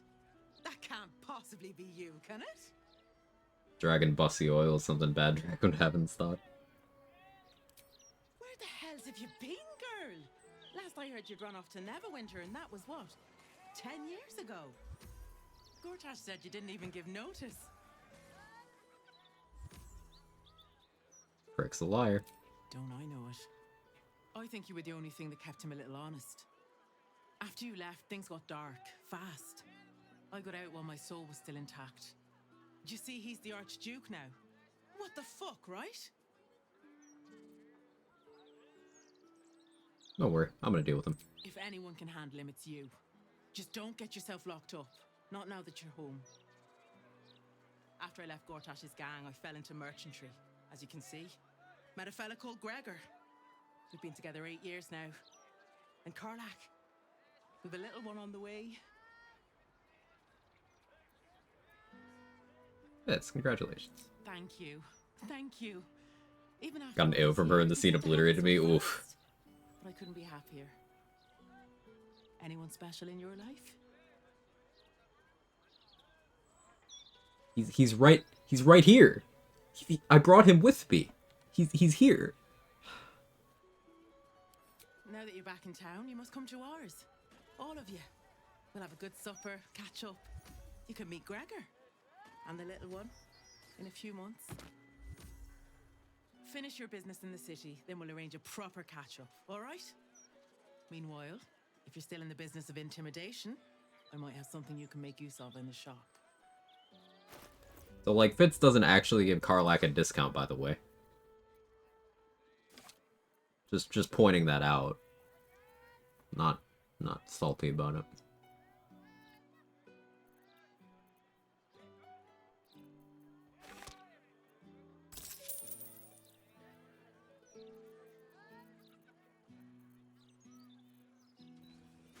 Here, you can have some rotten chicken eggs and rotten carrots, Fitz. They're representative of our friendship. And a rotten fish. See you soon. Will also forgets he's there. True.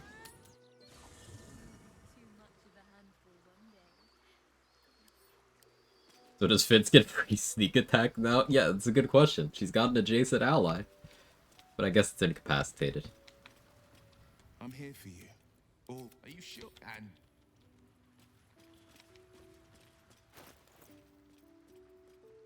I think unborn is a condition that could go under the umbrella of incapacitated, right? We did have this discussion.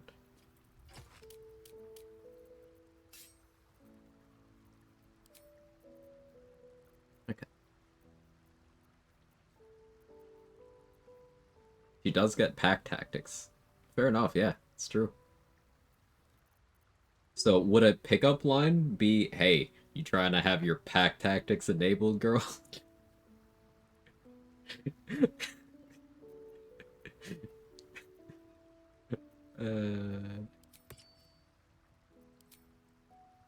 The kid's got full cover.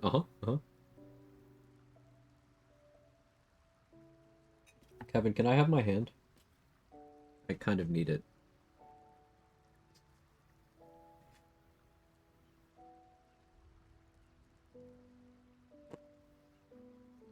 He said no.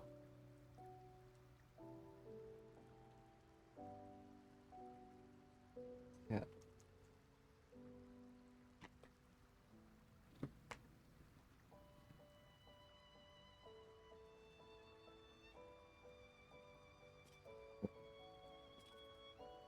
Hello.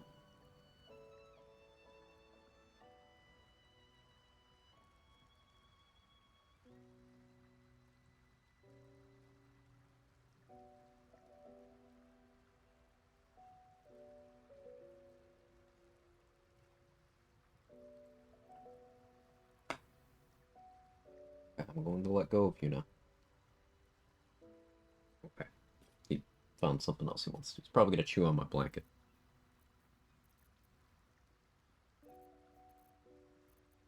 Let's see. I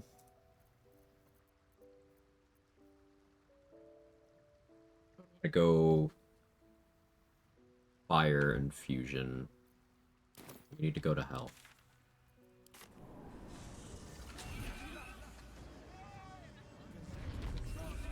Deadshot's worse than Vicious Shortbow here. I'm just thinking that maybe if I run around with -2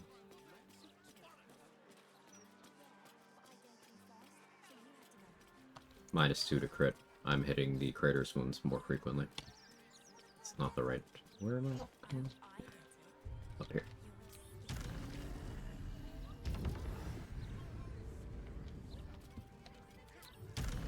Yeah, I should do Vicious Shortbow. I'll do Vicious Shortbow.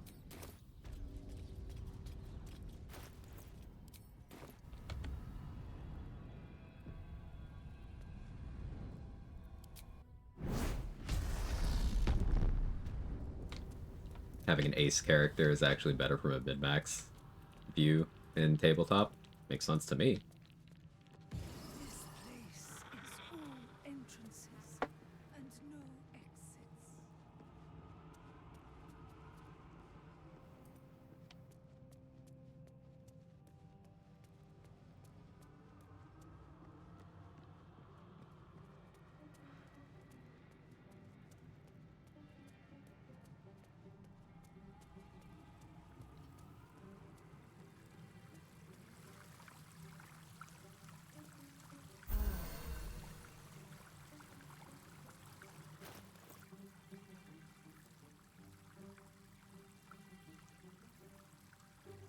Okay, so I need to Drake Throat. Need to switch Rat Bat element to fire.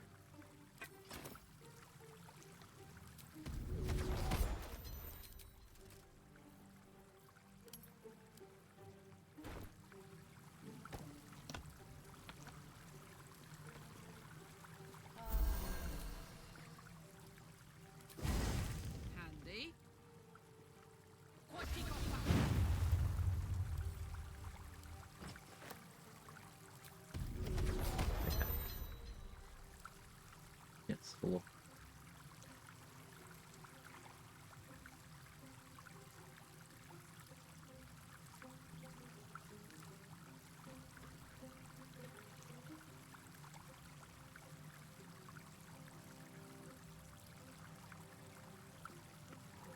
Cats are being very cat today. I don't know why.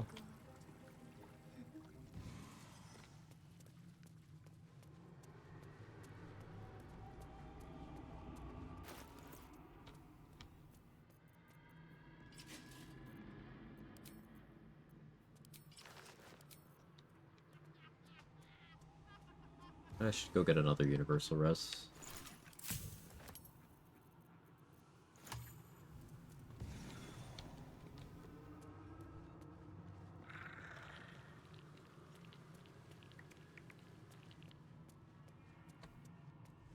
Until Succubi Incubi change tactics and try to befriend rather than bed. Uh-huh.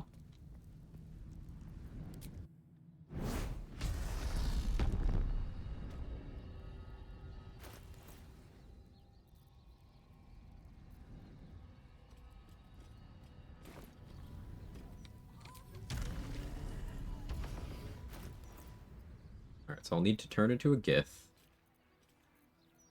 This won't be a bloodlust fight. I guess this is a vigilance fight.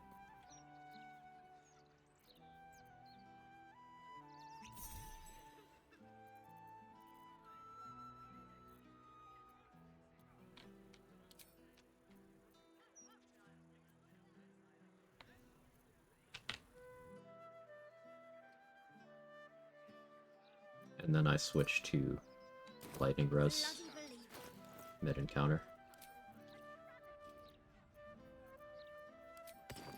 Yeah, we're gonna start by dealing with the elementals.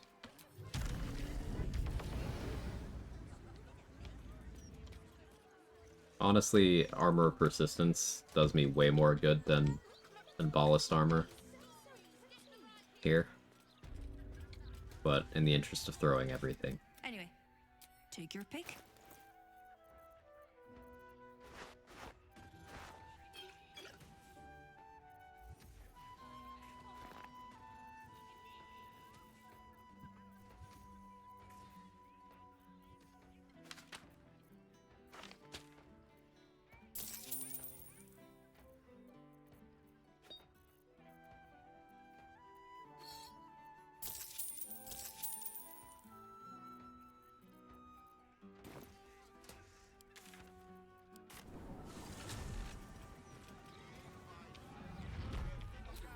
Incubus being horny, no effect, fair. Wanna just chill and watch the theater production then? DC 20.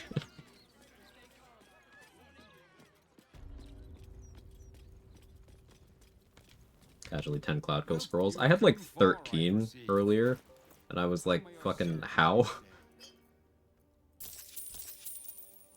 Oh yeah, Sacred Star on Answer is something I want to do. Build 5 Cleric, and then 5 something that gets extra attack. And you just bonk Answer with the Sacred Star. Him actually failing the save on Sanctified Weapon is extremely unlikely, but if you can make that happen, it's just free bunch of radiant damage each time. And Sacred Star is a piercing weapon, so ballast armor compatible. Paladin, unironically for that use case, yes. Because Divine Smite is fine against Answer. Not good, but it's fine.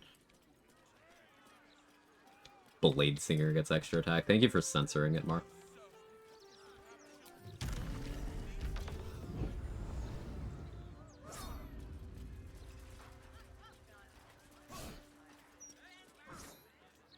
Actually, let's think about this Sacred Star tech. Because, in theory, Divine Smite would be another application of Sanctified Weapon, potentially, right?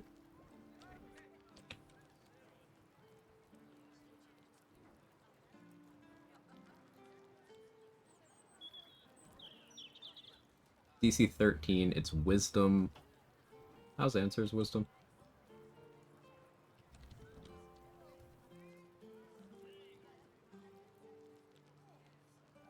think he's immune to turn undead, but I don't know if he's immune to the damage application of destroy undead. That's the thing. He's immune to turned, but that might still work. It's only got 15 wisdom, so if that bypasses that immunity, then that's an interesting way of handling that. Only normal climaxing wizards allowed? Yeah, they have to be balding. I'm not gonna help any wizard climax unless they have male pattern baldness.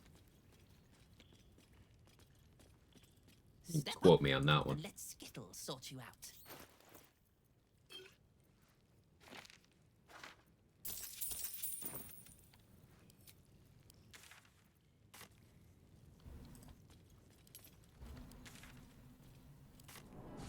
So you stopped queuing because you felt funny.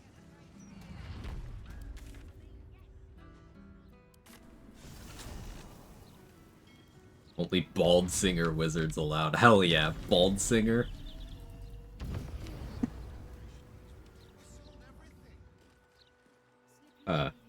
Automod took offense to one of those abbreviations. I'm sure you can guess. Valid, Automod. But,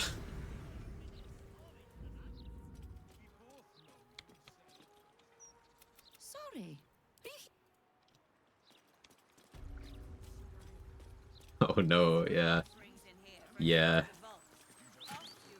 Playing with fire. Yeah.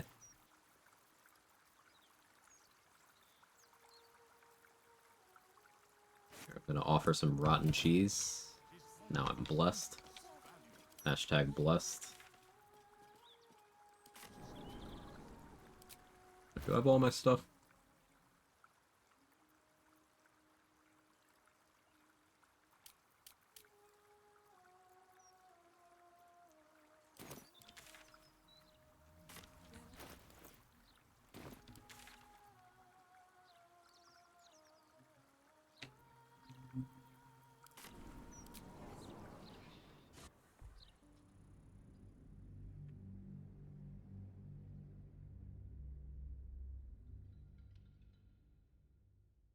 Bald like me under the beanie? No, I'm not bald.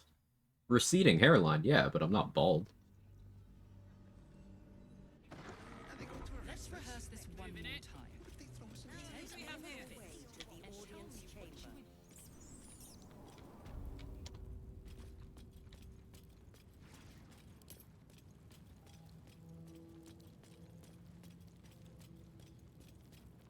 Spider got through, she got stuck in the wall. Rip Parasite. Yeah, you gotta aim a little... My advice there is aim as far to, like, the right side of the room as you can.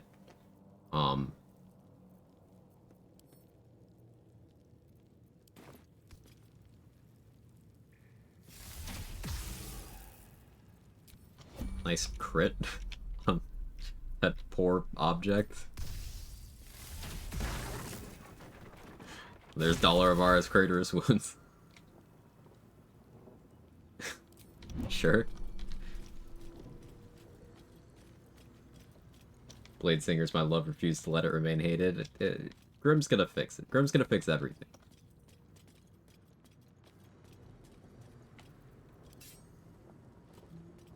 I feel like a rosé in a tea shop. Big stupid Durgan. Brain short sword, generally not through it all. No, you're fine, Machete. You didn't do anything wrong. This is Autobot. No, as a bot, it's like, all right, context doesn't exist. So like, this combination of characters looks kind of like this. So I'm gonna stop that one. Autobot was doing his job. You didn't do anything wrong. It's fine. You're good. I would play Blade Singer if having hair impeded your Blade song. Are we sure that it doesn't?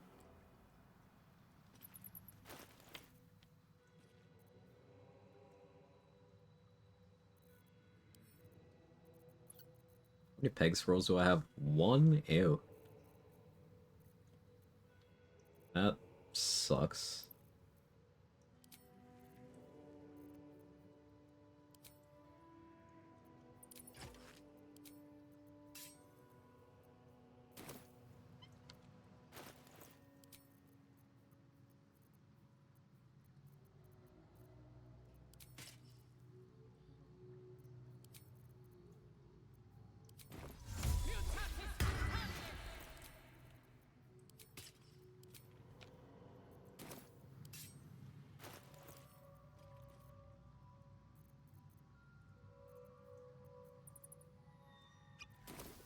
we're gonna start off boring here.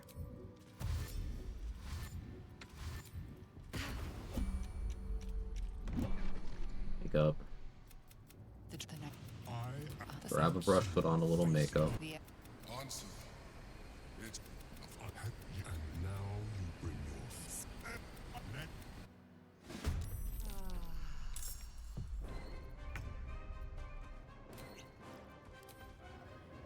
Forgot to pop my flying potion at the time. Whoops. Still stand by my Bladesinger build with 8 in all mental stats, just an unkillable, unarmored archer with shield. Yeah, like, archer for a Bladesinger is not a bad angle for it.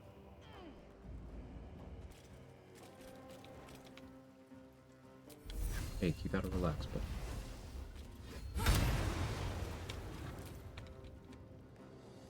Jake.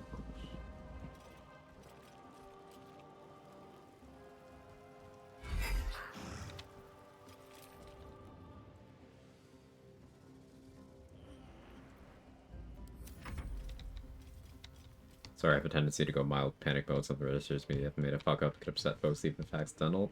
That's relatable. Hey, when I equip the wrong gear and get the hair, you get the... Do I care? Maybe I should care. It's been quite a while since Explosive Icicle has actually hit me. Hair impeded or hair receded. I feel like hair impeded is more of a debilitating condition. Oh wait. Yeah, I'll heal. 42 bludgeon.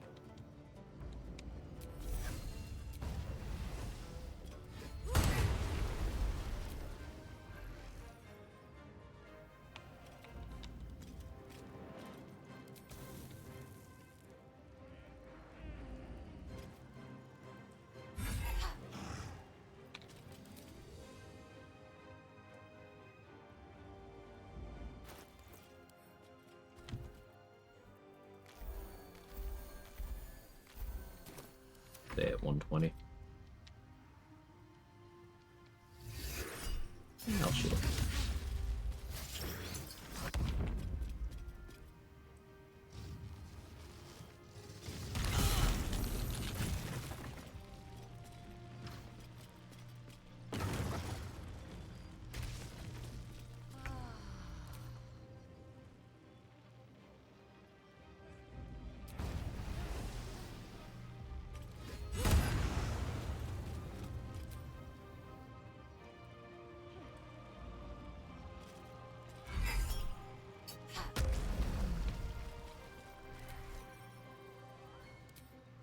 Later, loser.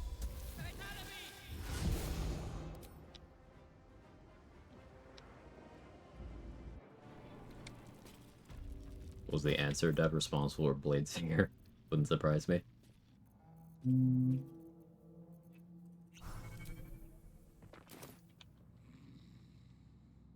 Fully convinced folks with ADHD have a sixth sense. We just gravitate like magnets to the Spider-Man point meme. Yeah. I'm quite certain you're correct. Oh, I could go for a good meal.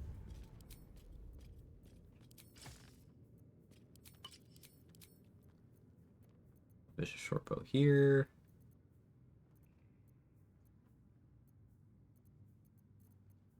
What do I like for this slot?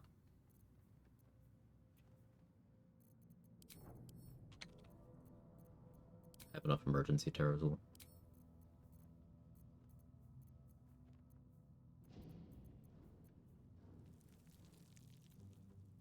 The arena's kind of weirdly bright, right?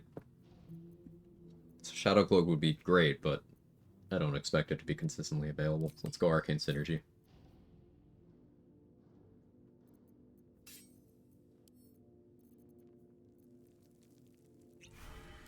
The Lightning Res.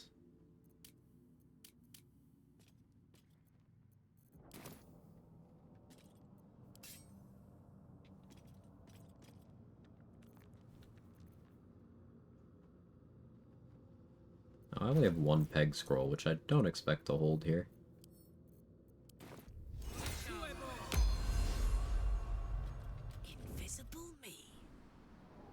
Could have Scratch set up a perma haste spore grenade for me. Would be wise. Halfling essence. Not gonna.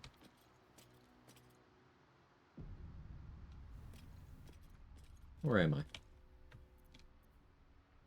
My dogs are barking. Can we rest?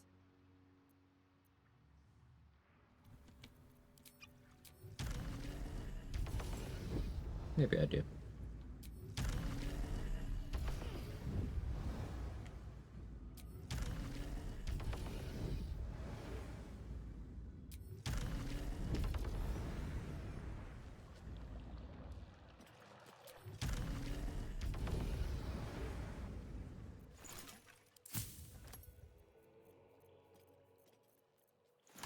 Don't have an extra lighting res for poor Scratch though, do I?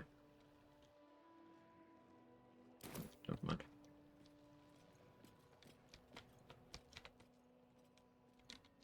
Soldier? You can't see me. I'm too tall for this.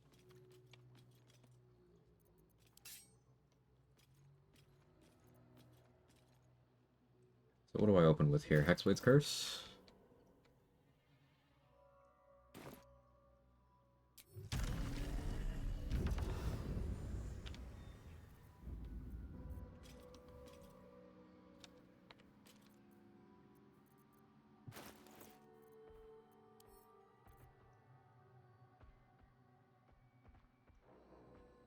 Wizard's Main Oil, probably the smart click.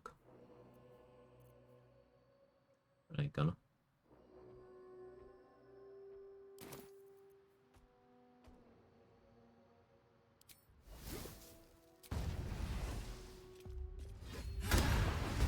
Ooh, crit off the bat.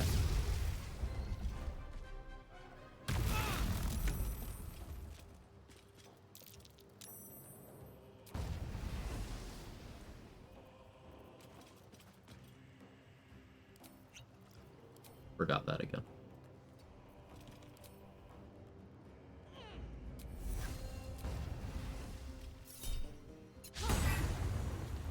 Tragic. Didn't expect to see you fighting this goober again so soon. Hey, Gage. Figured we'd meme a little bit.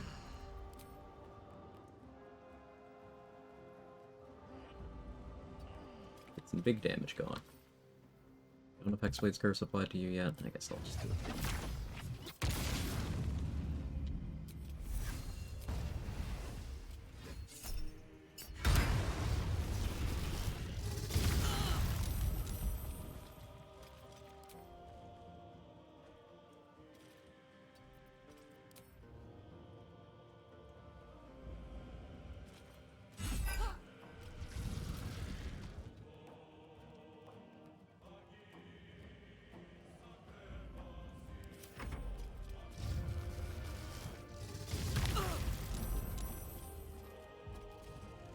So just made a Lithid Fly and fly from Potion. The Lithid Fly doesn't trigger Boots of Psionic movement.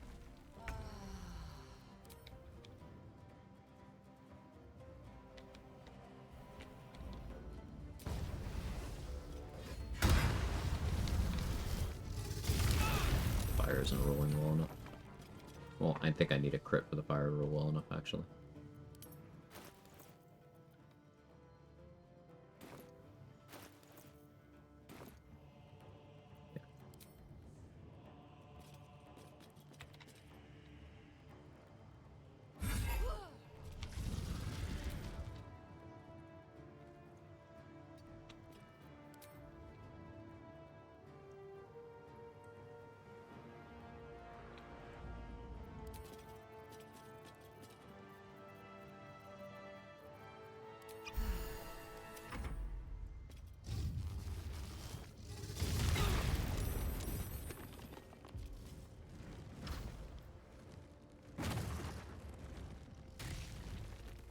Probably switch to Arsonist Oil now.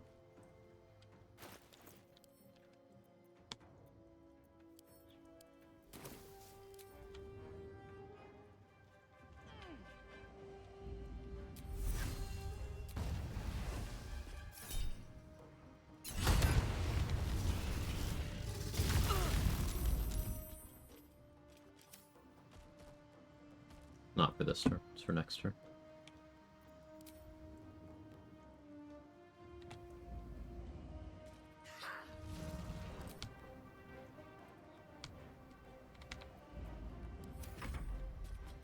Hey Gizmo. Doing well, how are you?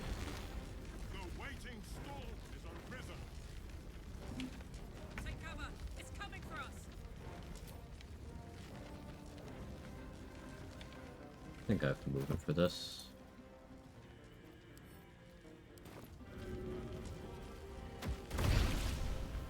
But in case I don't. Look, a dragon must be an impressive fight. Uh-huh, yeah, definitely. Alright, there's the arsonist oil applied.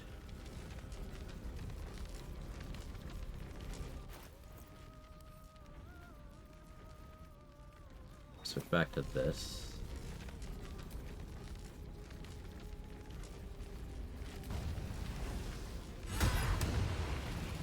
We hit that big crit.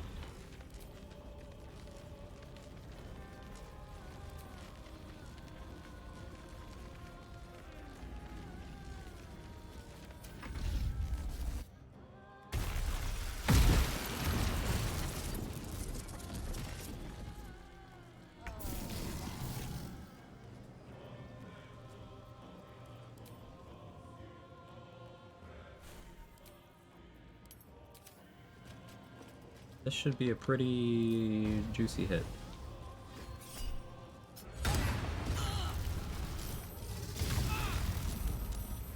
Fire still didn't roll good enough.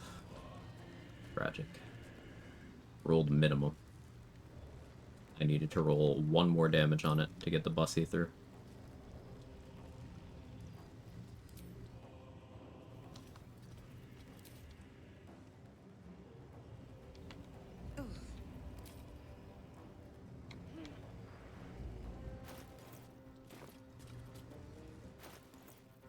What can I do to...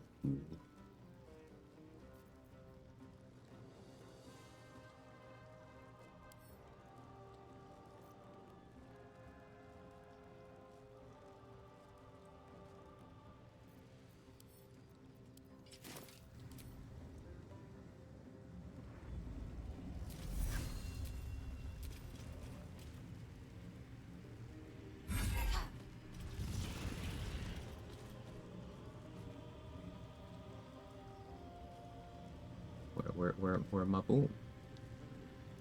There was supposed to be a boom.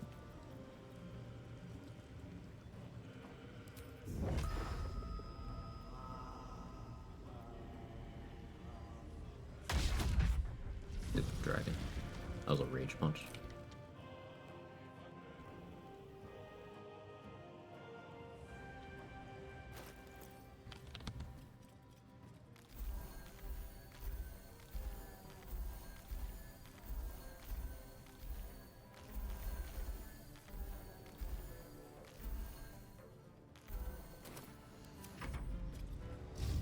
Yeah, for 24 from the explosion. Oh, did he? It did happen?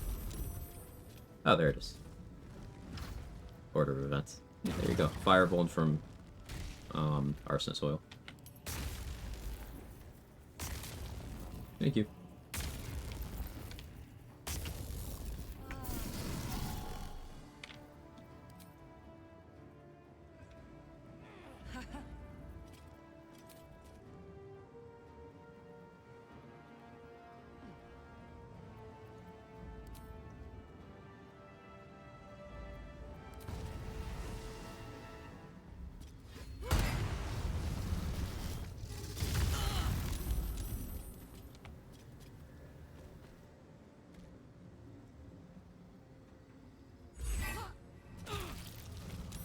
Just the boom. Another.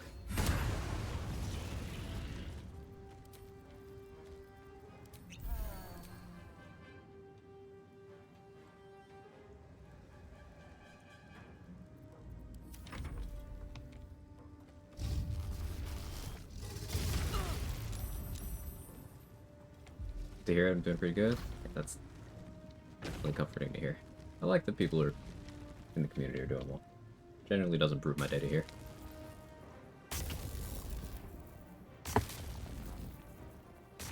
Hey Nari, how are you?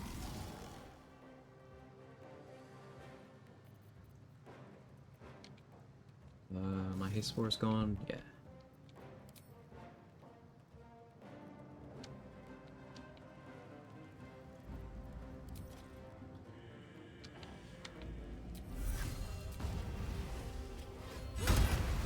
engaging fight.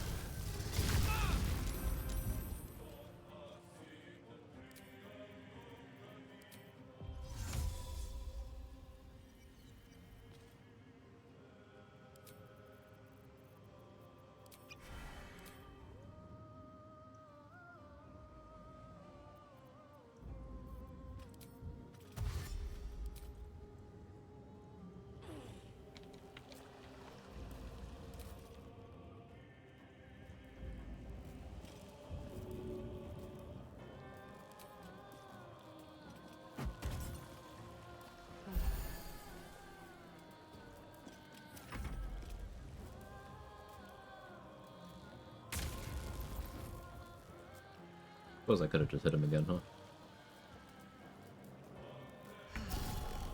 Hey, you only have 1 HP. What would happen if I go and hit you now?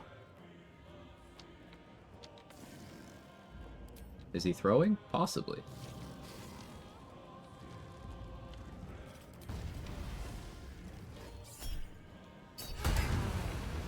Oh, with the crit. Hey, that would have been an achievement if I still needed that. Are we back? Of course. Give me your terrible sword. I'm sore.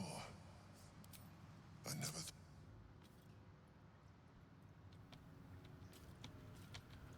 Always a great day when I catch your stream. Very kind. Yeah, so this comparison, these two weapons, parts of the internet might have led you to believe that legendary good. The degree to which Balduran's Giant Slayer loses in damage to Ratbat is... calling it exponential isn't even being disingenuous. It's like... shit ain't close.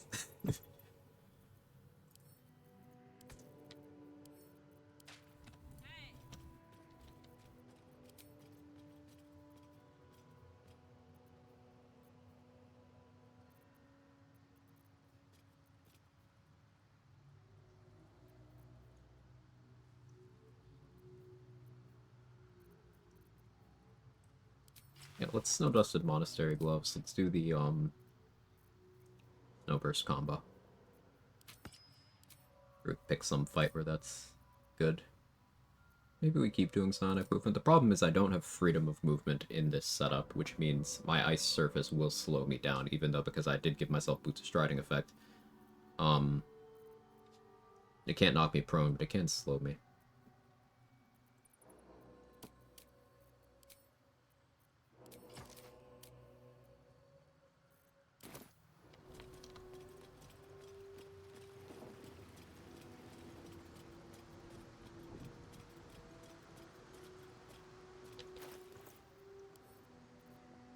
Bank fight? We could go do bank fight, I guess.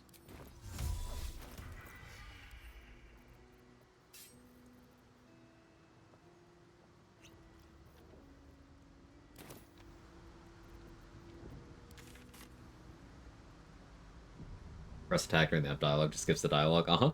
For this specific one, yes.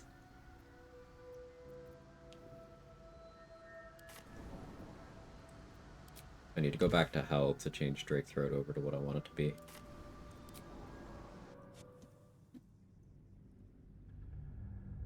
But mobile would prevent the slowing from the ice difficult terrain. As long as I dash, mobile only prevents you from losing movement speed to difficult terrain on a turn where you dash, if I remember correctly. Cat.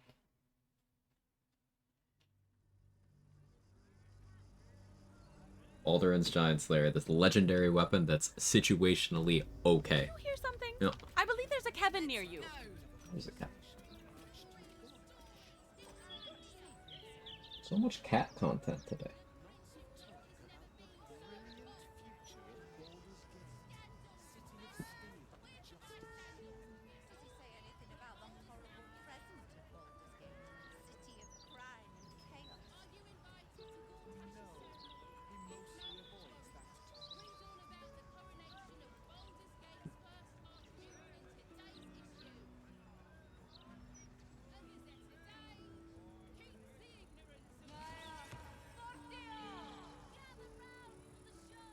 My hand back.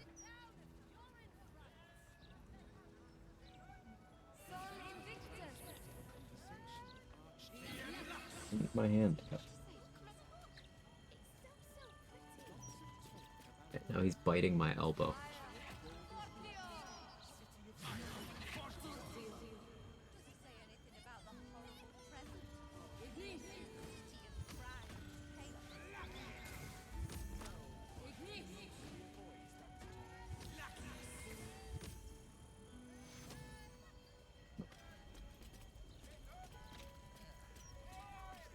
Where's I going? Bank.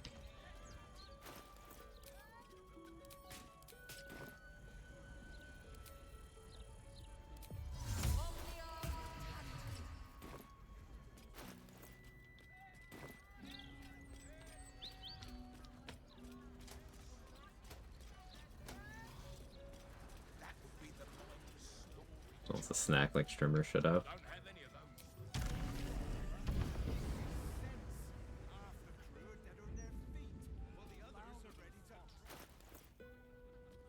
Once you cast light on a weapon, the way to remove the condition without long resting. As Chicken in the Brain said, cast light on something else.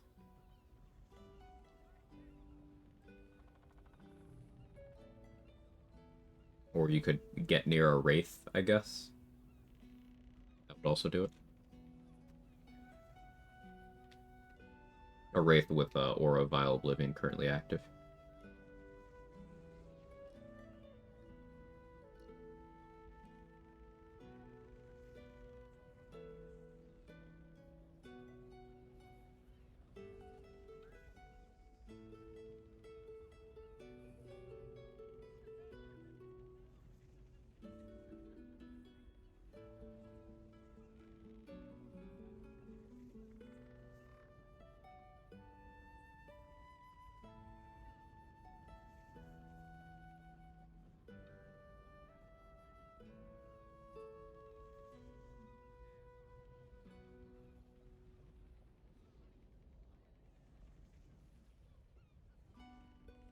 The idea of carrying a pocket wraith just to dispel your own light spells is sending me. I don't know if you can pick up a wraith corpse, but I'm curious.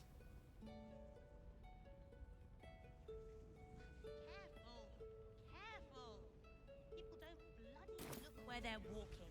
Because that's right. Folk these days have no manners. Ah, you found my legendary giant wait, why are you putting it in the camp chest? This baseball bat with nails in it I took from an undead barkeep's better. It's true.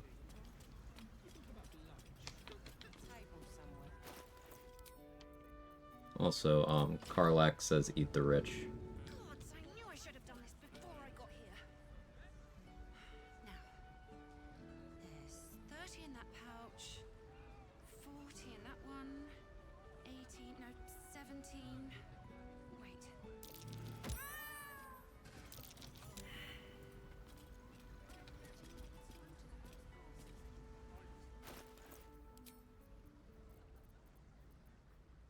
Alright, House of Hope.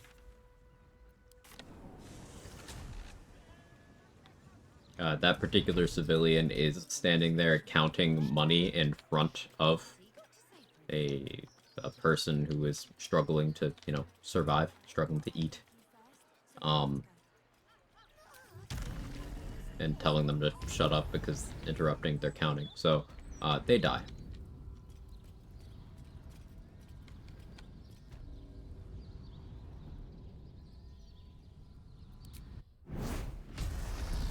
Yeet the rich. I was just okay. So yeah, she threw someone off a bridge.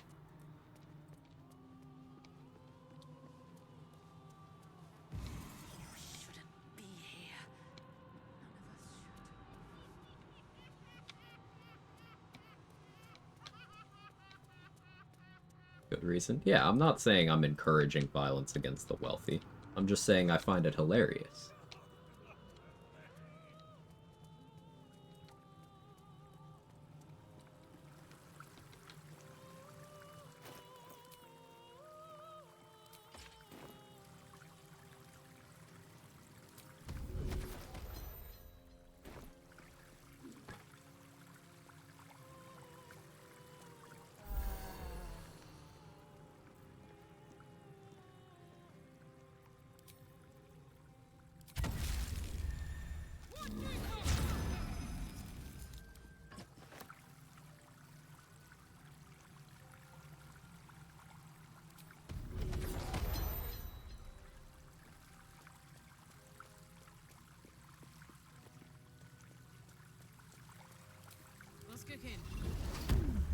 do have Ethel's Charm, which I should use, but I still haven't long rested for Wyll's quest yet, so I'll pop it after that.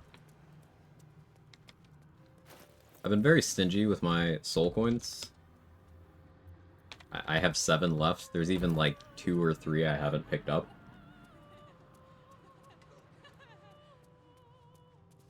But I stand by the stinginess.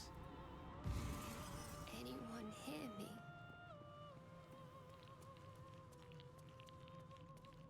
The lower city straight up yoting it.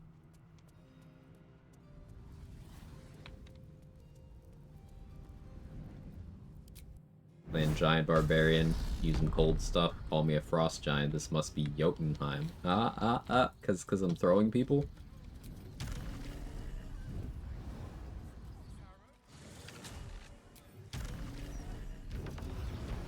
Played 8 runs of the game, just used my first soul coin yesterday. Yeah, they're a bit of an obscure feature. The game implies that they'd have a use other than Karlach, but they don't. Hey, look who gets it. Oh yeah.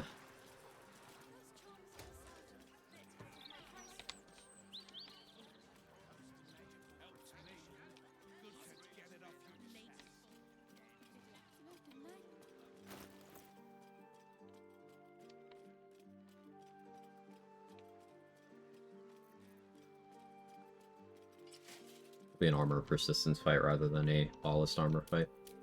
Makes my initiative a little bit worse, but I like the resistance for stunning gaze. Which I'm expecting to land, by the way. Like, let's look at my wisdom saves. +6, it's DC 16. And that +6 is with a average roll from Bless, or average roll from Resistance, high roll from Bless. So I fully expect Stunning Gaze to land, but the thing is, with Armor Persistence, I don't care if it lands. I have Resistance in a way that overrides the vulnerability they're applying, and I have 2 damage reduction. They're more likely to die from Flesh Melter Cloak than they are to actually kill me. What are the soul coins for?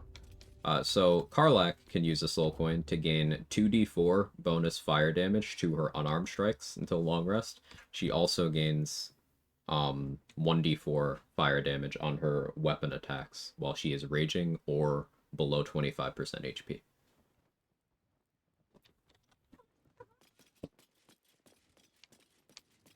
There are many places the ranger's strength saving throw proficiency is helpful. Anytime someone tries to knock you prone, many of those are strength-based. Merkel's Call of the Damned is a strength save.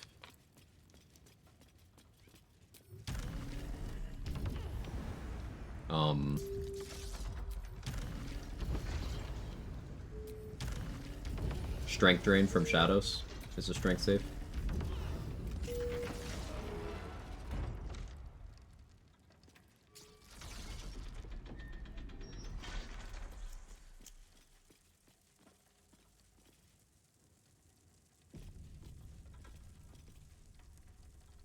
Soulcoin Pro, you get to see Karlach play with Flaming Football. Soulcoin Pawn, she sounds pained. It physically takes a toll on her after using enough of them.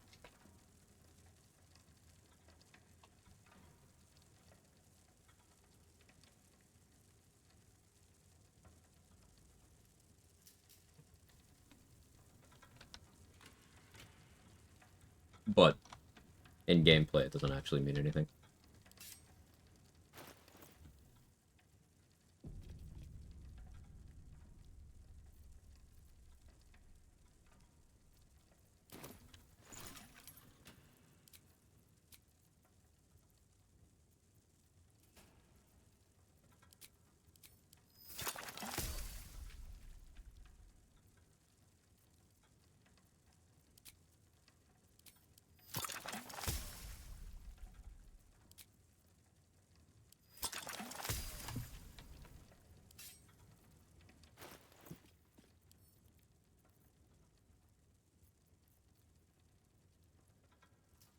Yeah, let's go oil freezing here. It's been a minute.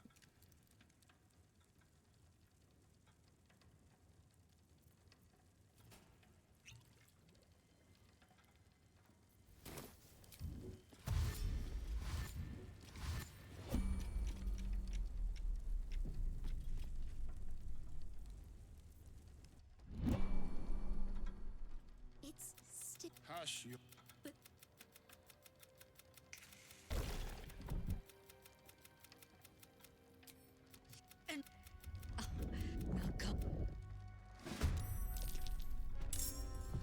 Losing initiative sucks, but...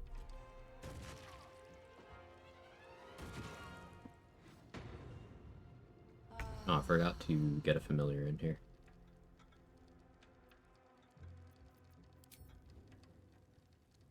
Ashgard Mora, you're gonna help me out.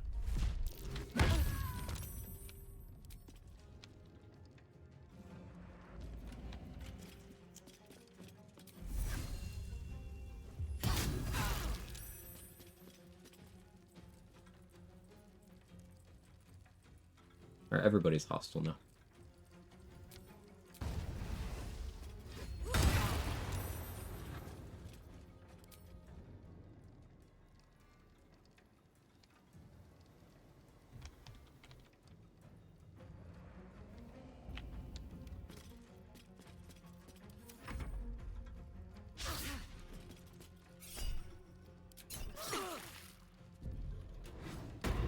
Elemental Infusion does apply to Flesh Mental Cloak as well, so nice chunk of extra damage there.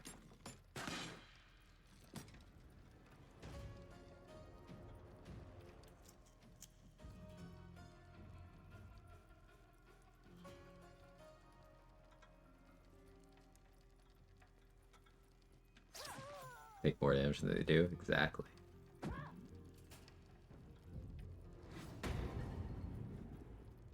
Retaliation effects are extremely strong, and this is almost no investment into this one.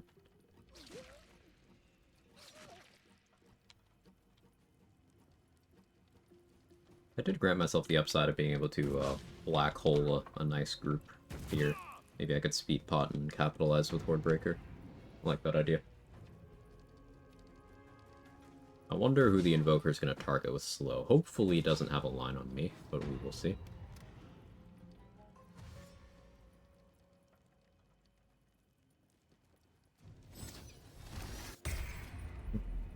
Unfortunate.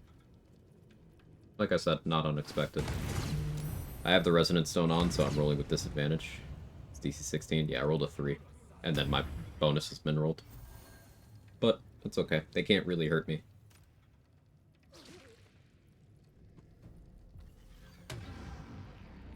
There's a slow over there. Not me. That's good.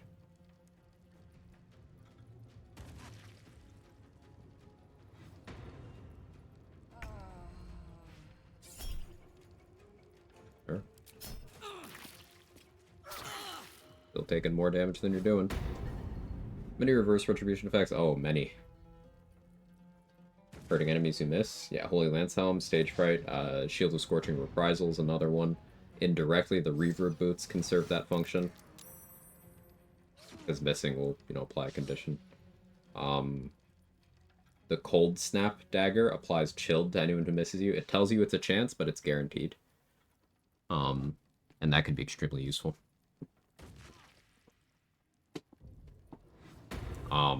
You have... Drunk Monk can spend a key point to make an unarmed strike when they're missed. There's a robe you can get from Sergeant Thrin in Act 1, where if you have Patient Defense active, you can do the same thing as a Drunk Monk. There's a robe sold by Roland/Leroican's Projection in Act 3 that allows you to make an unarmed strike at the cost of a reaction when someone misses you. Orin's Dagger Bloodthirst lets you make a strike as a reaction, main hand attack as a reaction when someone misses you, and you gain True Strike after landing that attack. Hunter's Giant Killer is another thing in that vein. Battlemaster's Riposte. Reverb Boots Pure Pain. Yeah. Yeah, Riposte.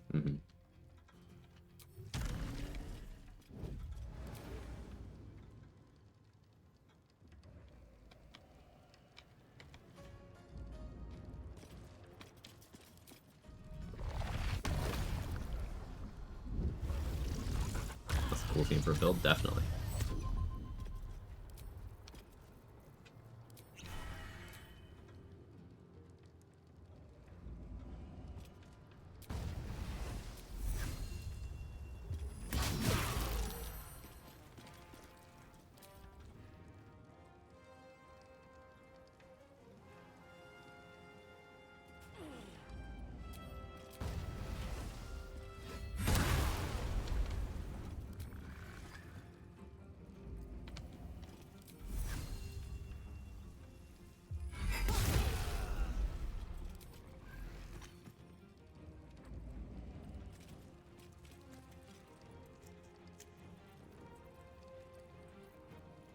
Correct play is actually the repulsor here, I think.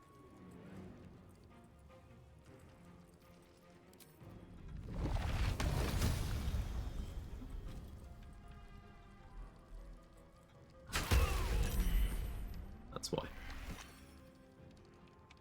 Just doing the drip pose on him during that animation is, that's nefarious. The kind of thing you were doing with your Stars Druid? Almost. Stars Druid, I was doing effects where I wanted them to hit me. We were just discussing effects where you want them to miss you, but it's entirely a viable build approach to do both at the same time, so you create a situation where you win either way. Either they hit you and they take damage, or they miss you and they take damage.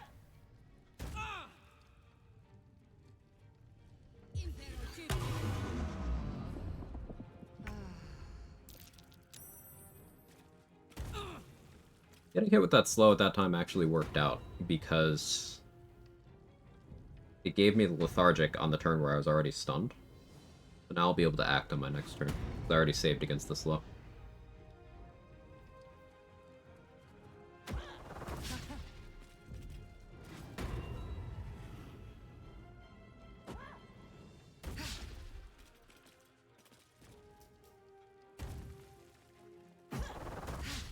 This is the reason I went to this fight with Armor of Persistence. Better saving throws, significant damage reduction.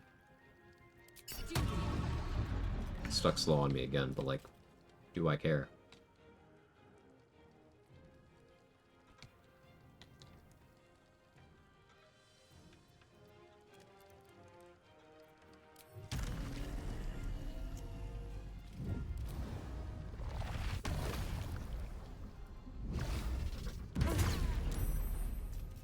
No, I don't.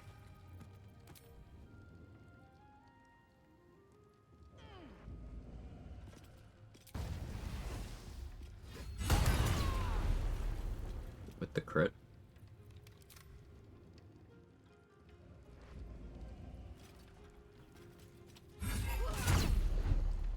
Got the freeze.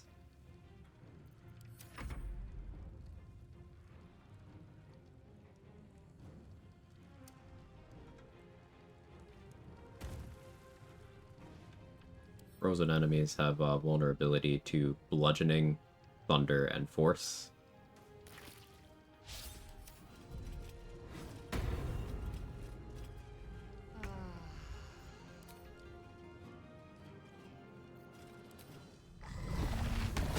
Let's get unethical with our damage.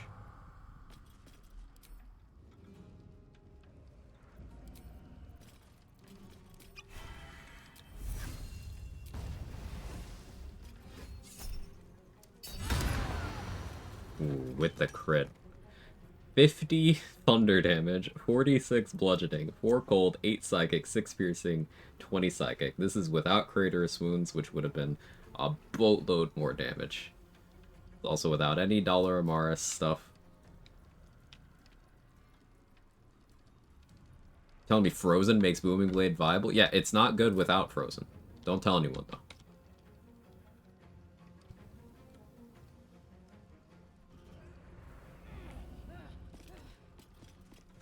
Reckless Attack turning a 1 to a 20 is so cool. Features like Reckless Attack are part of why I don't care about Rage on Barbarian. Like, you don't need to Rage with Barbarian. I know people view the things as synonymous, but, like, you still get really good class features without Raging.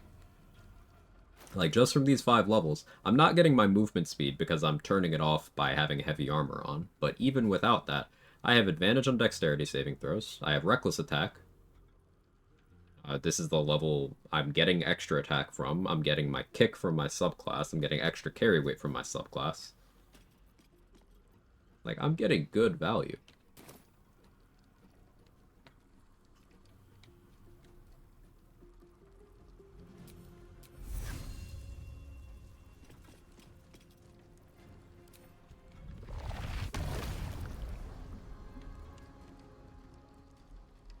I don't know if any others are near me, so let's do this. We're gonna do a speculative Horde Breaker.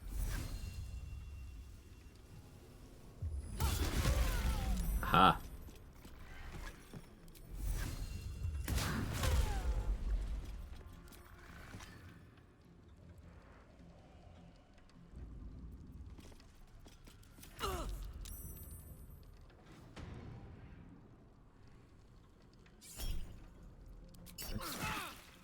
Psionic Overload applies to retaliation effects, so thank you for taking even more damage.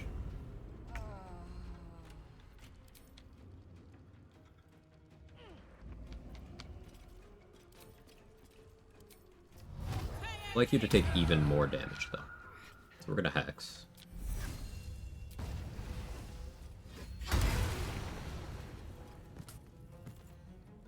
Pretty good.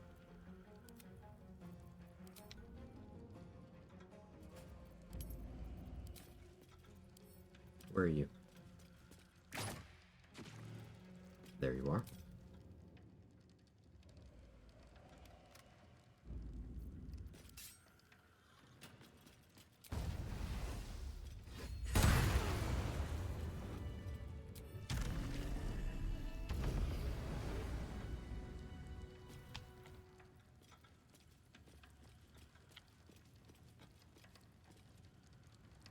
Felt good.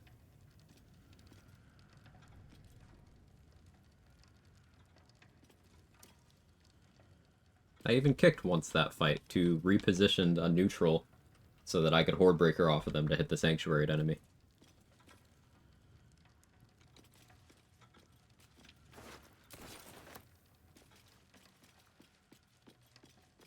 Looks like footprints from the sewers.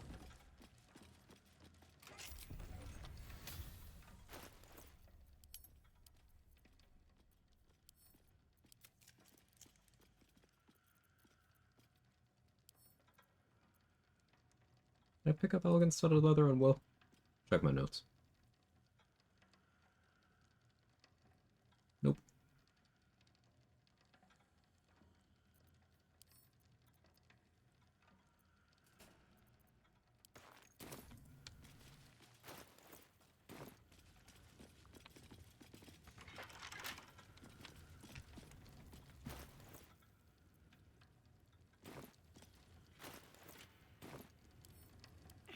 To the left and Sleight of hand expertise, so I'm willing to roll this without other bonuses. Do I need this stuff? No, I just feel like getting it.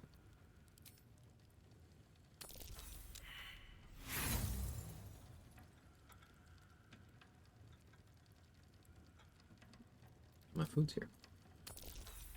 So once we get this roll, I'll grab my food. I could be doing the freezing side of this more efficiently through a couple of means. There's a bunch of routes to getting frozen to apply consistently, and it's a really fun mechanic to play around with. If I was using Cold Rim Hat and or Winter's Clutches gloves, I'd be able to do like one attack freezes. Pretty sick. But striking a balance here. Anyway, be right back.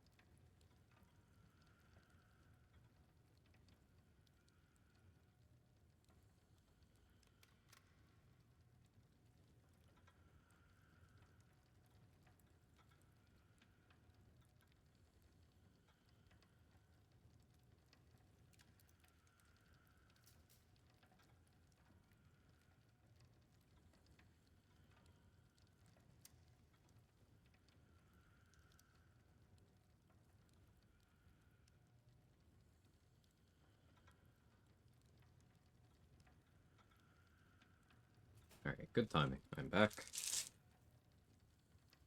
Get set up here. Jake, it's not for you. Don't worry about that.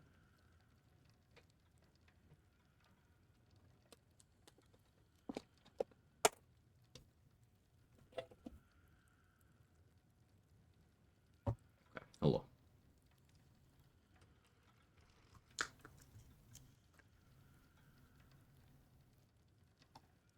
Where do I put this where I don't spill on myself again?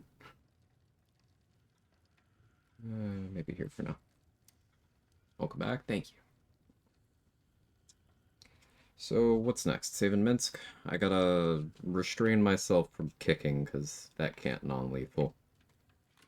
But we do have the monk level, so Flurry of Blows will do a lot to that end.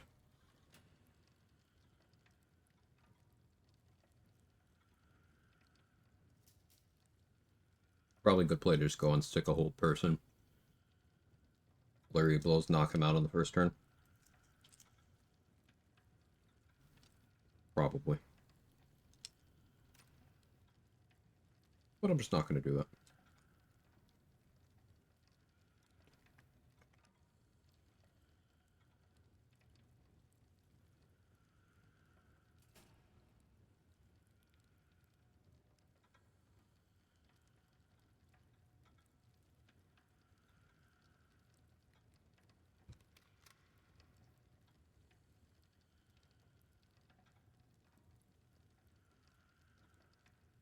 Okay. You can go... I have strategic clutter on my desk, so it's harder for the cats to jump on there. But it does mean that I have less desk space. A lot of it's just stream stuff. Some of it I haven't even used in a while. Like, I have an Elgato that I haven't touched in, like, I don't know, 3 years, 4 years. I don't know if it even still works. But it's here for desk clutter.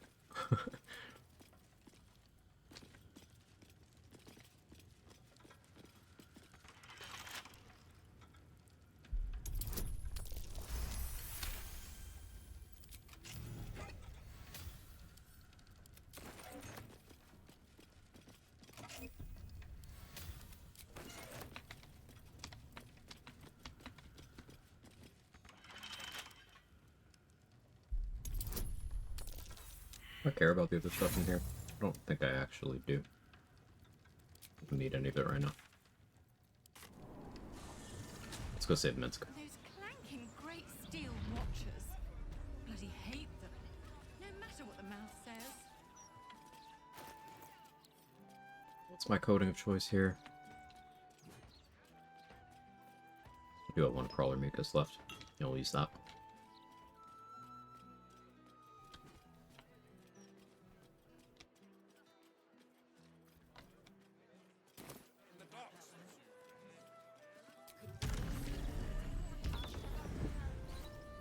I am out of light potions, though.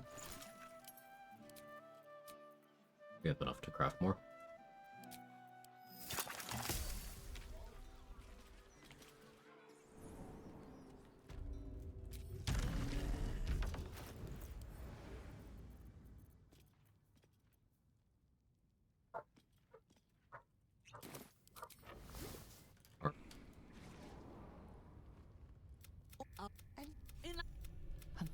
I can taste your stuff. Right.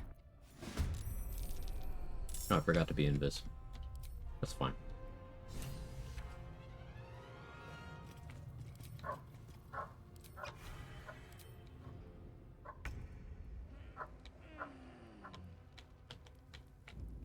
You have uncanny dodge, which does represent a bit of a problem for me.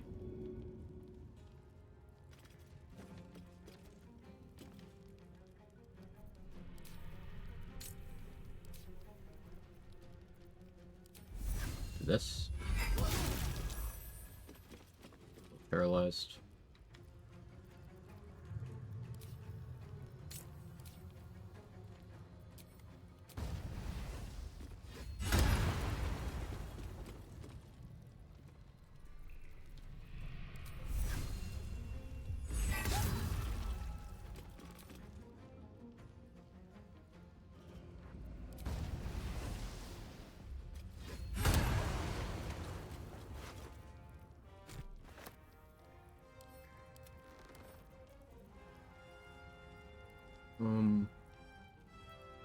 We'll hold that for now.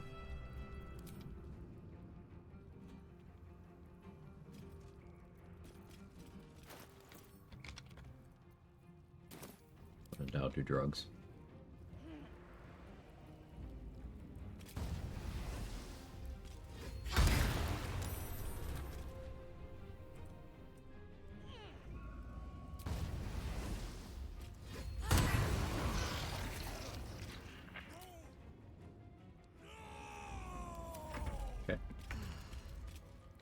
Probably been asked and answered before why is the flight potion over lithid flight, because the boots of psionic movement need specific kinds of flight. A lithid flight is not one of the approved ones.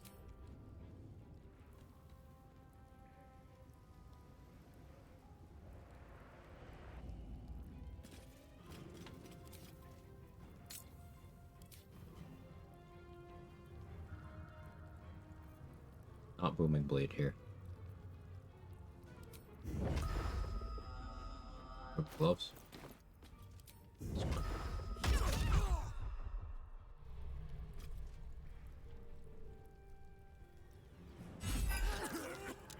Against.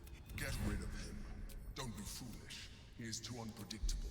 He will only be a hindrance to us.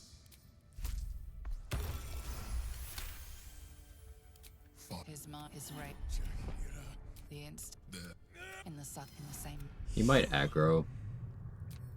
Because the ice.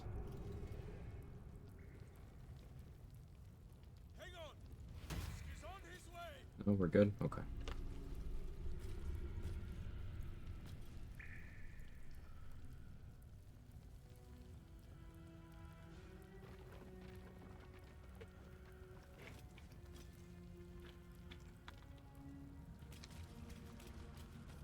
Sushi? Yeah. That seemed to go well? Yeah, it went pretty well. Plan on getting a surprise round. I had to adapt. Bork. Sorry.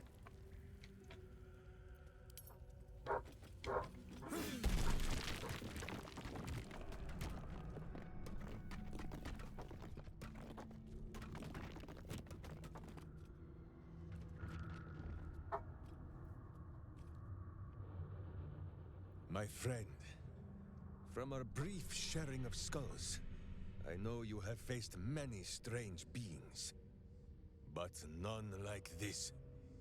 Whatever happens, show no fear and stay your hand. Trust in Minsk.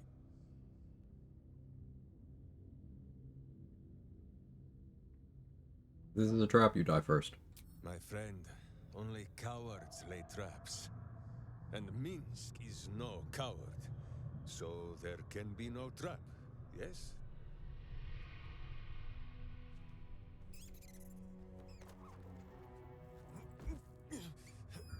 Wait! You gaze into Minsk's soul and see his foul crimes. You smell the stench of evil upon him, pointy claws primed, ready to scratch out his eyes. I am sorry, my friend. I am at the mercy of your faultless justice. Now, if you must burrow through my blackened heart, I am ready. No? You are certain? Oh, such boundless compassion. You are all heart, and whiskers, and cute little nose. You are right, of course. There is still much evil for Boo and Mince to stamp out. But we need not fight it alone. I have a new face to show you. But it is not a villainous one for the clawing, understand?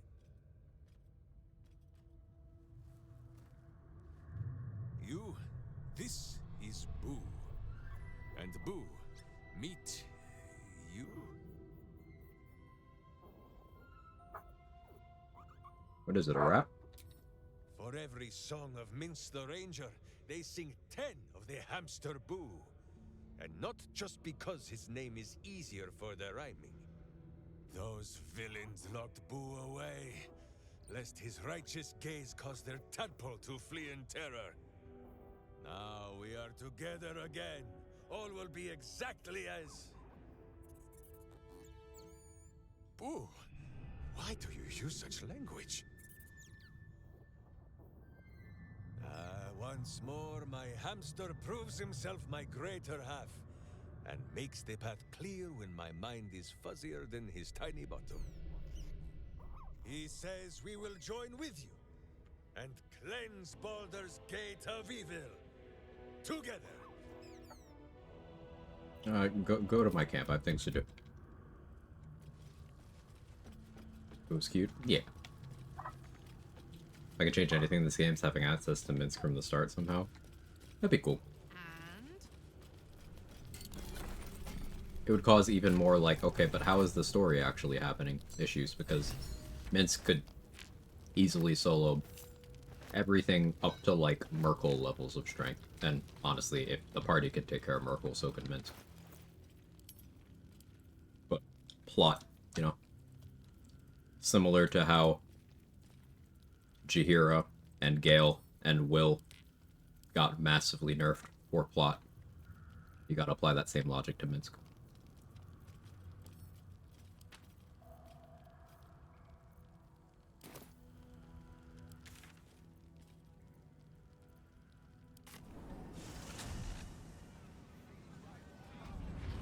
Shame Boo doesn't absolve Minsk being thin on the writing. That's the thing, though. He's not. Minsk has some of the most, like, recorded dialogue lines in the game. It's just he's so late that you don't get to see most of those. You have to skip a ton of Act 3 content, beeline to recruiting Minsk, and then go back with him in the party through all that content. And most players are just not going to do that, because it's not organic.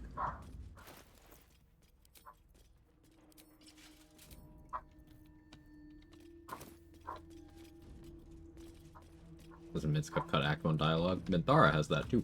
Yep. We'll just straight up say the Parasite nerfed him when you first meet him. All of the companions were nerfed in some capacity by the Tadpole, yeah. But some of them got additional nerfs, like Wyll and Karlach both mention when you first take control of them, in their origin, that they were just fighting a Mind Flayer and it did something to them. So like they, on top of being tadpoled and getting nerfed by that, they literally suffered brain damage. Like, minutes before the events of the game.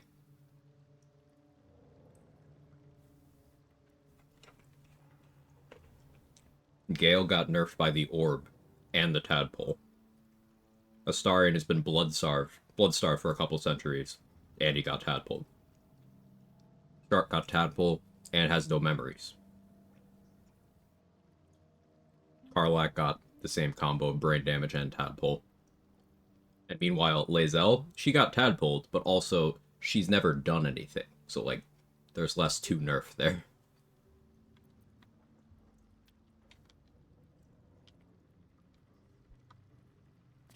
Dirge got a lobotomy and got Tadpoled twice. And has no memories.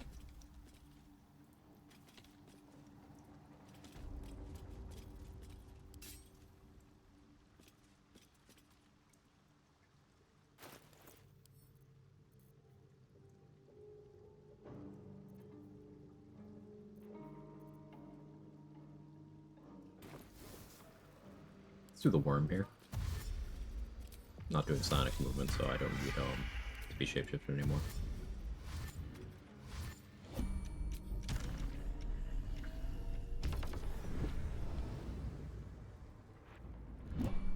No time. Good. Come on then. Minthara's member of House Bane, right? Should be at least level 10 when you first meet her. Yeah, probably Rathano. Minthara got Tadpole nerfed, so she's minimum level 6, but that kind of tracks if she got nerfed from 10 to 6. Okay, well, long. So what level does this build come online? What are the essential items? So this is mainly a build around two things. The Giant Barbarian Kick, which you get at level 5, and the Rat Bat, which you can get as soon as you have access to Act 2. So technically you could be doing everything I'm doing at level 5. It's just more and more pieces of it come online the more you add it. Like, the 1 Warlock level enables Booming Blade, which enables Elemental Infusion, and that enables Snowburst Ring.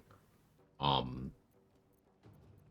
that side of things. But the main things are 5 Barbarian, and then the Rat Bat. The Ranger levels here are for Rat Bat tech. The Hexblade level is to boost both sides of that. The Rogue level is to boost the kick side, and the Monk level is also to boost the kick side. Do you have to deal with Raphael to go to the House of Hope Devil's Feet? No. Level 6 about things? Yeah, no problem.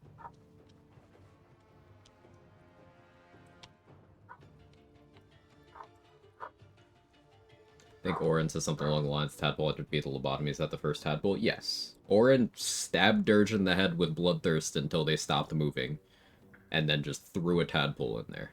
Then Cressa Bone Daughter, the Mercolite in the colony, fixed up Dirge and re-Tadpoled them with a new Tadpole, because the other one, it wasn't viable because of how much damage Orin did. So Dirge got massive traumatic brain injury and was Tadpoled twice.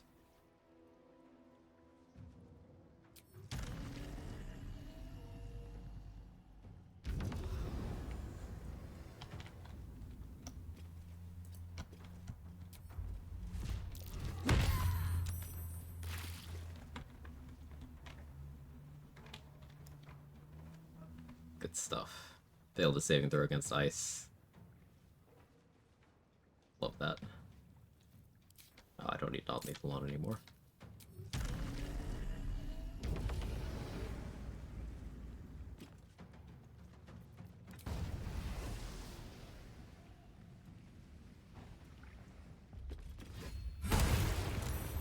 Fusion going.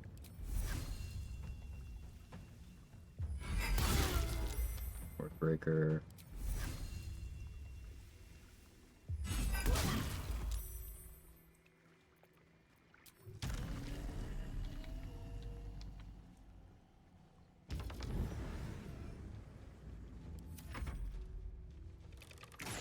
Brain damage is a bitch. We had 1 Tadpole. What about second Tadpole?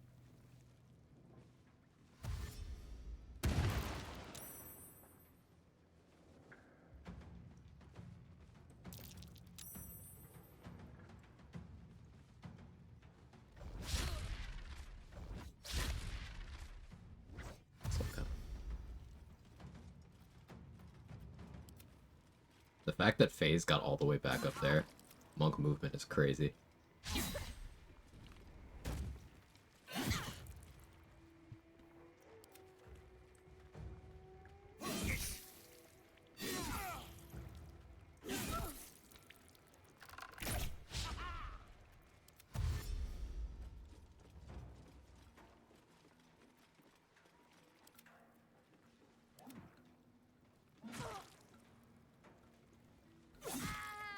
And 9 Fingers killed Trinoda is his tradition.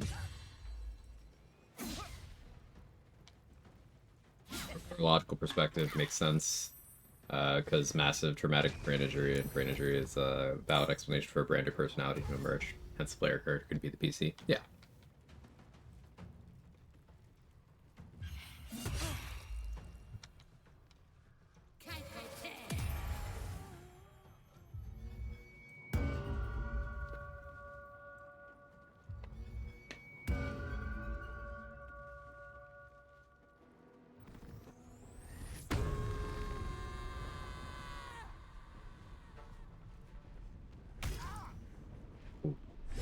Big damage.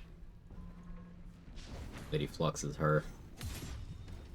Oh, sneaky riposte. Good job, Lady Quincy. This little fight is a microcosm of how I value Barbarian versus how I value Battlemaster. Bro blew his entire load, used all his superiority die and his action surge. Did less damage to the Barbarian than she did to him. She only hit him twice.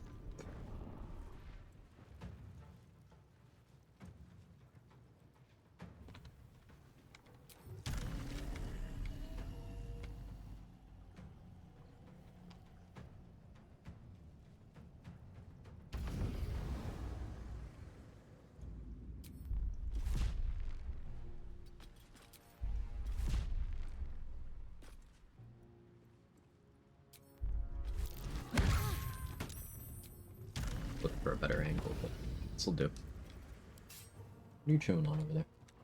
Stop chewing on the furniture.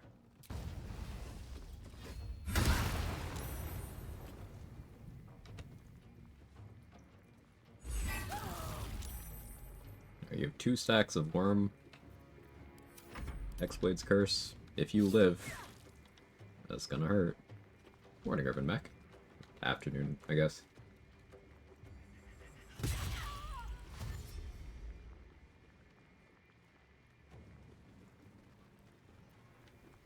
Good job, Lady Lockjaw.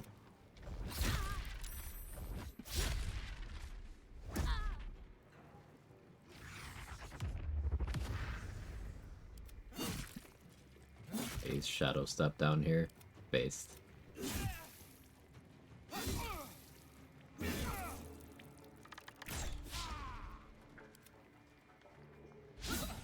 Lady Quincy just skipped her turn. Weird.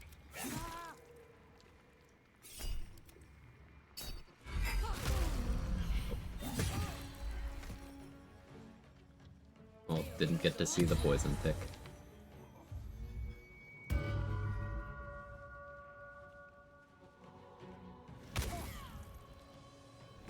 Depends on where the damage is in the brain. Left side affects logic, memory, speech, right side emotion. Well, we know Dirge lost memories, so...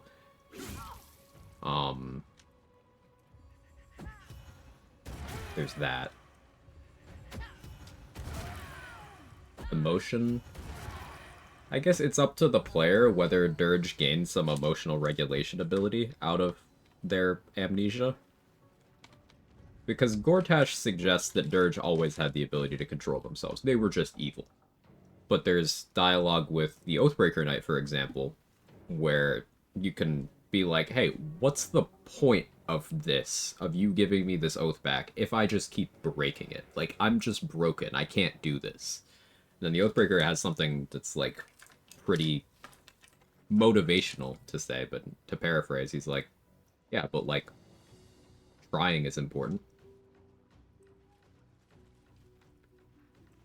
And he implies that you've had that conversation many times before. Dirge-specific dialogue. Also, depending on what order you do things, you do get the implication that Dirge had a foster family before the Urge woke up. And that they were normal. Until the Urge had them kill them all.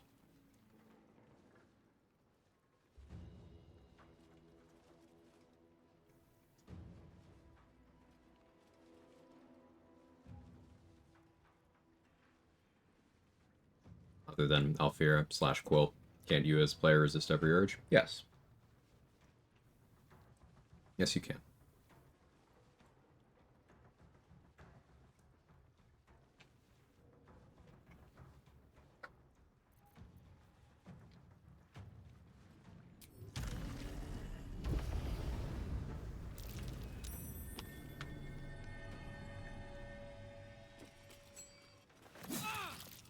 I was picking up the shiny.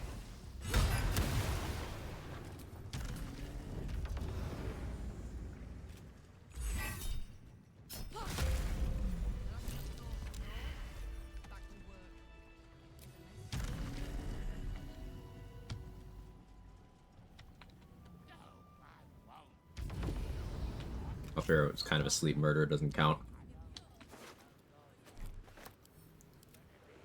Yeah, no matter how you slice it, the Alfira thing is involuntary. Alfira / Quill.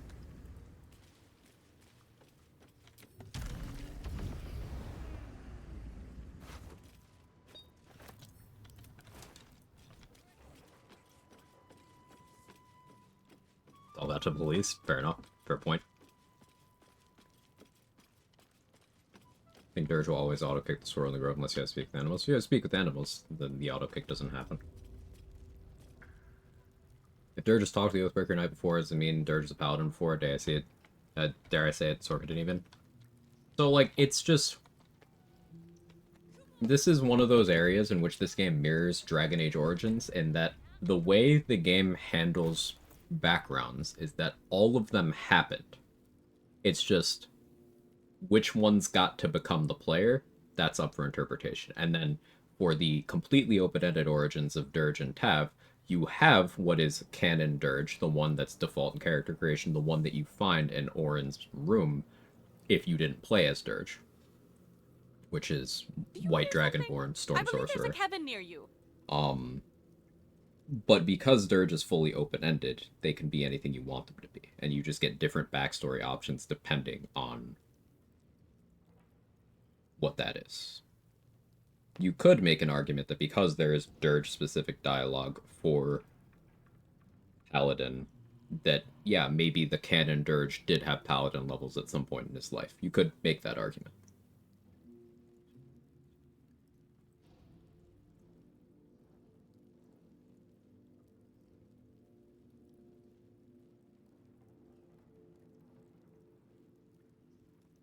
Like how the Dwarf Noble and Dragon Age Origins reference if you choose any other origin. They're all referenced, Machete.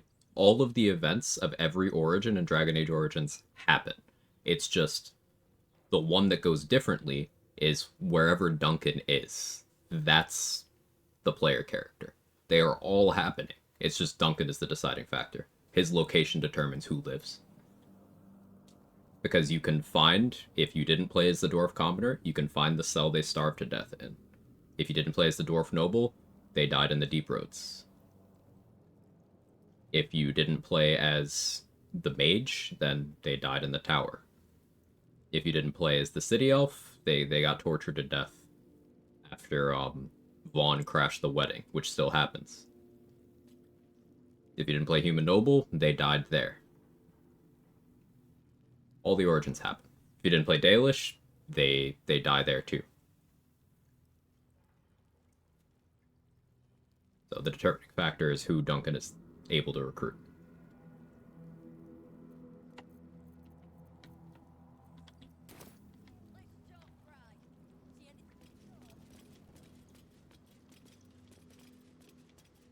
Dirge Paladin where the oath is to murder everything would be fun.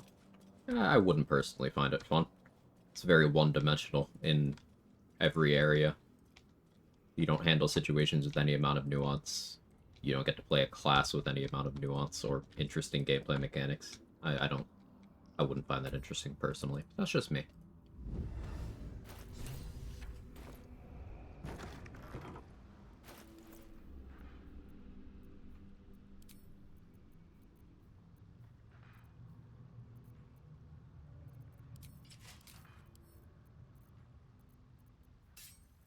Go with Bussy for this group.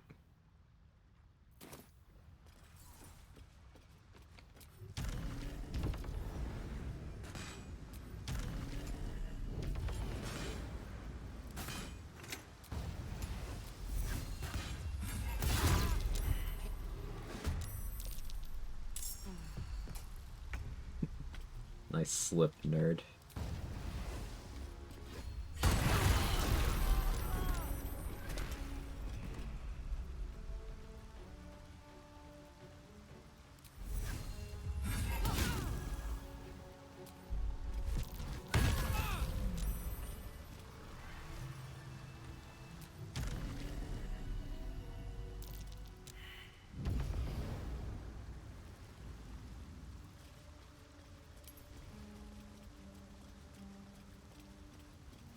Dragon Age Origins question, anyone else feel like there should have been 2 or 3 major quest hubs after you recruited the various factions to make your army instead of just all these people agreed to work together now Dragon? Yeah, it does seem like they rushed that section of the game a bit. Like, the way the lands meet concludes, it does feel like there was supposed to be an arc between the lands meet and the finale. There's like some, oh, now, okay, after it being a plot device that it takes a really long time to cross the country, all of these armies from across the country are going to show up here for this next scene. It's very Game of Thrones Season 8.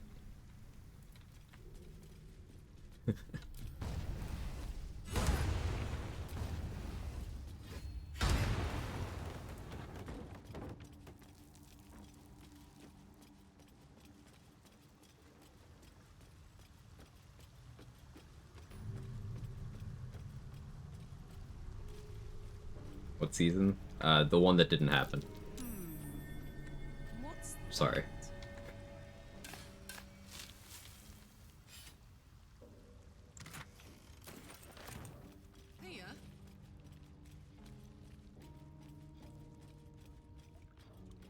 Arabella seems not to notice. Might be the layer it your originally approach. intended that rather than Storm Sorcerer at one point in development. Could be. Stone.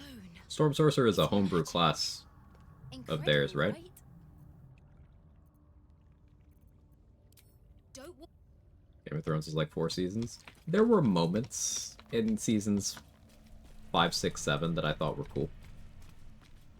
Moments. I first got into watching it when season 7 was airing. The person I was seeing at the time was like, alright, sit down with me, we're watching this. And I was so lost for like the first episode, but then by the time it was through the 3rd episode, I was like, alright, I gotta see how we got here. So then I binged the rest of the show up to season 7 before the 4th episode of season 7 came out.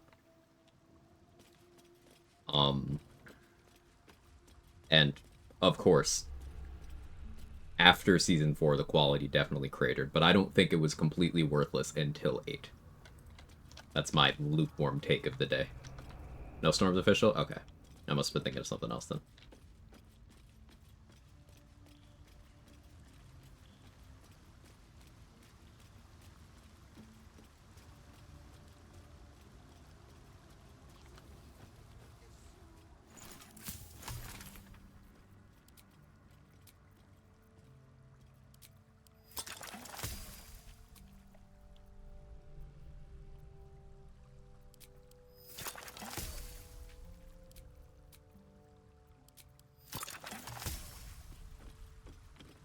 It always bugged me. It just feels like the game was just getting going, then had a huge hole in it, or alternatively, they could have placed the meta arc better, like in KOTOR.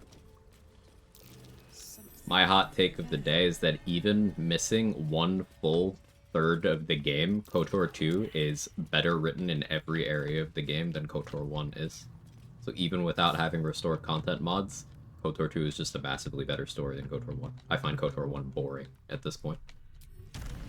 It's still a great game, but putting the two next to each other.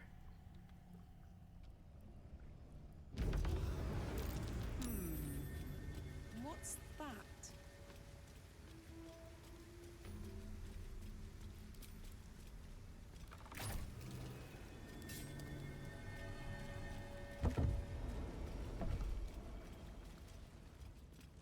The penitent looks at you silently. There is this.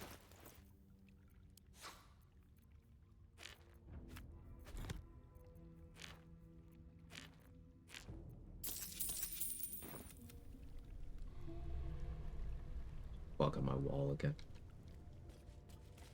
Best part of KOTOR 2 is hand-to-hand Jedi deflecting lightsabers unarmed, though. That's always fun in Star Wars media.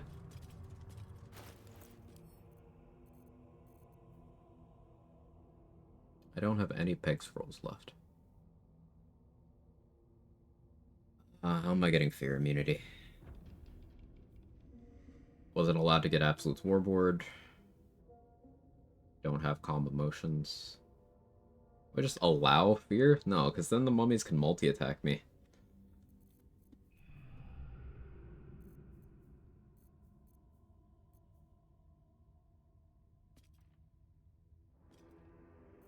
Maybe I save this until I've killed Saravok. Maybe I go kill Saravok.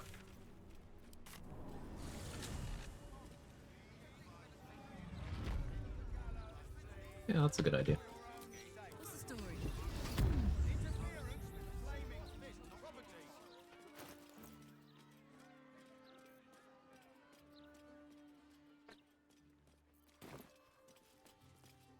Emp's armor? Oh, I do have that.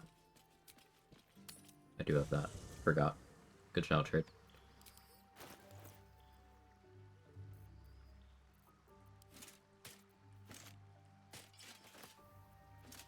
What's Karlach looking this?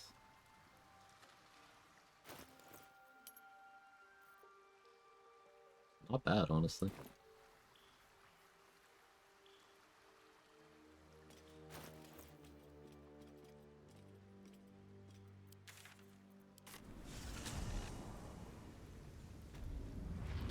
Someone who never played the original, getting old games to work properly in modern setups is a pain. I'm upset they canceled the remake remaster of KOTOR. Did they? Last I checked, it was in limbo still. I mean, it's probably never happening, but I don't remember seeing an official cancellation.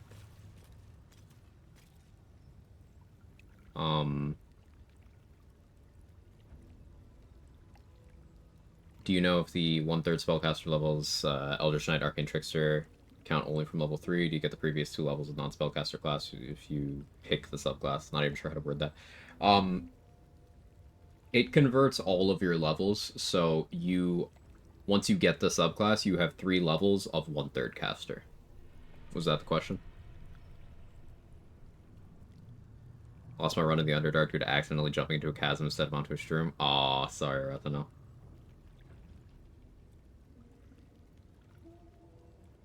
What's the indebted disguise status? It's from wearing the disguise that Hope provides for you in the House of Hope. I just don't take it off, because I will forget.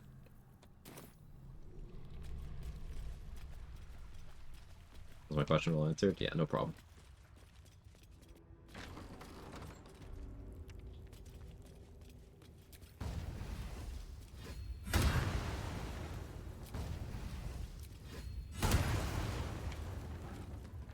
Nice little. For rest to get Black Hole back.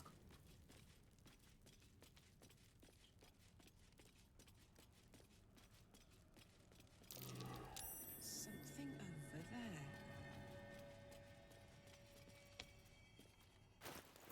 there. Gear's all correct.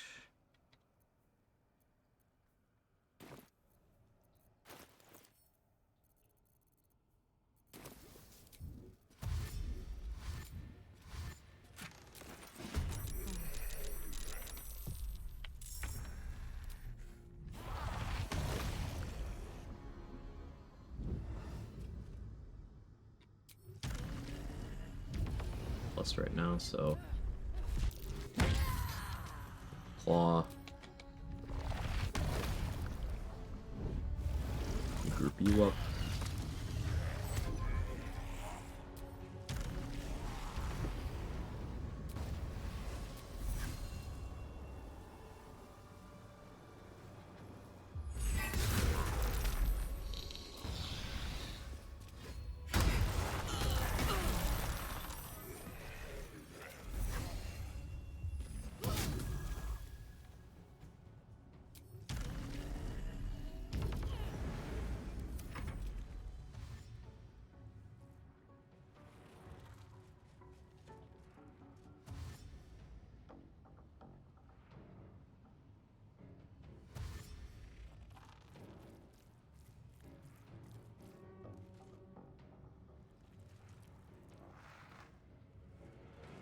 I do wish I had an easy way of getting lightning damage into this, because I'm making water surfaces. I guess...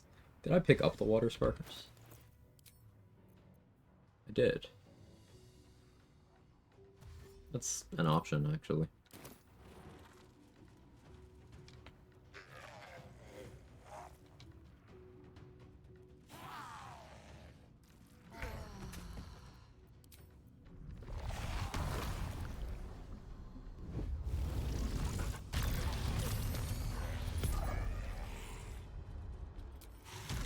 Zombie still has oil of combustion, so we'll kick it.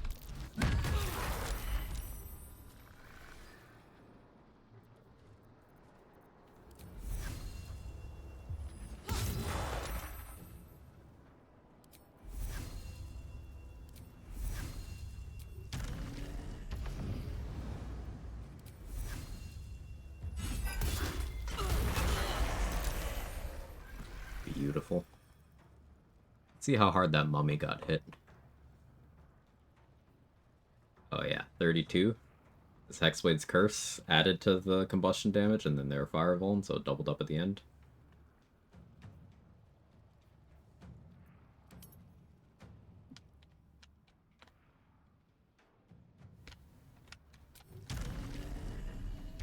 I don't wish Fear had only one form, so you get one type of immunity instead of having to figure out which is which. Good news, Nemesis. Protection from evil and good actually does protect from all of them. Every single kind.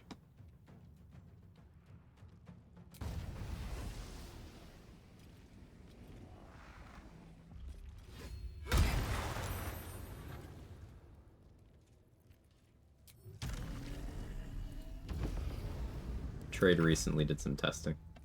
They seemingly just all work.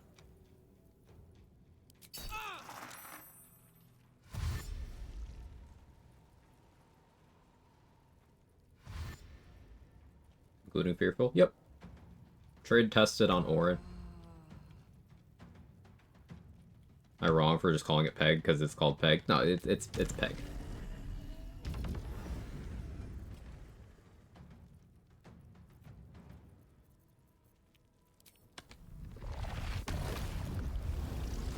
Hot take, Obsidian sequels to Bioware games are generally superior to Bioware's games. I agree with you.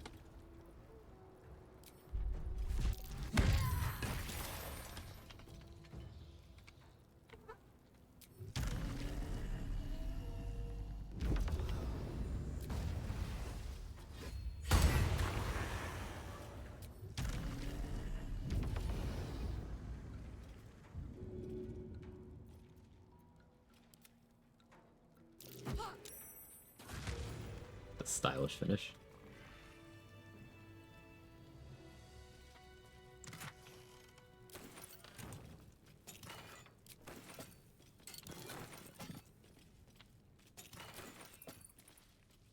Yeah, so this playthrough is very much a Rat Bat highlight reel, and I even did some different stuff from what Trade was doing in his recent Rat Bat centric run. Trade did a Hexblade Hunter, pushing some aspects of it far more than I've pushed in this run. The kick has taken away a lot of focus on this for me, but I'm still doing some stuff that I enjoy with it. And it's a really cool weapon. I do highly recommend it. You can do a bunch of different stuff with it. A lot of fun. Still play Neverwinter Nights 2 on occasion, Neverwinter Nights. So, I still play Neverwinter Nights on occasion, but Neverwinter Nights 2 is a much richer game. Neverwinter Nights 2, if it had a good game engine, I think it would still be getting a lot of lip service in the modern age. It is, unfortunately, just extremely janky to play. But I do think very highly of it.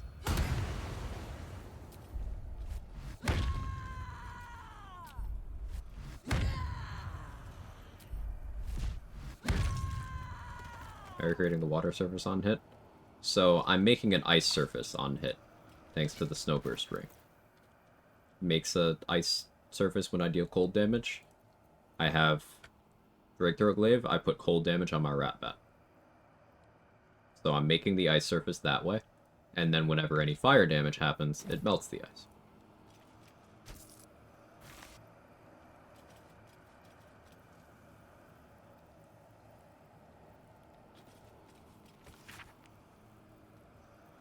Well, well. Jars hidden in the bodies of the dead.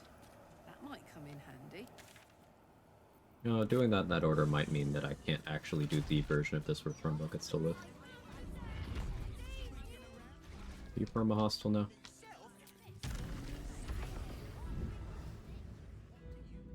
Basically on honor mode without actually choosing the main menu with damage riders, damage source shenanigans with the Rat still work here on true honor mode. Yes. It's exactly the same, Taylor. That's why I'm playing it. If it wasn't exactly the same mechanically, I would put up with single save. I would just back up my save frequently.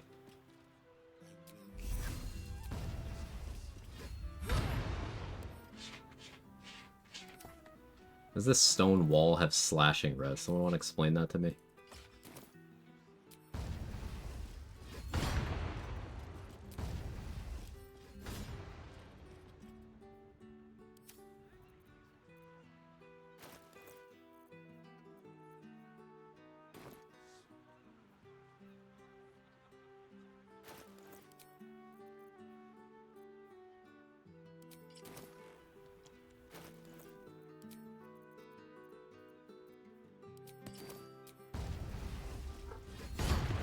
Fusion Ring's triggered by Booming Blade? Not by itself.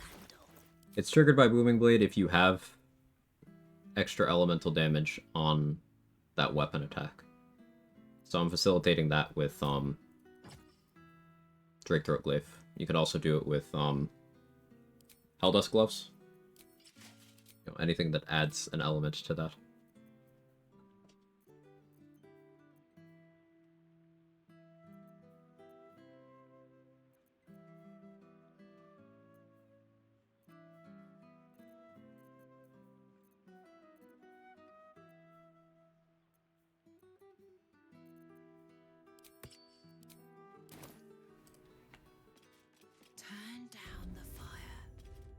Might be perma-hostile because I've already been fucking with this stuff.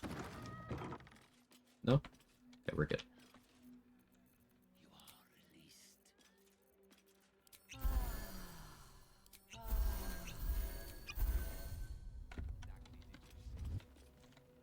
Caustic Band works too. Mm-hmm. It does. What about when you want to rage? Peg won't help one there. Feels like Elixir repairs should work with that. Yeah, you've got a Saravox helmet. You do not have an You could use Emp's armor and still rage anyway. You're gonna lose the positive benefits of your rage, but you still could. Gortash's clothes. drawn to me. A wanderer Work there. bearing the scent of death. You could have an NPC cast Peg on you. You could use Xanartubin or Hope for that purpose. I have heard the spirit. Tell me, what did you make of its contents? Is that they have a message for you? What? Excuse. Come closer. Again. What else could you require of Mr. Carrion? Get out of there. Return Thrumbo's body to me, and I will see that you are suitable. Compensate.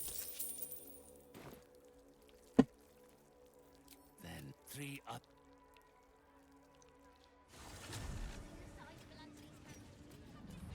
Using the armor just for the looks? No. I was using it for immunity to being frightened. Mummies can do a multi-attack on you if you're frightened. Also, you can't move if you're frightened.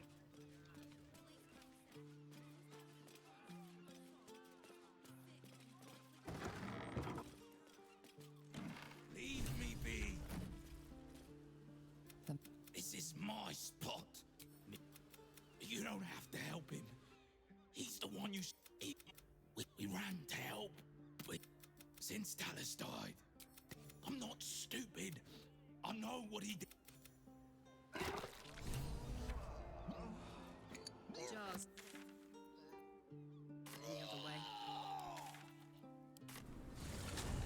Where we find the second amethyst? It's in a hidden room in Carrion's house. I got in by using a gaseous form potion.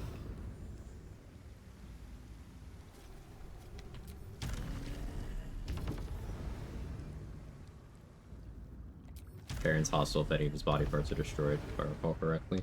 Yeah, I wasn't sure if that was also included with, like, reading about the jars.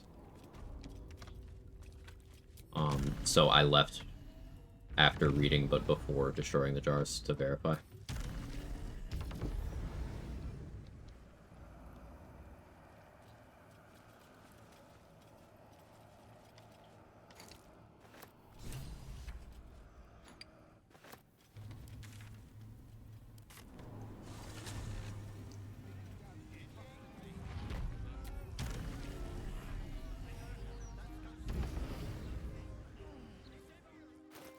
I am encumbered right now. I should do something about that, but like I could also just not.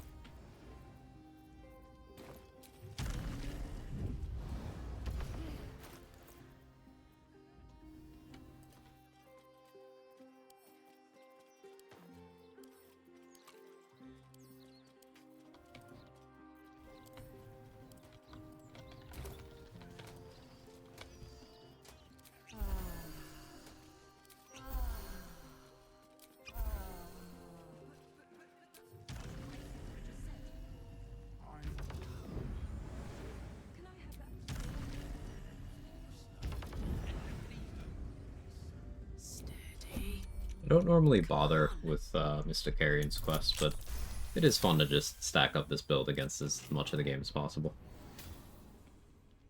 I could beat the game today if I put my mind to it, but I'm in no rush. Rat feet. What's this?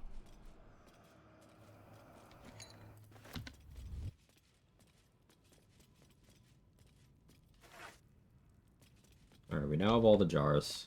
Gotta figure out somewhere to dispose of them.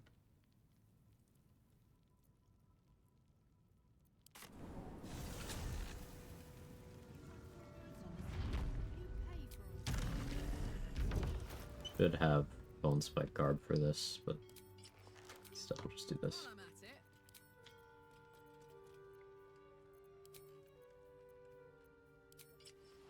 might...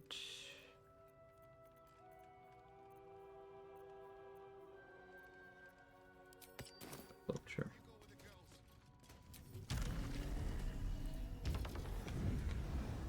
Hello. Set foot in a restricted.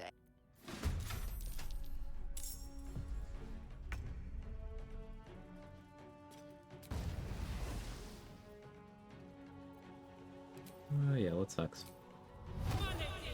I put on quick spell. Stop doing that.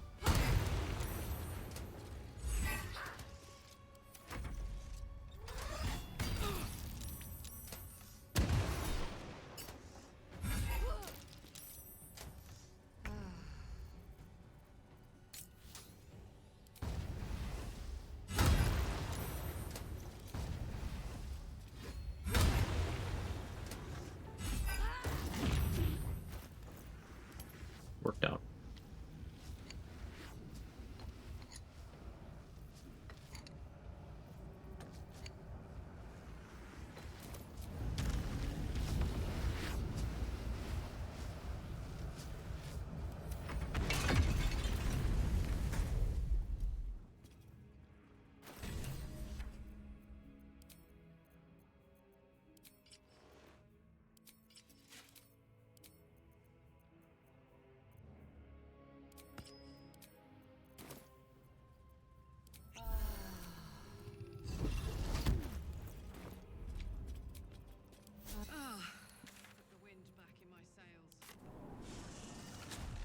Always amusing to watch you casually bully Act 3. Thanks, everyone.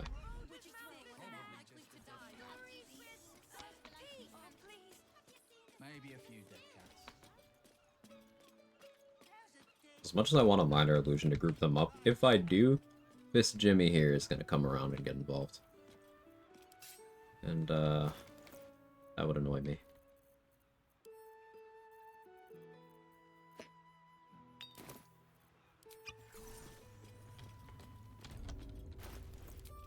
Should just switch back to this. Need of you.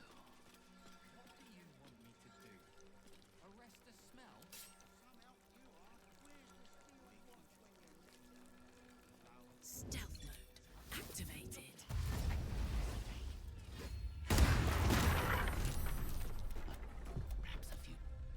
Alright, Snowburst, forced him prone.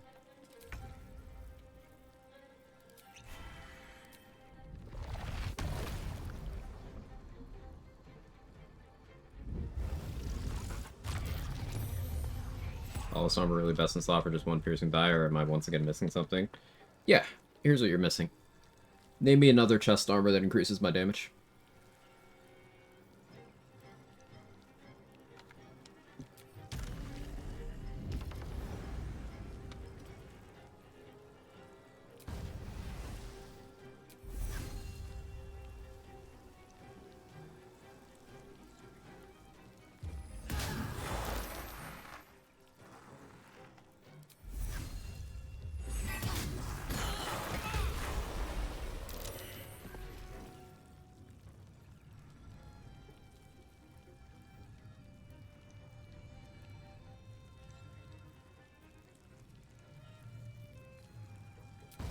You have Formless Slaughter, which is good, but I don't have that yet.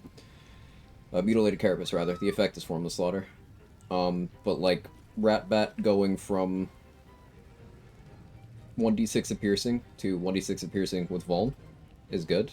But then additionally, if Rat Bat crits, then that's 2d6 with Vuln. So that 6 goes to 24.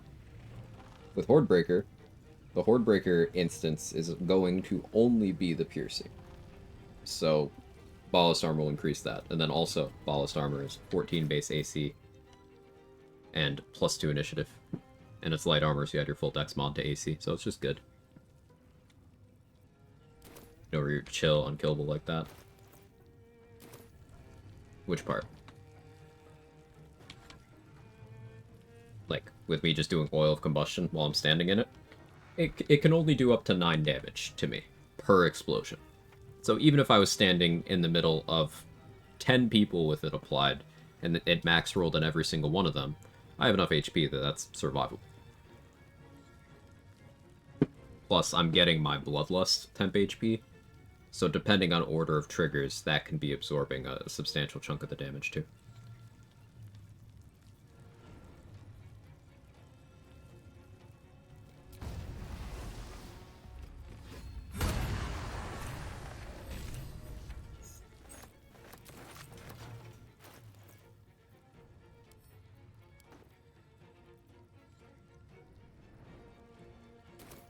Don't worry about armor increasing damage rather than survivability. Yeah, the thing about it is it's a situational pick. Like, for this fight, even though I was very confident in my damage going in, I went with the Cerebral Citadel armor because it gives me immunity to being frightened. And I valued that more highly than anything else in my armor slot right now. I could have gone with Ballast for more damage, but I decided that being immune to Frighten, just in case, is better. It's situational. Sometimes I'll wear this, sometimes I'll wear Armor Persistence, which Shadowheart is currently holding. That's like my I really want to be defensive pick. Sometimes it'll be Ballast Armor. It really depends on what my needs are. So I'm talking to Carrion dude, walked away for a minute. Now he's splayed on the ground like a Family Guy Paul. Carrion's vulnerable to fire damage. Mummies are as a whole, but I went with Snowburst Ring to force him prone so he couldn't do his legendary action. Then I Black Hold to get good Oil of Combustion value. And it worked out.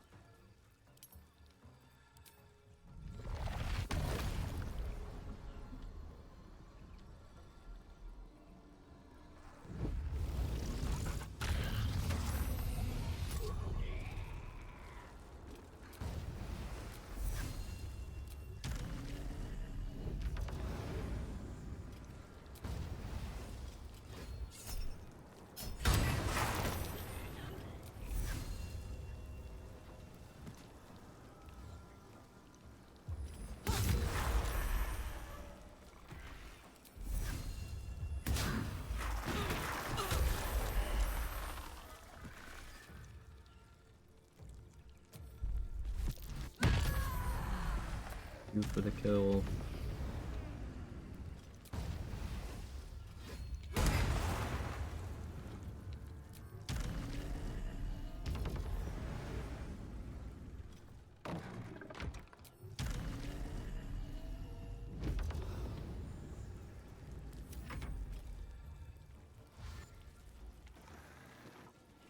You had to use your action to dash.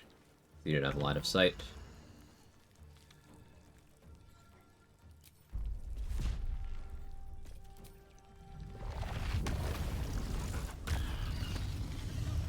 I still have Pursuit Protocol, I just realized. That's funny.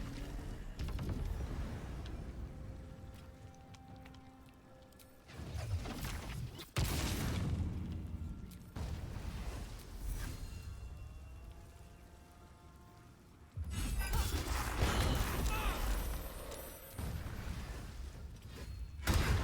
finished. Fucking hell, the city's changed.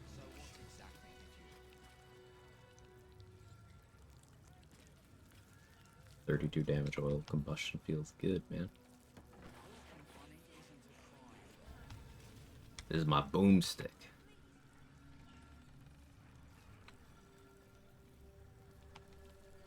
Yeah. Wardbreaker with coatings, Ratbat. He's gone. Going pure class Hunter to level 11 to pick up Volley and Whirlwind Attack allows you to do Ratbat coating style things with other weapons. Please take. Yes. I think I'll pick up where Carrion left off. A city like this needs a medium. Where to? Other weapons that have cool on-hit effects, like the Jolt Shooter is really cool with that, because you'll build up a ton of lightning charges, and that'll apply to Oil of Combustion if you're doing the same kind of stuff I am.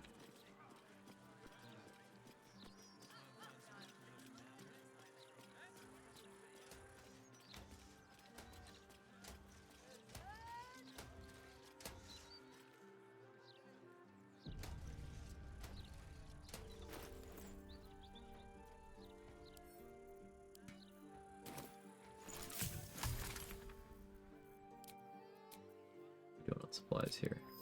Make another of those. Getting low on that.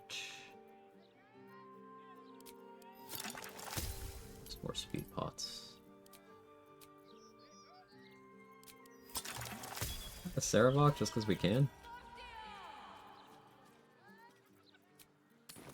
There's not much more that I feel like I need Cerebral Citadel for. Well, let's just stay on top of things. Shark could keep Spore Keeper. And Adamantine Scale for now.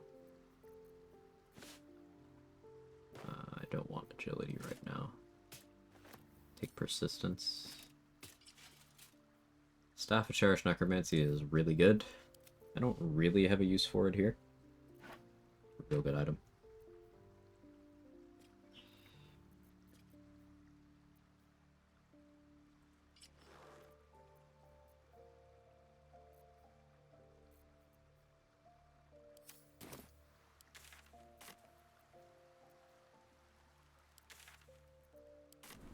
Alright, my plan for Saravok is, I'm gonna hit him with the Karabassan's Gift. And then I'm gonna hit him really, really hard. That is the entirety of the plan.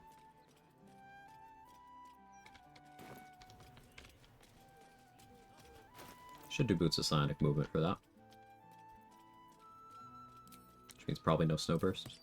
It's fine.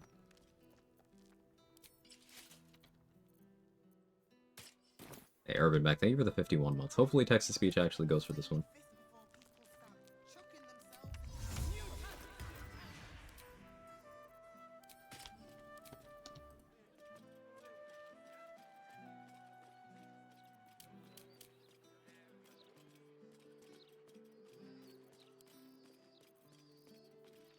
She's just a girl and she's on fire. There you go, Quag. Cistern Fiend, Erdland, Hedgekin, ID Fiend, Kank, Kier, Terex, Silt Horror, Thor Cream. ID Fiend. Shouldn't it be an id Fiend? Like id, ego, super ego? It tried. It tried.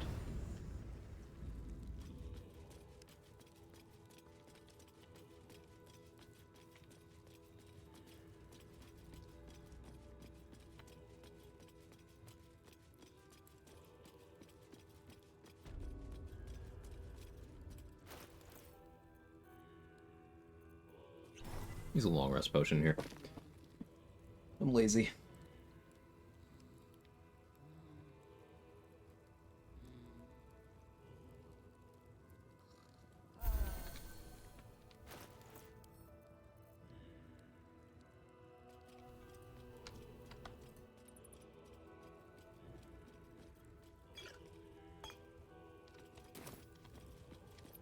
Found a site that has all of the 2nd edition monster manuals. So many weirdos. That's cool. They've come around to the fuck the druids mindset, just failed to save Arabella. For some reason, druids just decide to lock every tiefling in prison and slaughter them. They are looking for an excuse to genocide the refugees.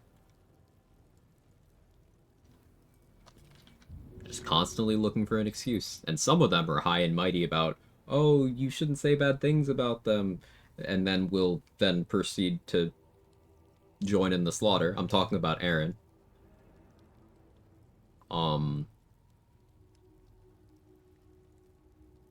Outside of Thundel, who, it's probably a bug because he's a racist, and Wrath.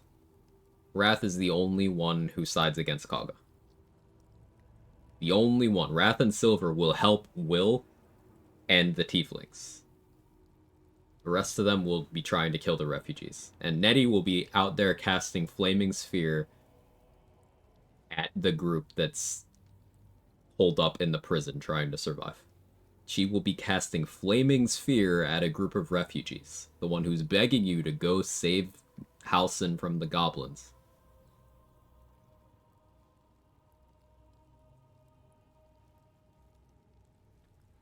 Glad that would never happen in real life. Yeah, definitely not.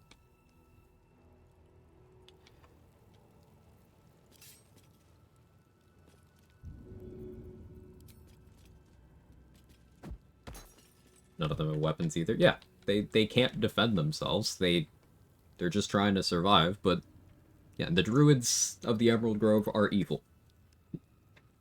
And when it's time for me to harvest their XP, I shed no tears. I knock out Wrath, though. He can live.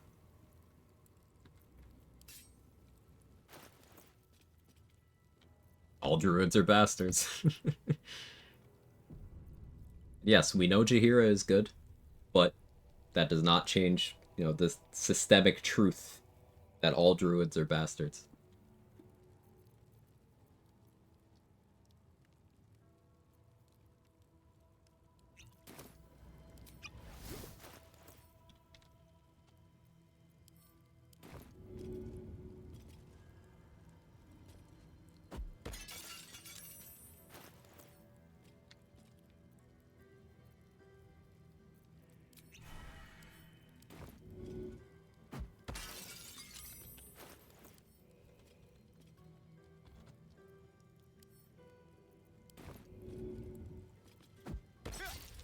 You sort.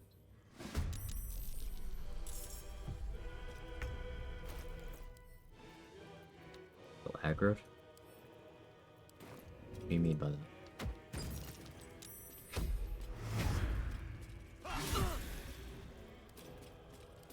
Okay.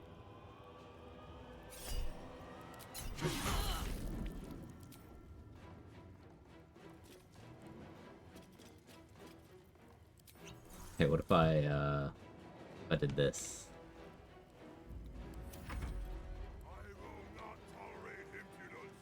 This place shall be your grave. Oh, perma-hostile? Fine. Fine. You insist. Let's turn down the fire.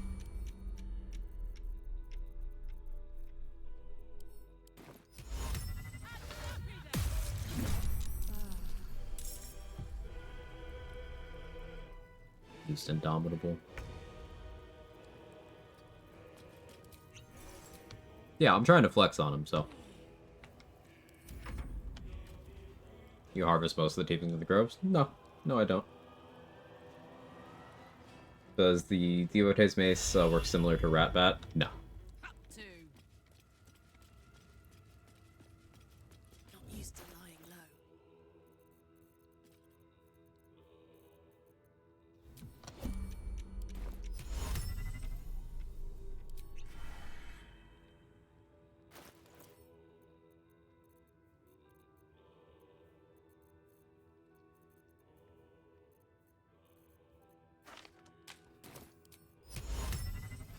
All in the name of style.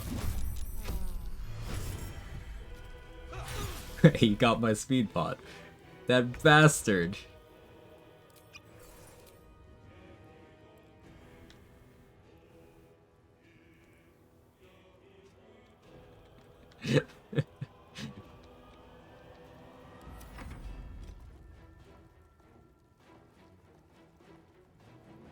May not be all druids as much as that specific group of druids. Yeah. But I'm drawing a real world parallel for impact.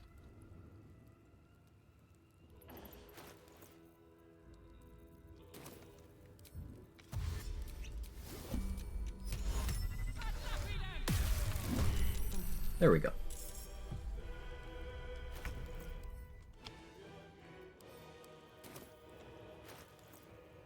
Oh, I don't even have Crater Flesh gloves on.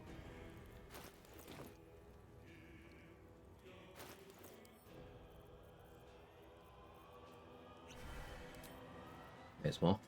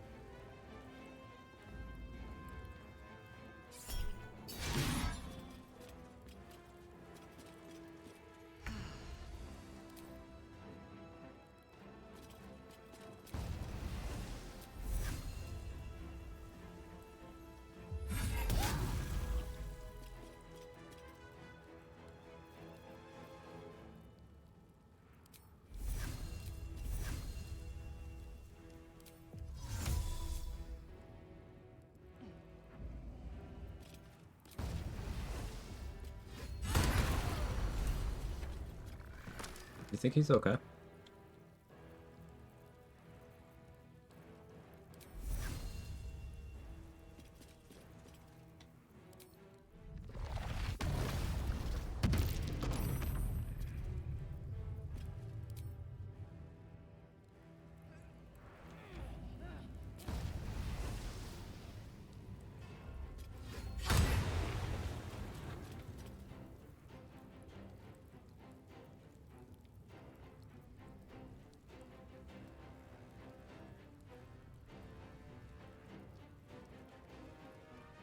Melisand's gonna go for what? Cloud kill? Do I care?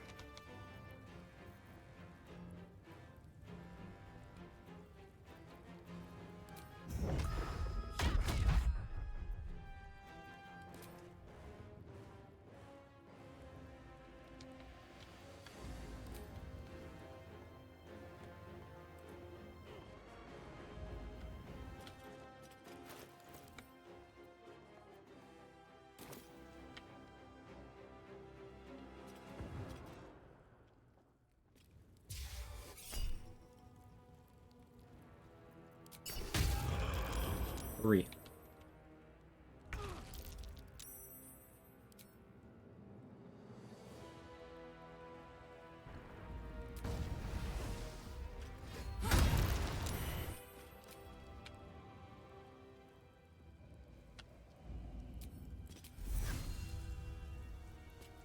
Wish they were closer together for Hordebreaker, but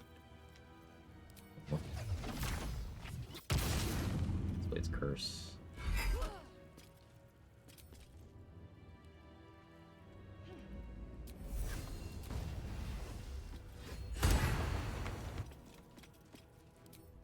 Do like that crit.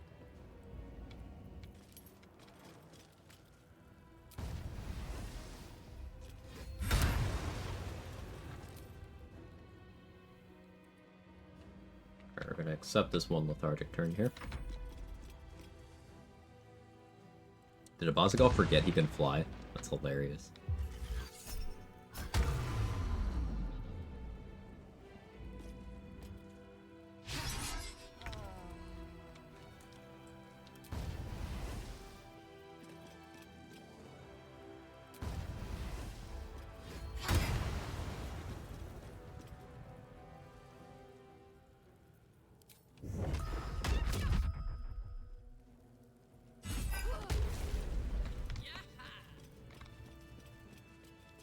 Spent more resources than I meant to.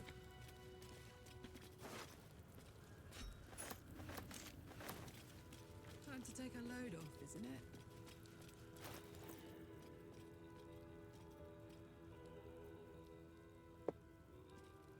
Could go more crit fish stuff with this on. Wear this for Orin. But that would force me to wear Adamantine. Which I think I'm fine with. It's 1 DR.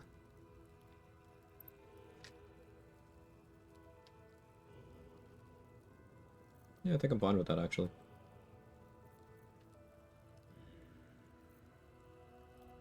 I probably want bone spike gloves this run.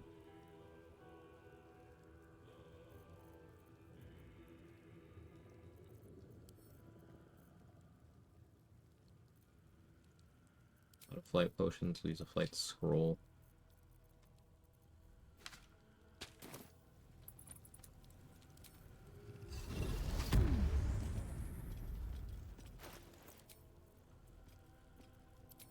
Let's use the sentient amulet, get my key points back.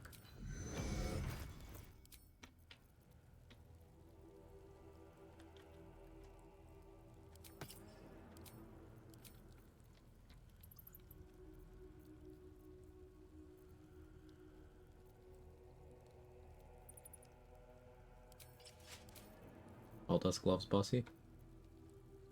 Makes sense to me.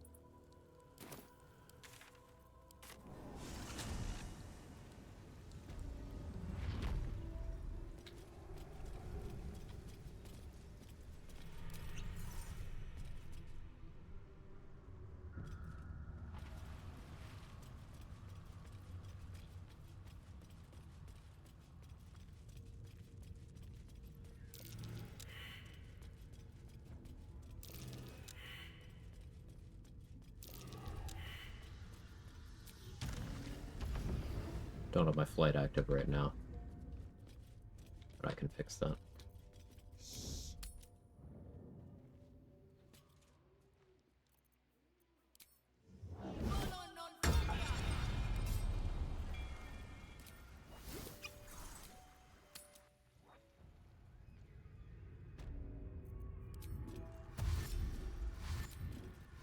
Time for a soft touch.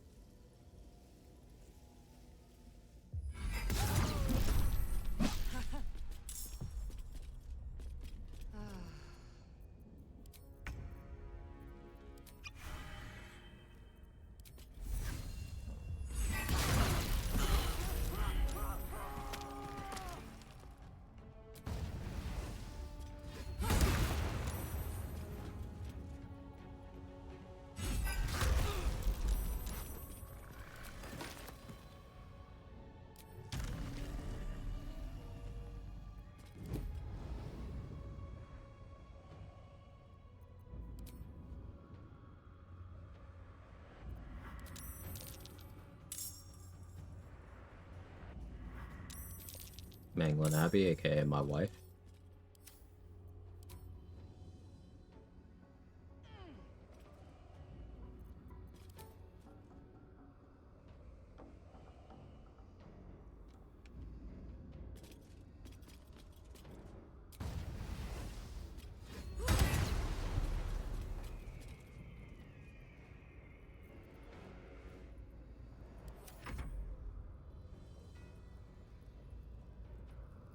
Big lady, yeah.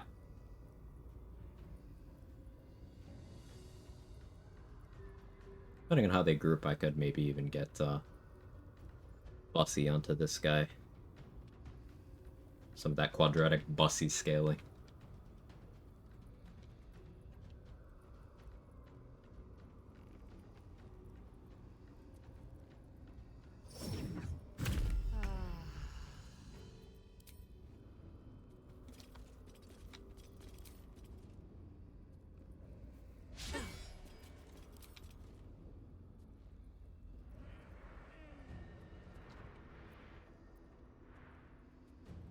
Interesting flight path.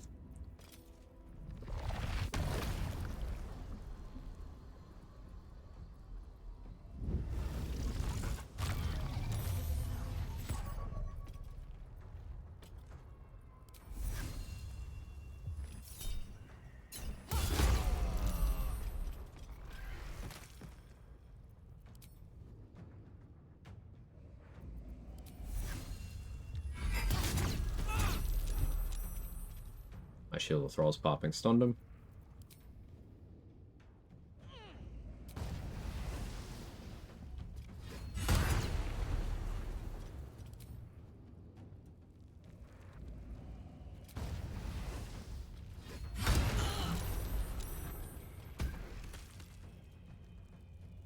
That's that.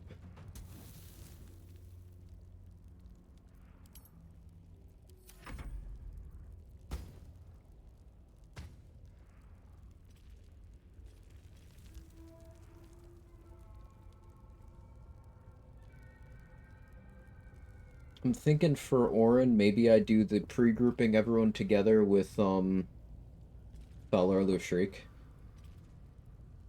And then I go for big Bussy.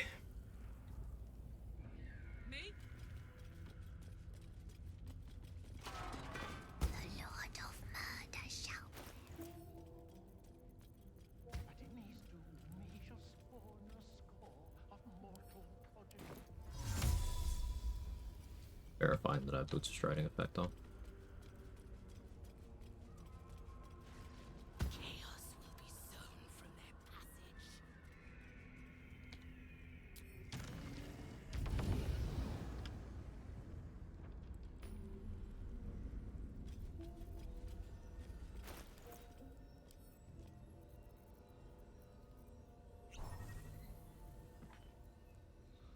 Yeah, let's get my ore and stuff together. May as well do this now.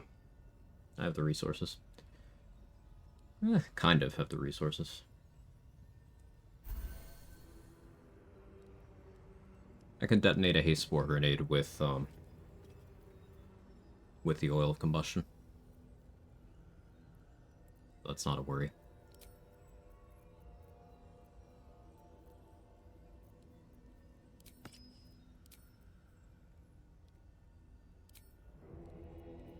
I think I don't do psionic movement here. Want boots of persistence. Having better saving throws would be nice. Hey, Gingerbread One. How you doing today?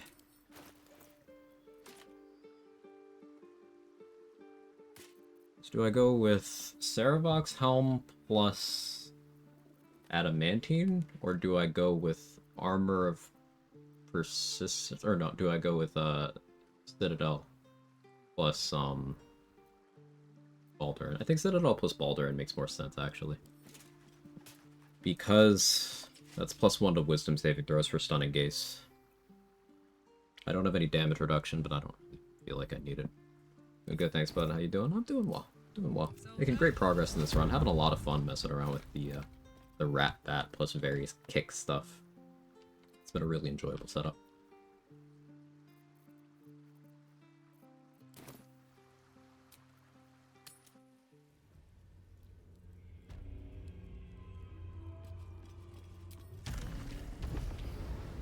About to go roll up to Orin.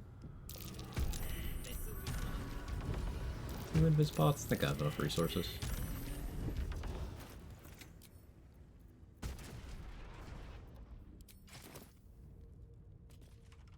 The Baal wants only blood. Will you?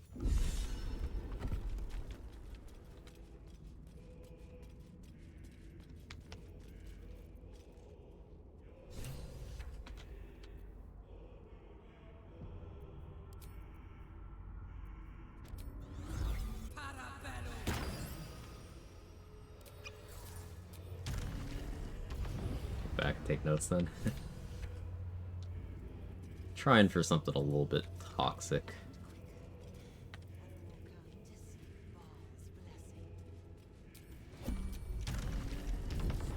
See if it works out.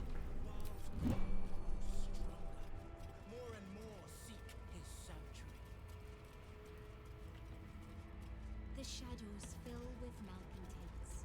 The Murder Lord welcomes them.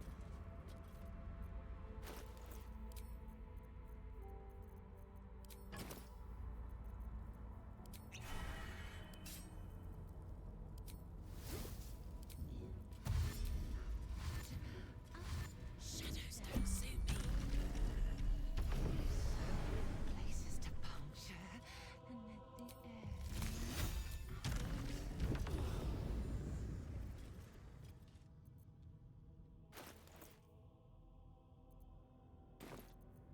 Looks good.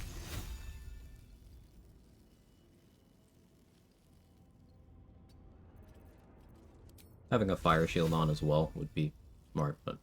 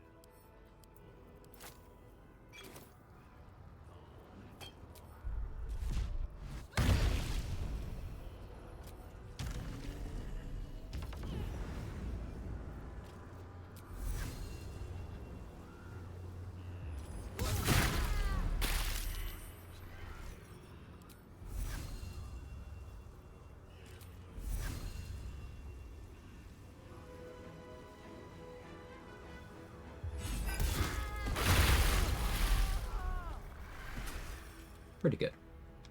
streak always worked like that? Yes. Alright, that's everybody.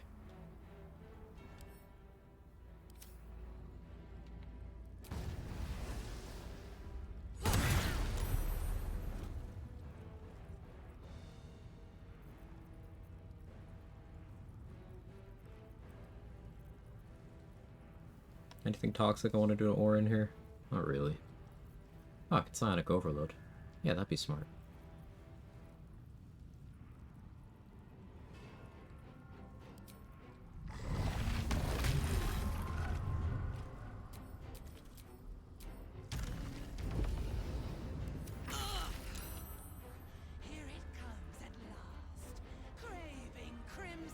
Oil of combustion is good.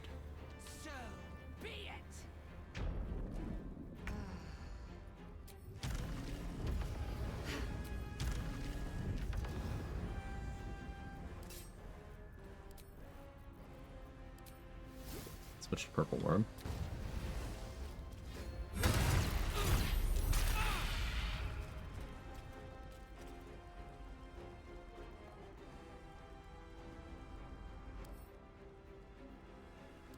Unstoppable 7.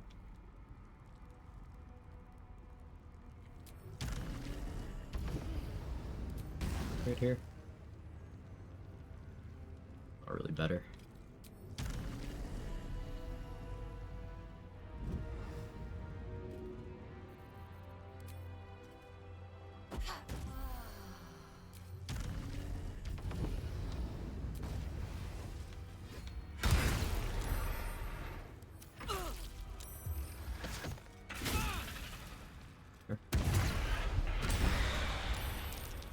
Beautiful.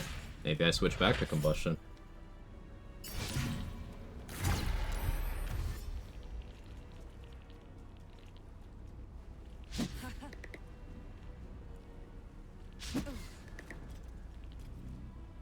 Just gonna use Purple Worm to shoot through all the stacks and the rest of the HP, but like, presenting me a golden opportunity here, alright.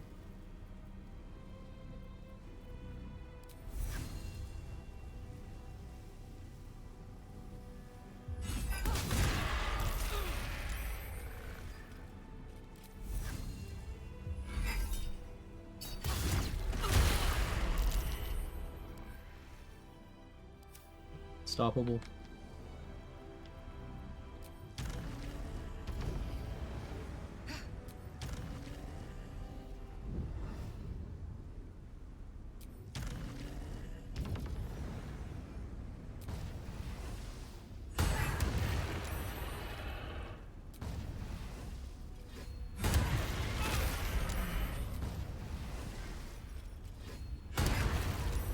Bye. Close fight. A metallic tang fills the air as the Slayer's form is drained of life. Was it good for you?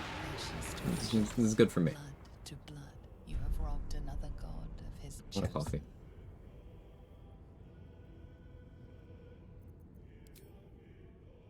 A glint of light. Need a stick after watching that. Catches your eye. Again, the Rat Bat. You have other weapons here. And then the Rat Bat is just like... But also appropriately using coatings. And the value of action economy and efficiently lining up AoEs. It all comes together pretty nicely. Find Gortash and take his nether stone.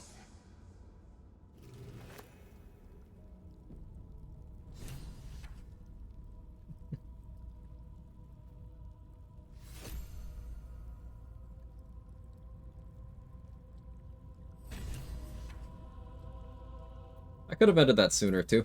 I was wearing less damage gear than I could have. I didn't use Terrazul.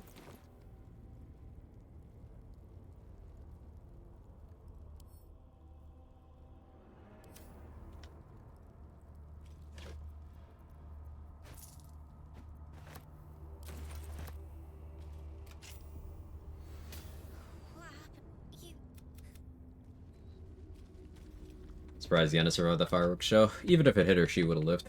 Can't kill kids. But you can bloodlust off of them. So I was kind of hoping one of them did hit her. But it wasn't necessary. I got my bloodlust every turn anyway.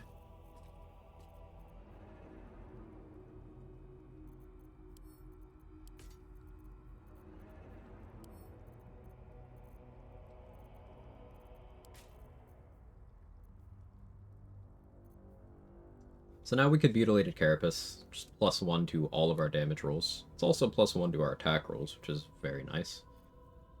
I'm more inclined to go with Ballast Armor for now, because it also gives initiative.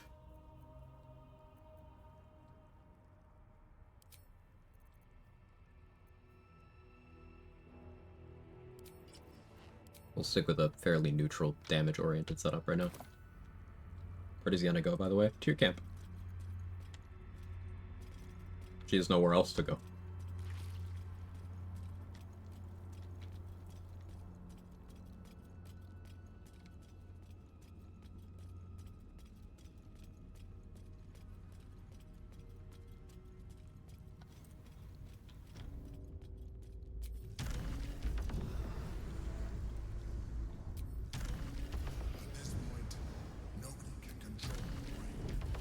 Yeah, I might need to go back and make a clip of that oil of combustion stack we had in the Orin fight, because that was pretty nasty.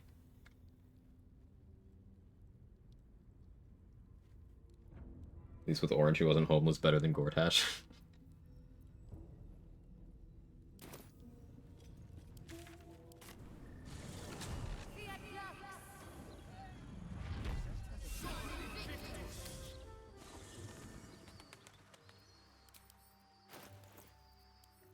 If I had Wyll holding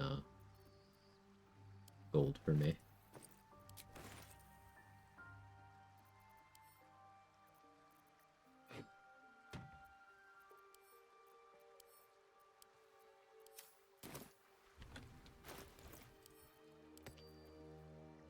Crimson Mischief is a very good weapon as well. Not really built for it right now. Keep it around though.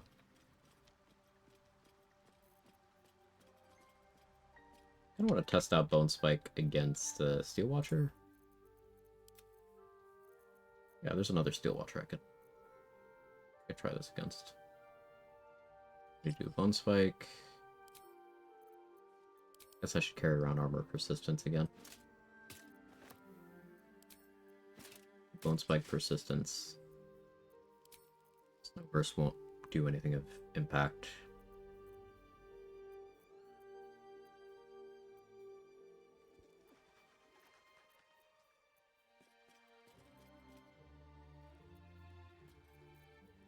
Guess it's Shadow Cloaked? No, it's Arcane Synergy.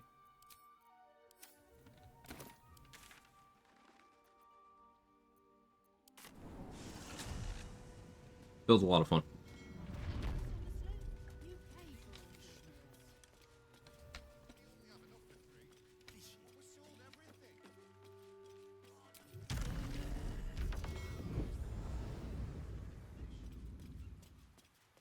Steady.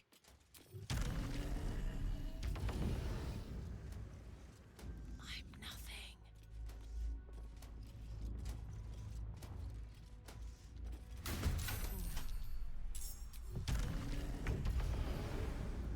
Maybe I should have healed.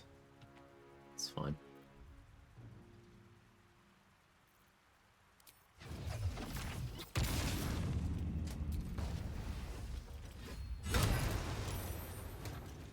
Yeah, that causes the piercing instance of Ratbat to ignore the non-magical piercing resistance that Seal Watchers have. Or of Murder would be achieving the same thing, but this allows me to do it, giving up my glove slot instead of my chest slot, so I could be a little bit tankier. I could have Form the Slaughter on to add +1 to each of these instances, which is pretty cool.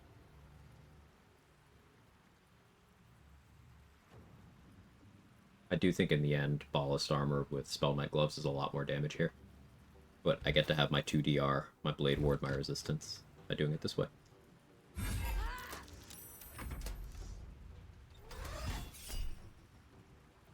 Sure.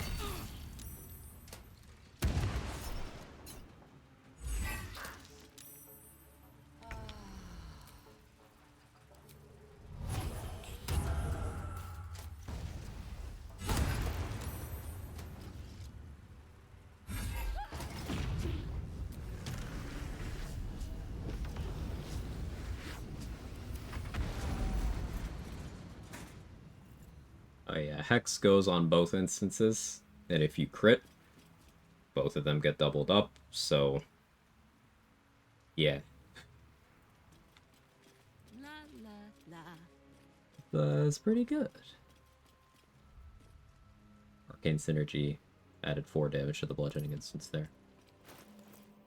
Certainly not nothing. I could kill a couple of Bay Knights while in the neighborhood. I am ready to rest my weary head.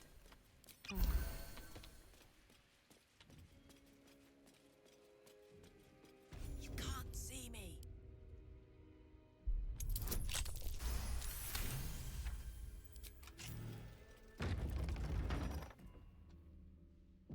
Whisper. I heard you were going to see a monster. When instructing a Gondian, my enthusiasm overtook me. I cut off her hand. Clumsy. What good are they without their limbs? Indeed. I had to dispose of her. Not grouped up in a way where I can Horde Breaker, which is a shame.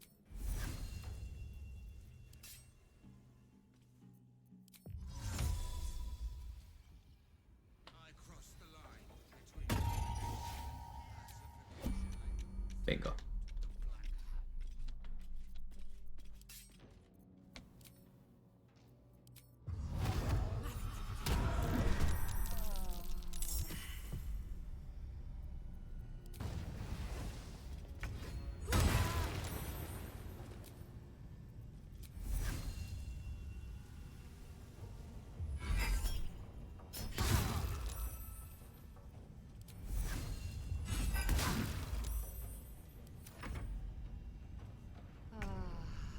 Hunter's Mark work well with Rat Bat instead of Hex? Unsure. Don't remember how it handles it. Because Hex counts on attack rolls attributed to you, whereas Hunter's Mark is weapon and throw attack rolls attributed to you. So there's a distinction in how they apply. So Hunter's Mark may not apply favorably.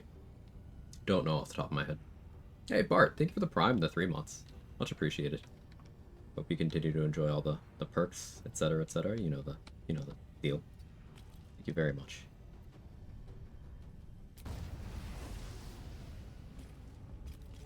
Oh,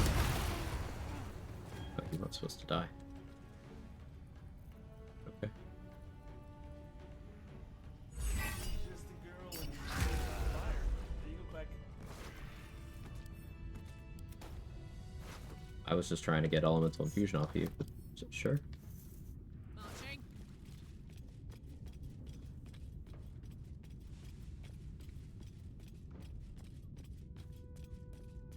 But yeah, the distinction between Hex and Hunter's Mark matters because, Hex will apply to unarmed strikes. Hex will apply to, spell attack rolls. Hex will apply to retaliation effects. Hunter's Mark does not apply to any of those things.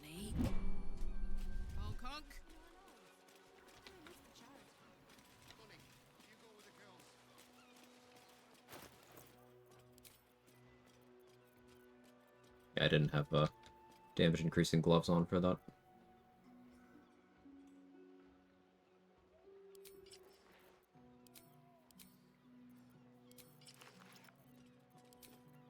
This is my all-in damage setup for now.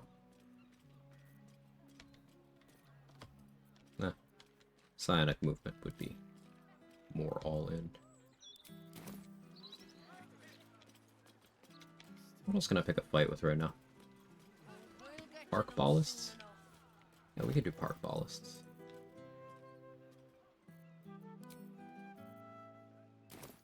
Light Scrolls. Back into a Gith.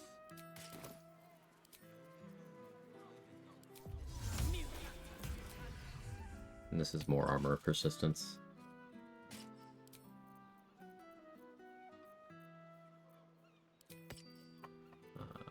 Snowburst. Yeah.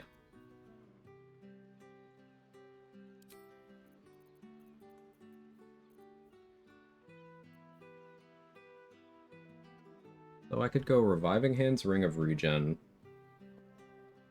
Ballast Armor. Does that gain me anything? A little more movement speed. More initiative. Give up Snowburst for that. That still makes sense. Worse saving throws, with better mobility. I'm okay with that.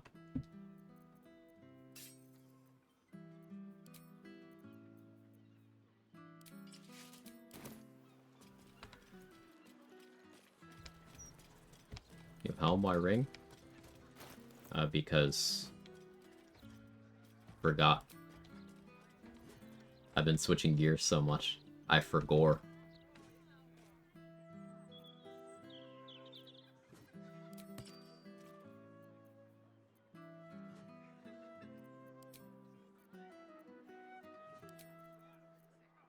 I could free up the helm for something else, but then no crit immunity becomes an issue.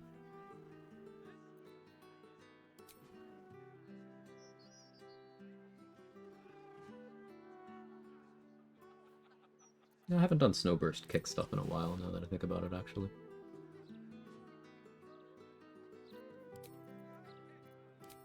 Let's do that.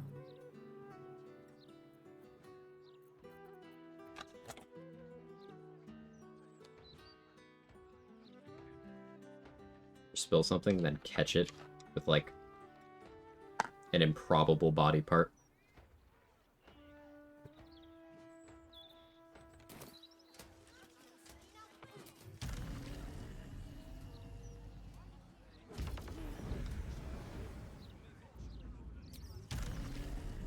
Which body part?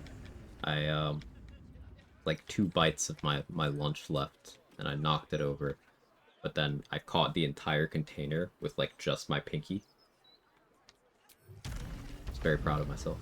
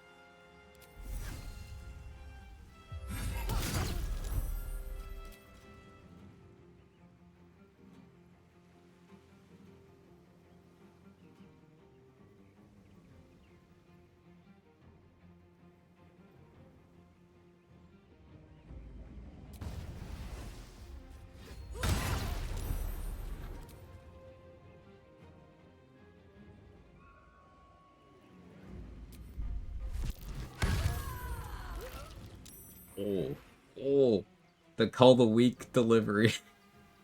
That was so cool.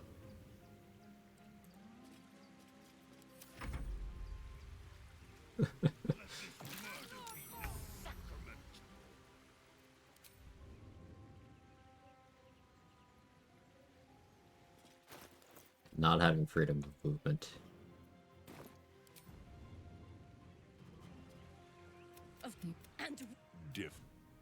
Defective.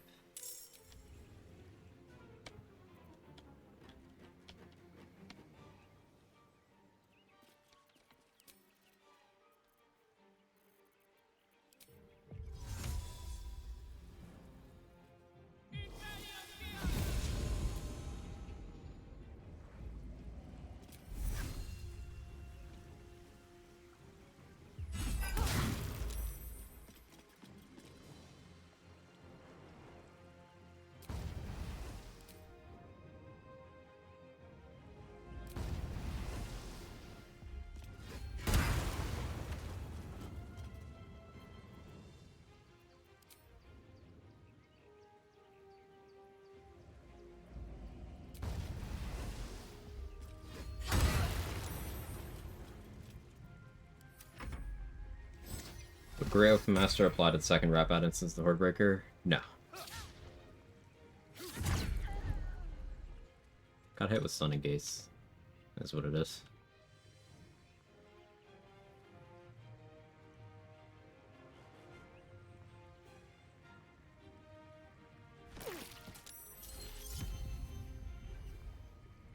Where'd you go, bro? Oh, the ice. Neat.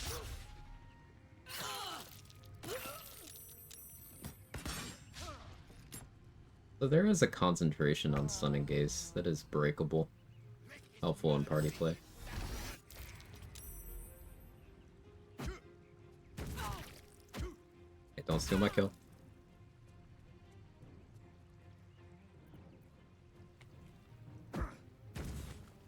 Don't steal my kill. Oh, you just suck. Pair of titties.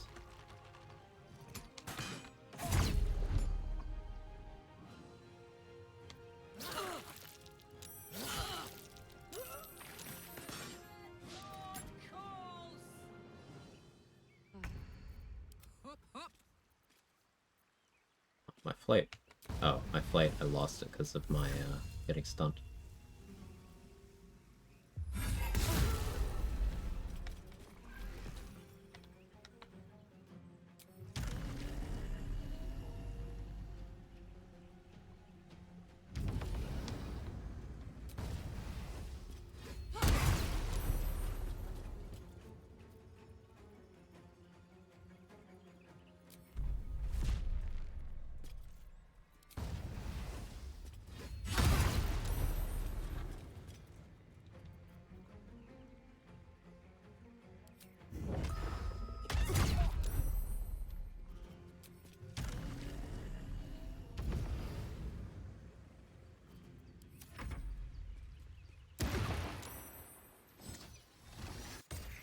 Sure.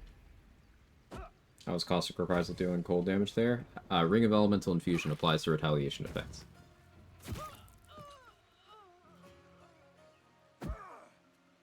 Why do you sometimes use fly when you can levitate? Because the Boots of Psionic Movement care about specific versions of flight. Levitate is not one of the ones that triggers its effect.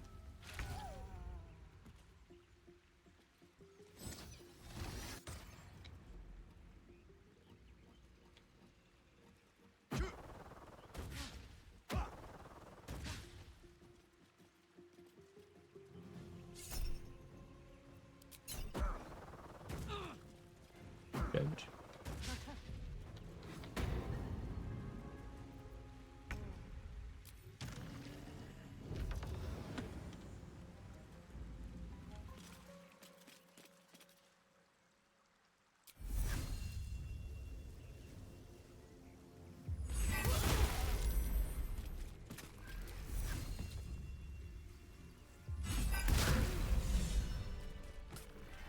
Neat.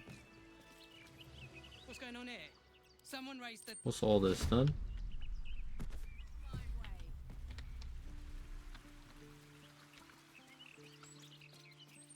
Alright, good fight or whatever.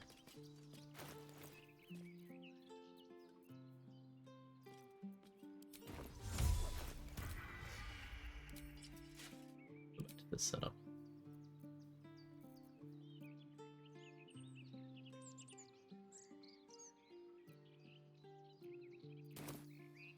My dog's a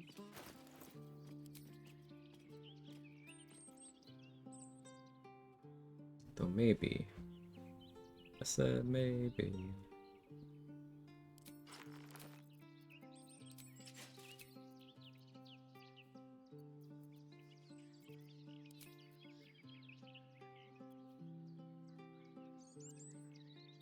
Maybe this. So my kick can't make Snowburst services right now, but I'm doing a lot of stuff with my bonus action. I can live with that.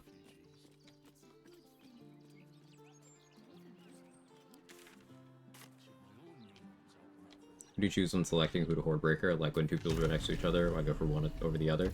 So ideally, I want the person who I'm not hitting with Hordebreaker directly to live so that I can do the follow-up to them. With Ratbat...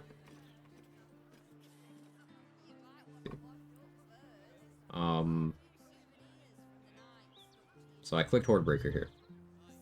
This one got hit with just the piercing damage. because they weren't the main target. This one took the bludgeoning and the piercing.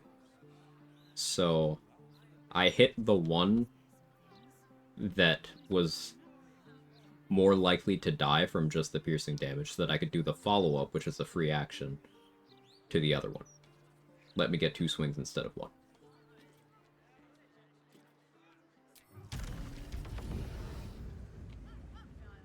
Ninja one, thank you for the 3 months. Just noticed the sub ran out. Keep up the great work. I appreciate you, man. Thank you very much.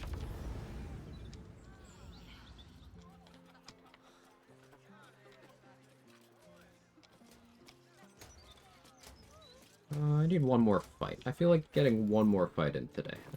7 hours is kind of a short stream, but... She's on fire. There you go, Quag. Sheesh just noticed the sub ran out. Keep up the great work, bud. Thank you very much. Oh, we could fight Ethel's masks.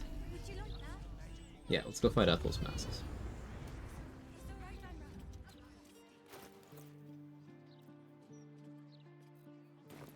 I think this is a case for wearing Saravox helmet and adamantine.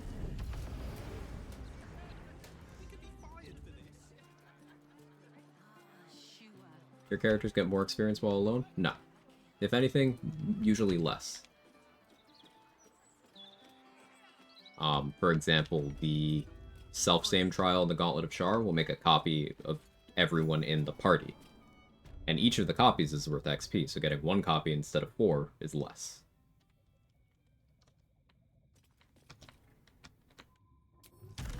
There are no perks for playing solo, it's just for the challenge, and also spares you having to micromanage a full party.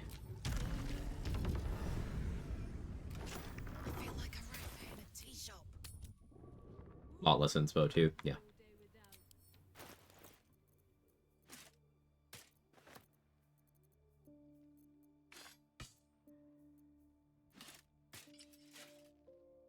With you...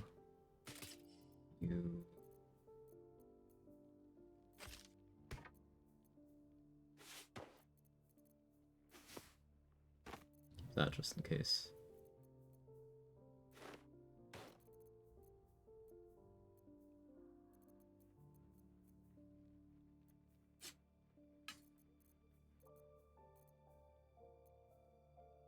Haven't used Spear of Evening at all. Sorry, Aelin. I really thought I would. I just never did.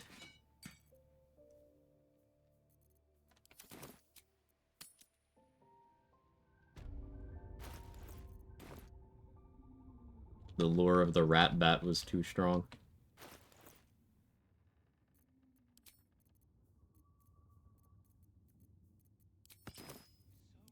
I'd love to, thanks.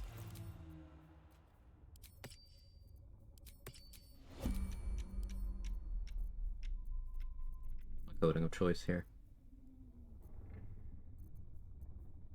Yeah, we'll do Purple Worm. Don't think it'll work on the monk, but... Real hagginess about this place. Think we found Ethel's lair.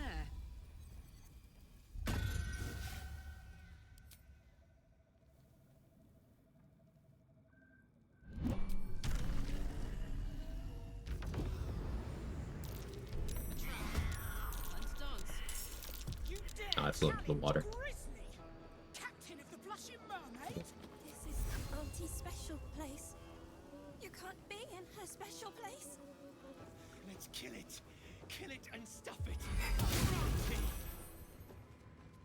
Come on, mateys!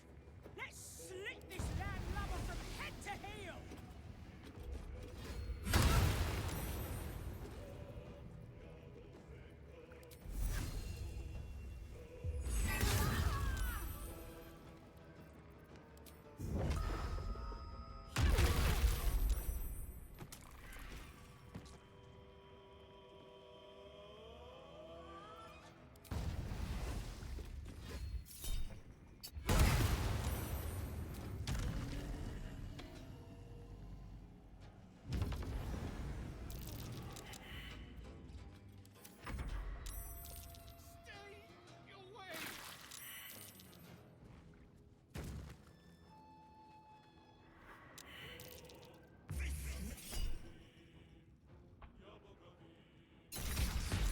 a little damage.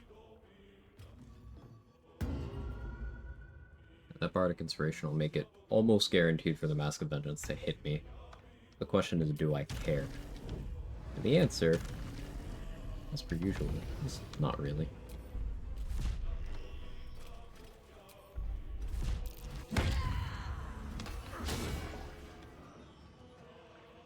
How did you miss? I rolled a 4. That'll do it. Feeling the athletics check there makes sense. You have extremely good athletics. Yeah. Tracks.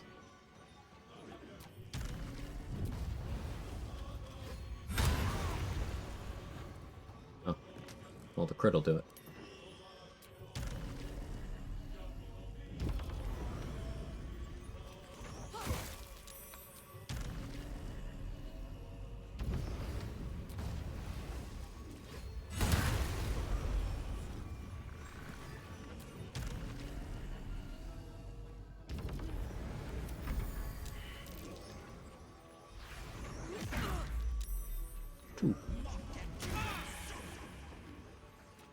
That's why I wanted Sarah Rock's helmet. Being right.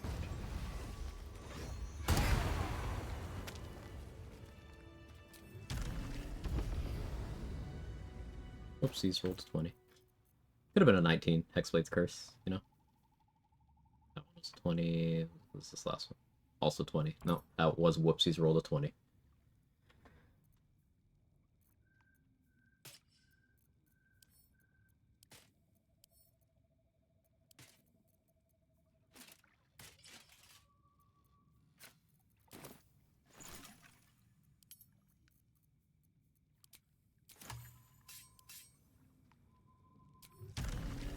Out of oil combustion, just tragedy.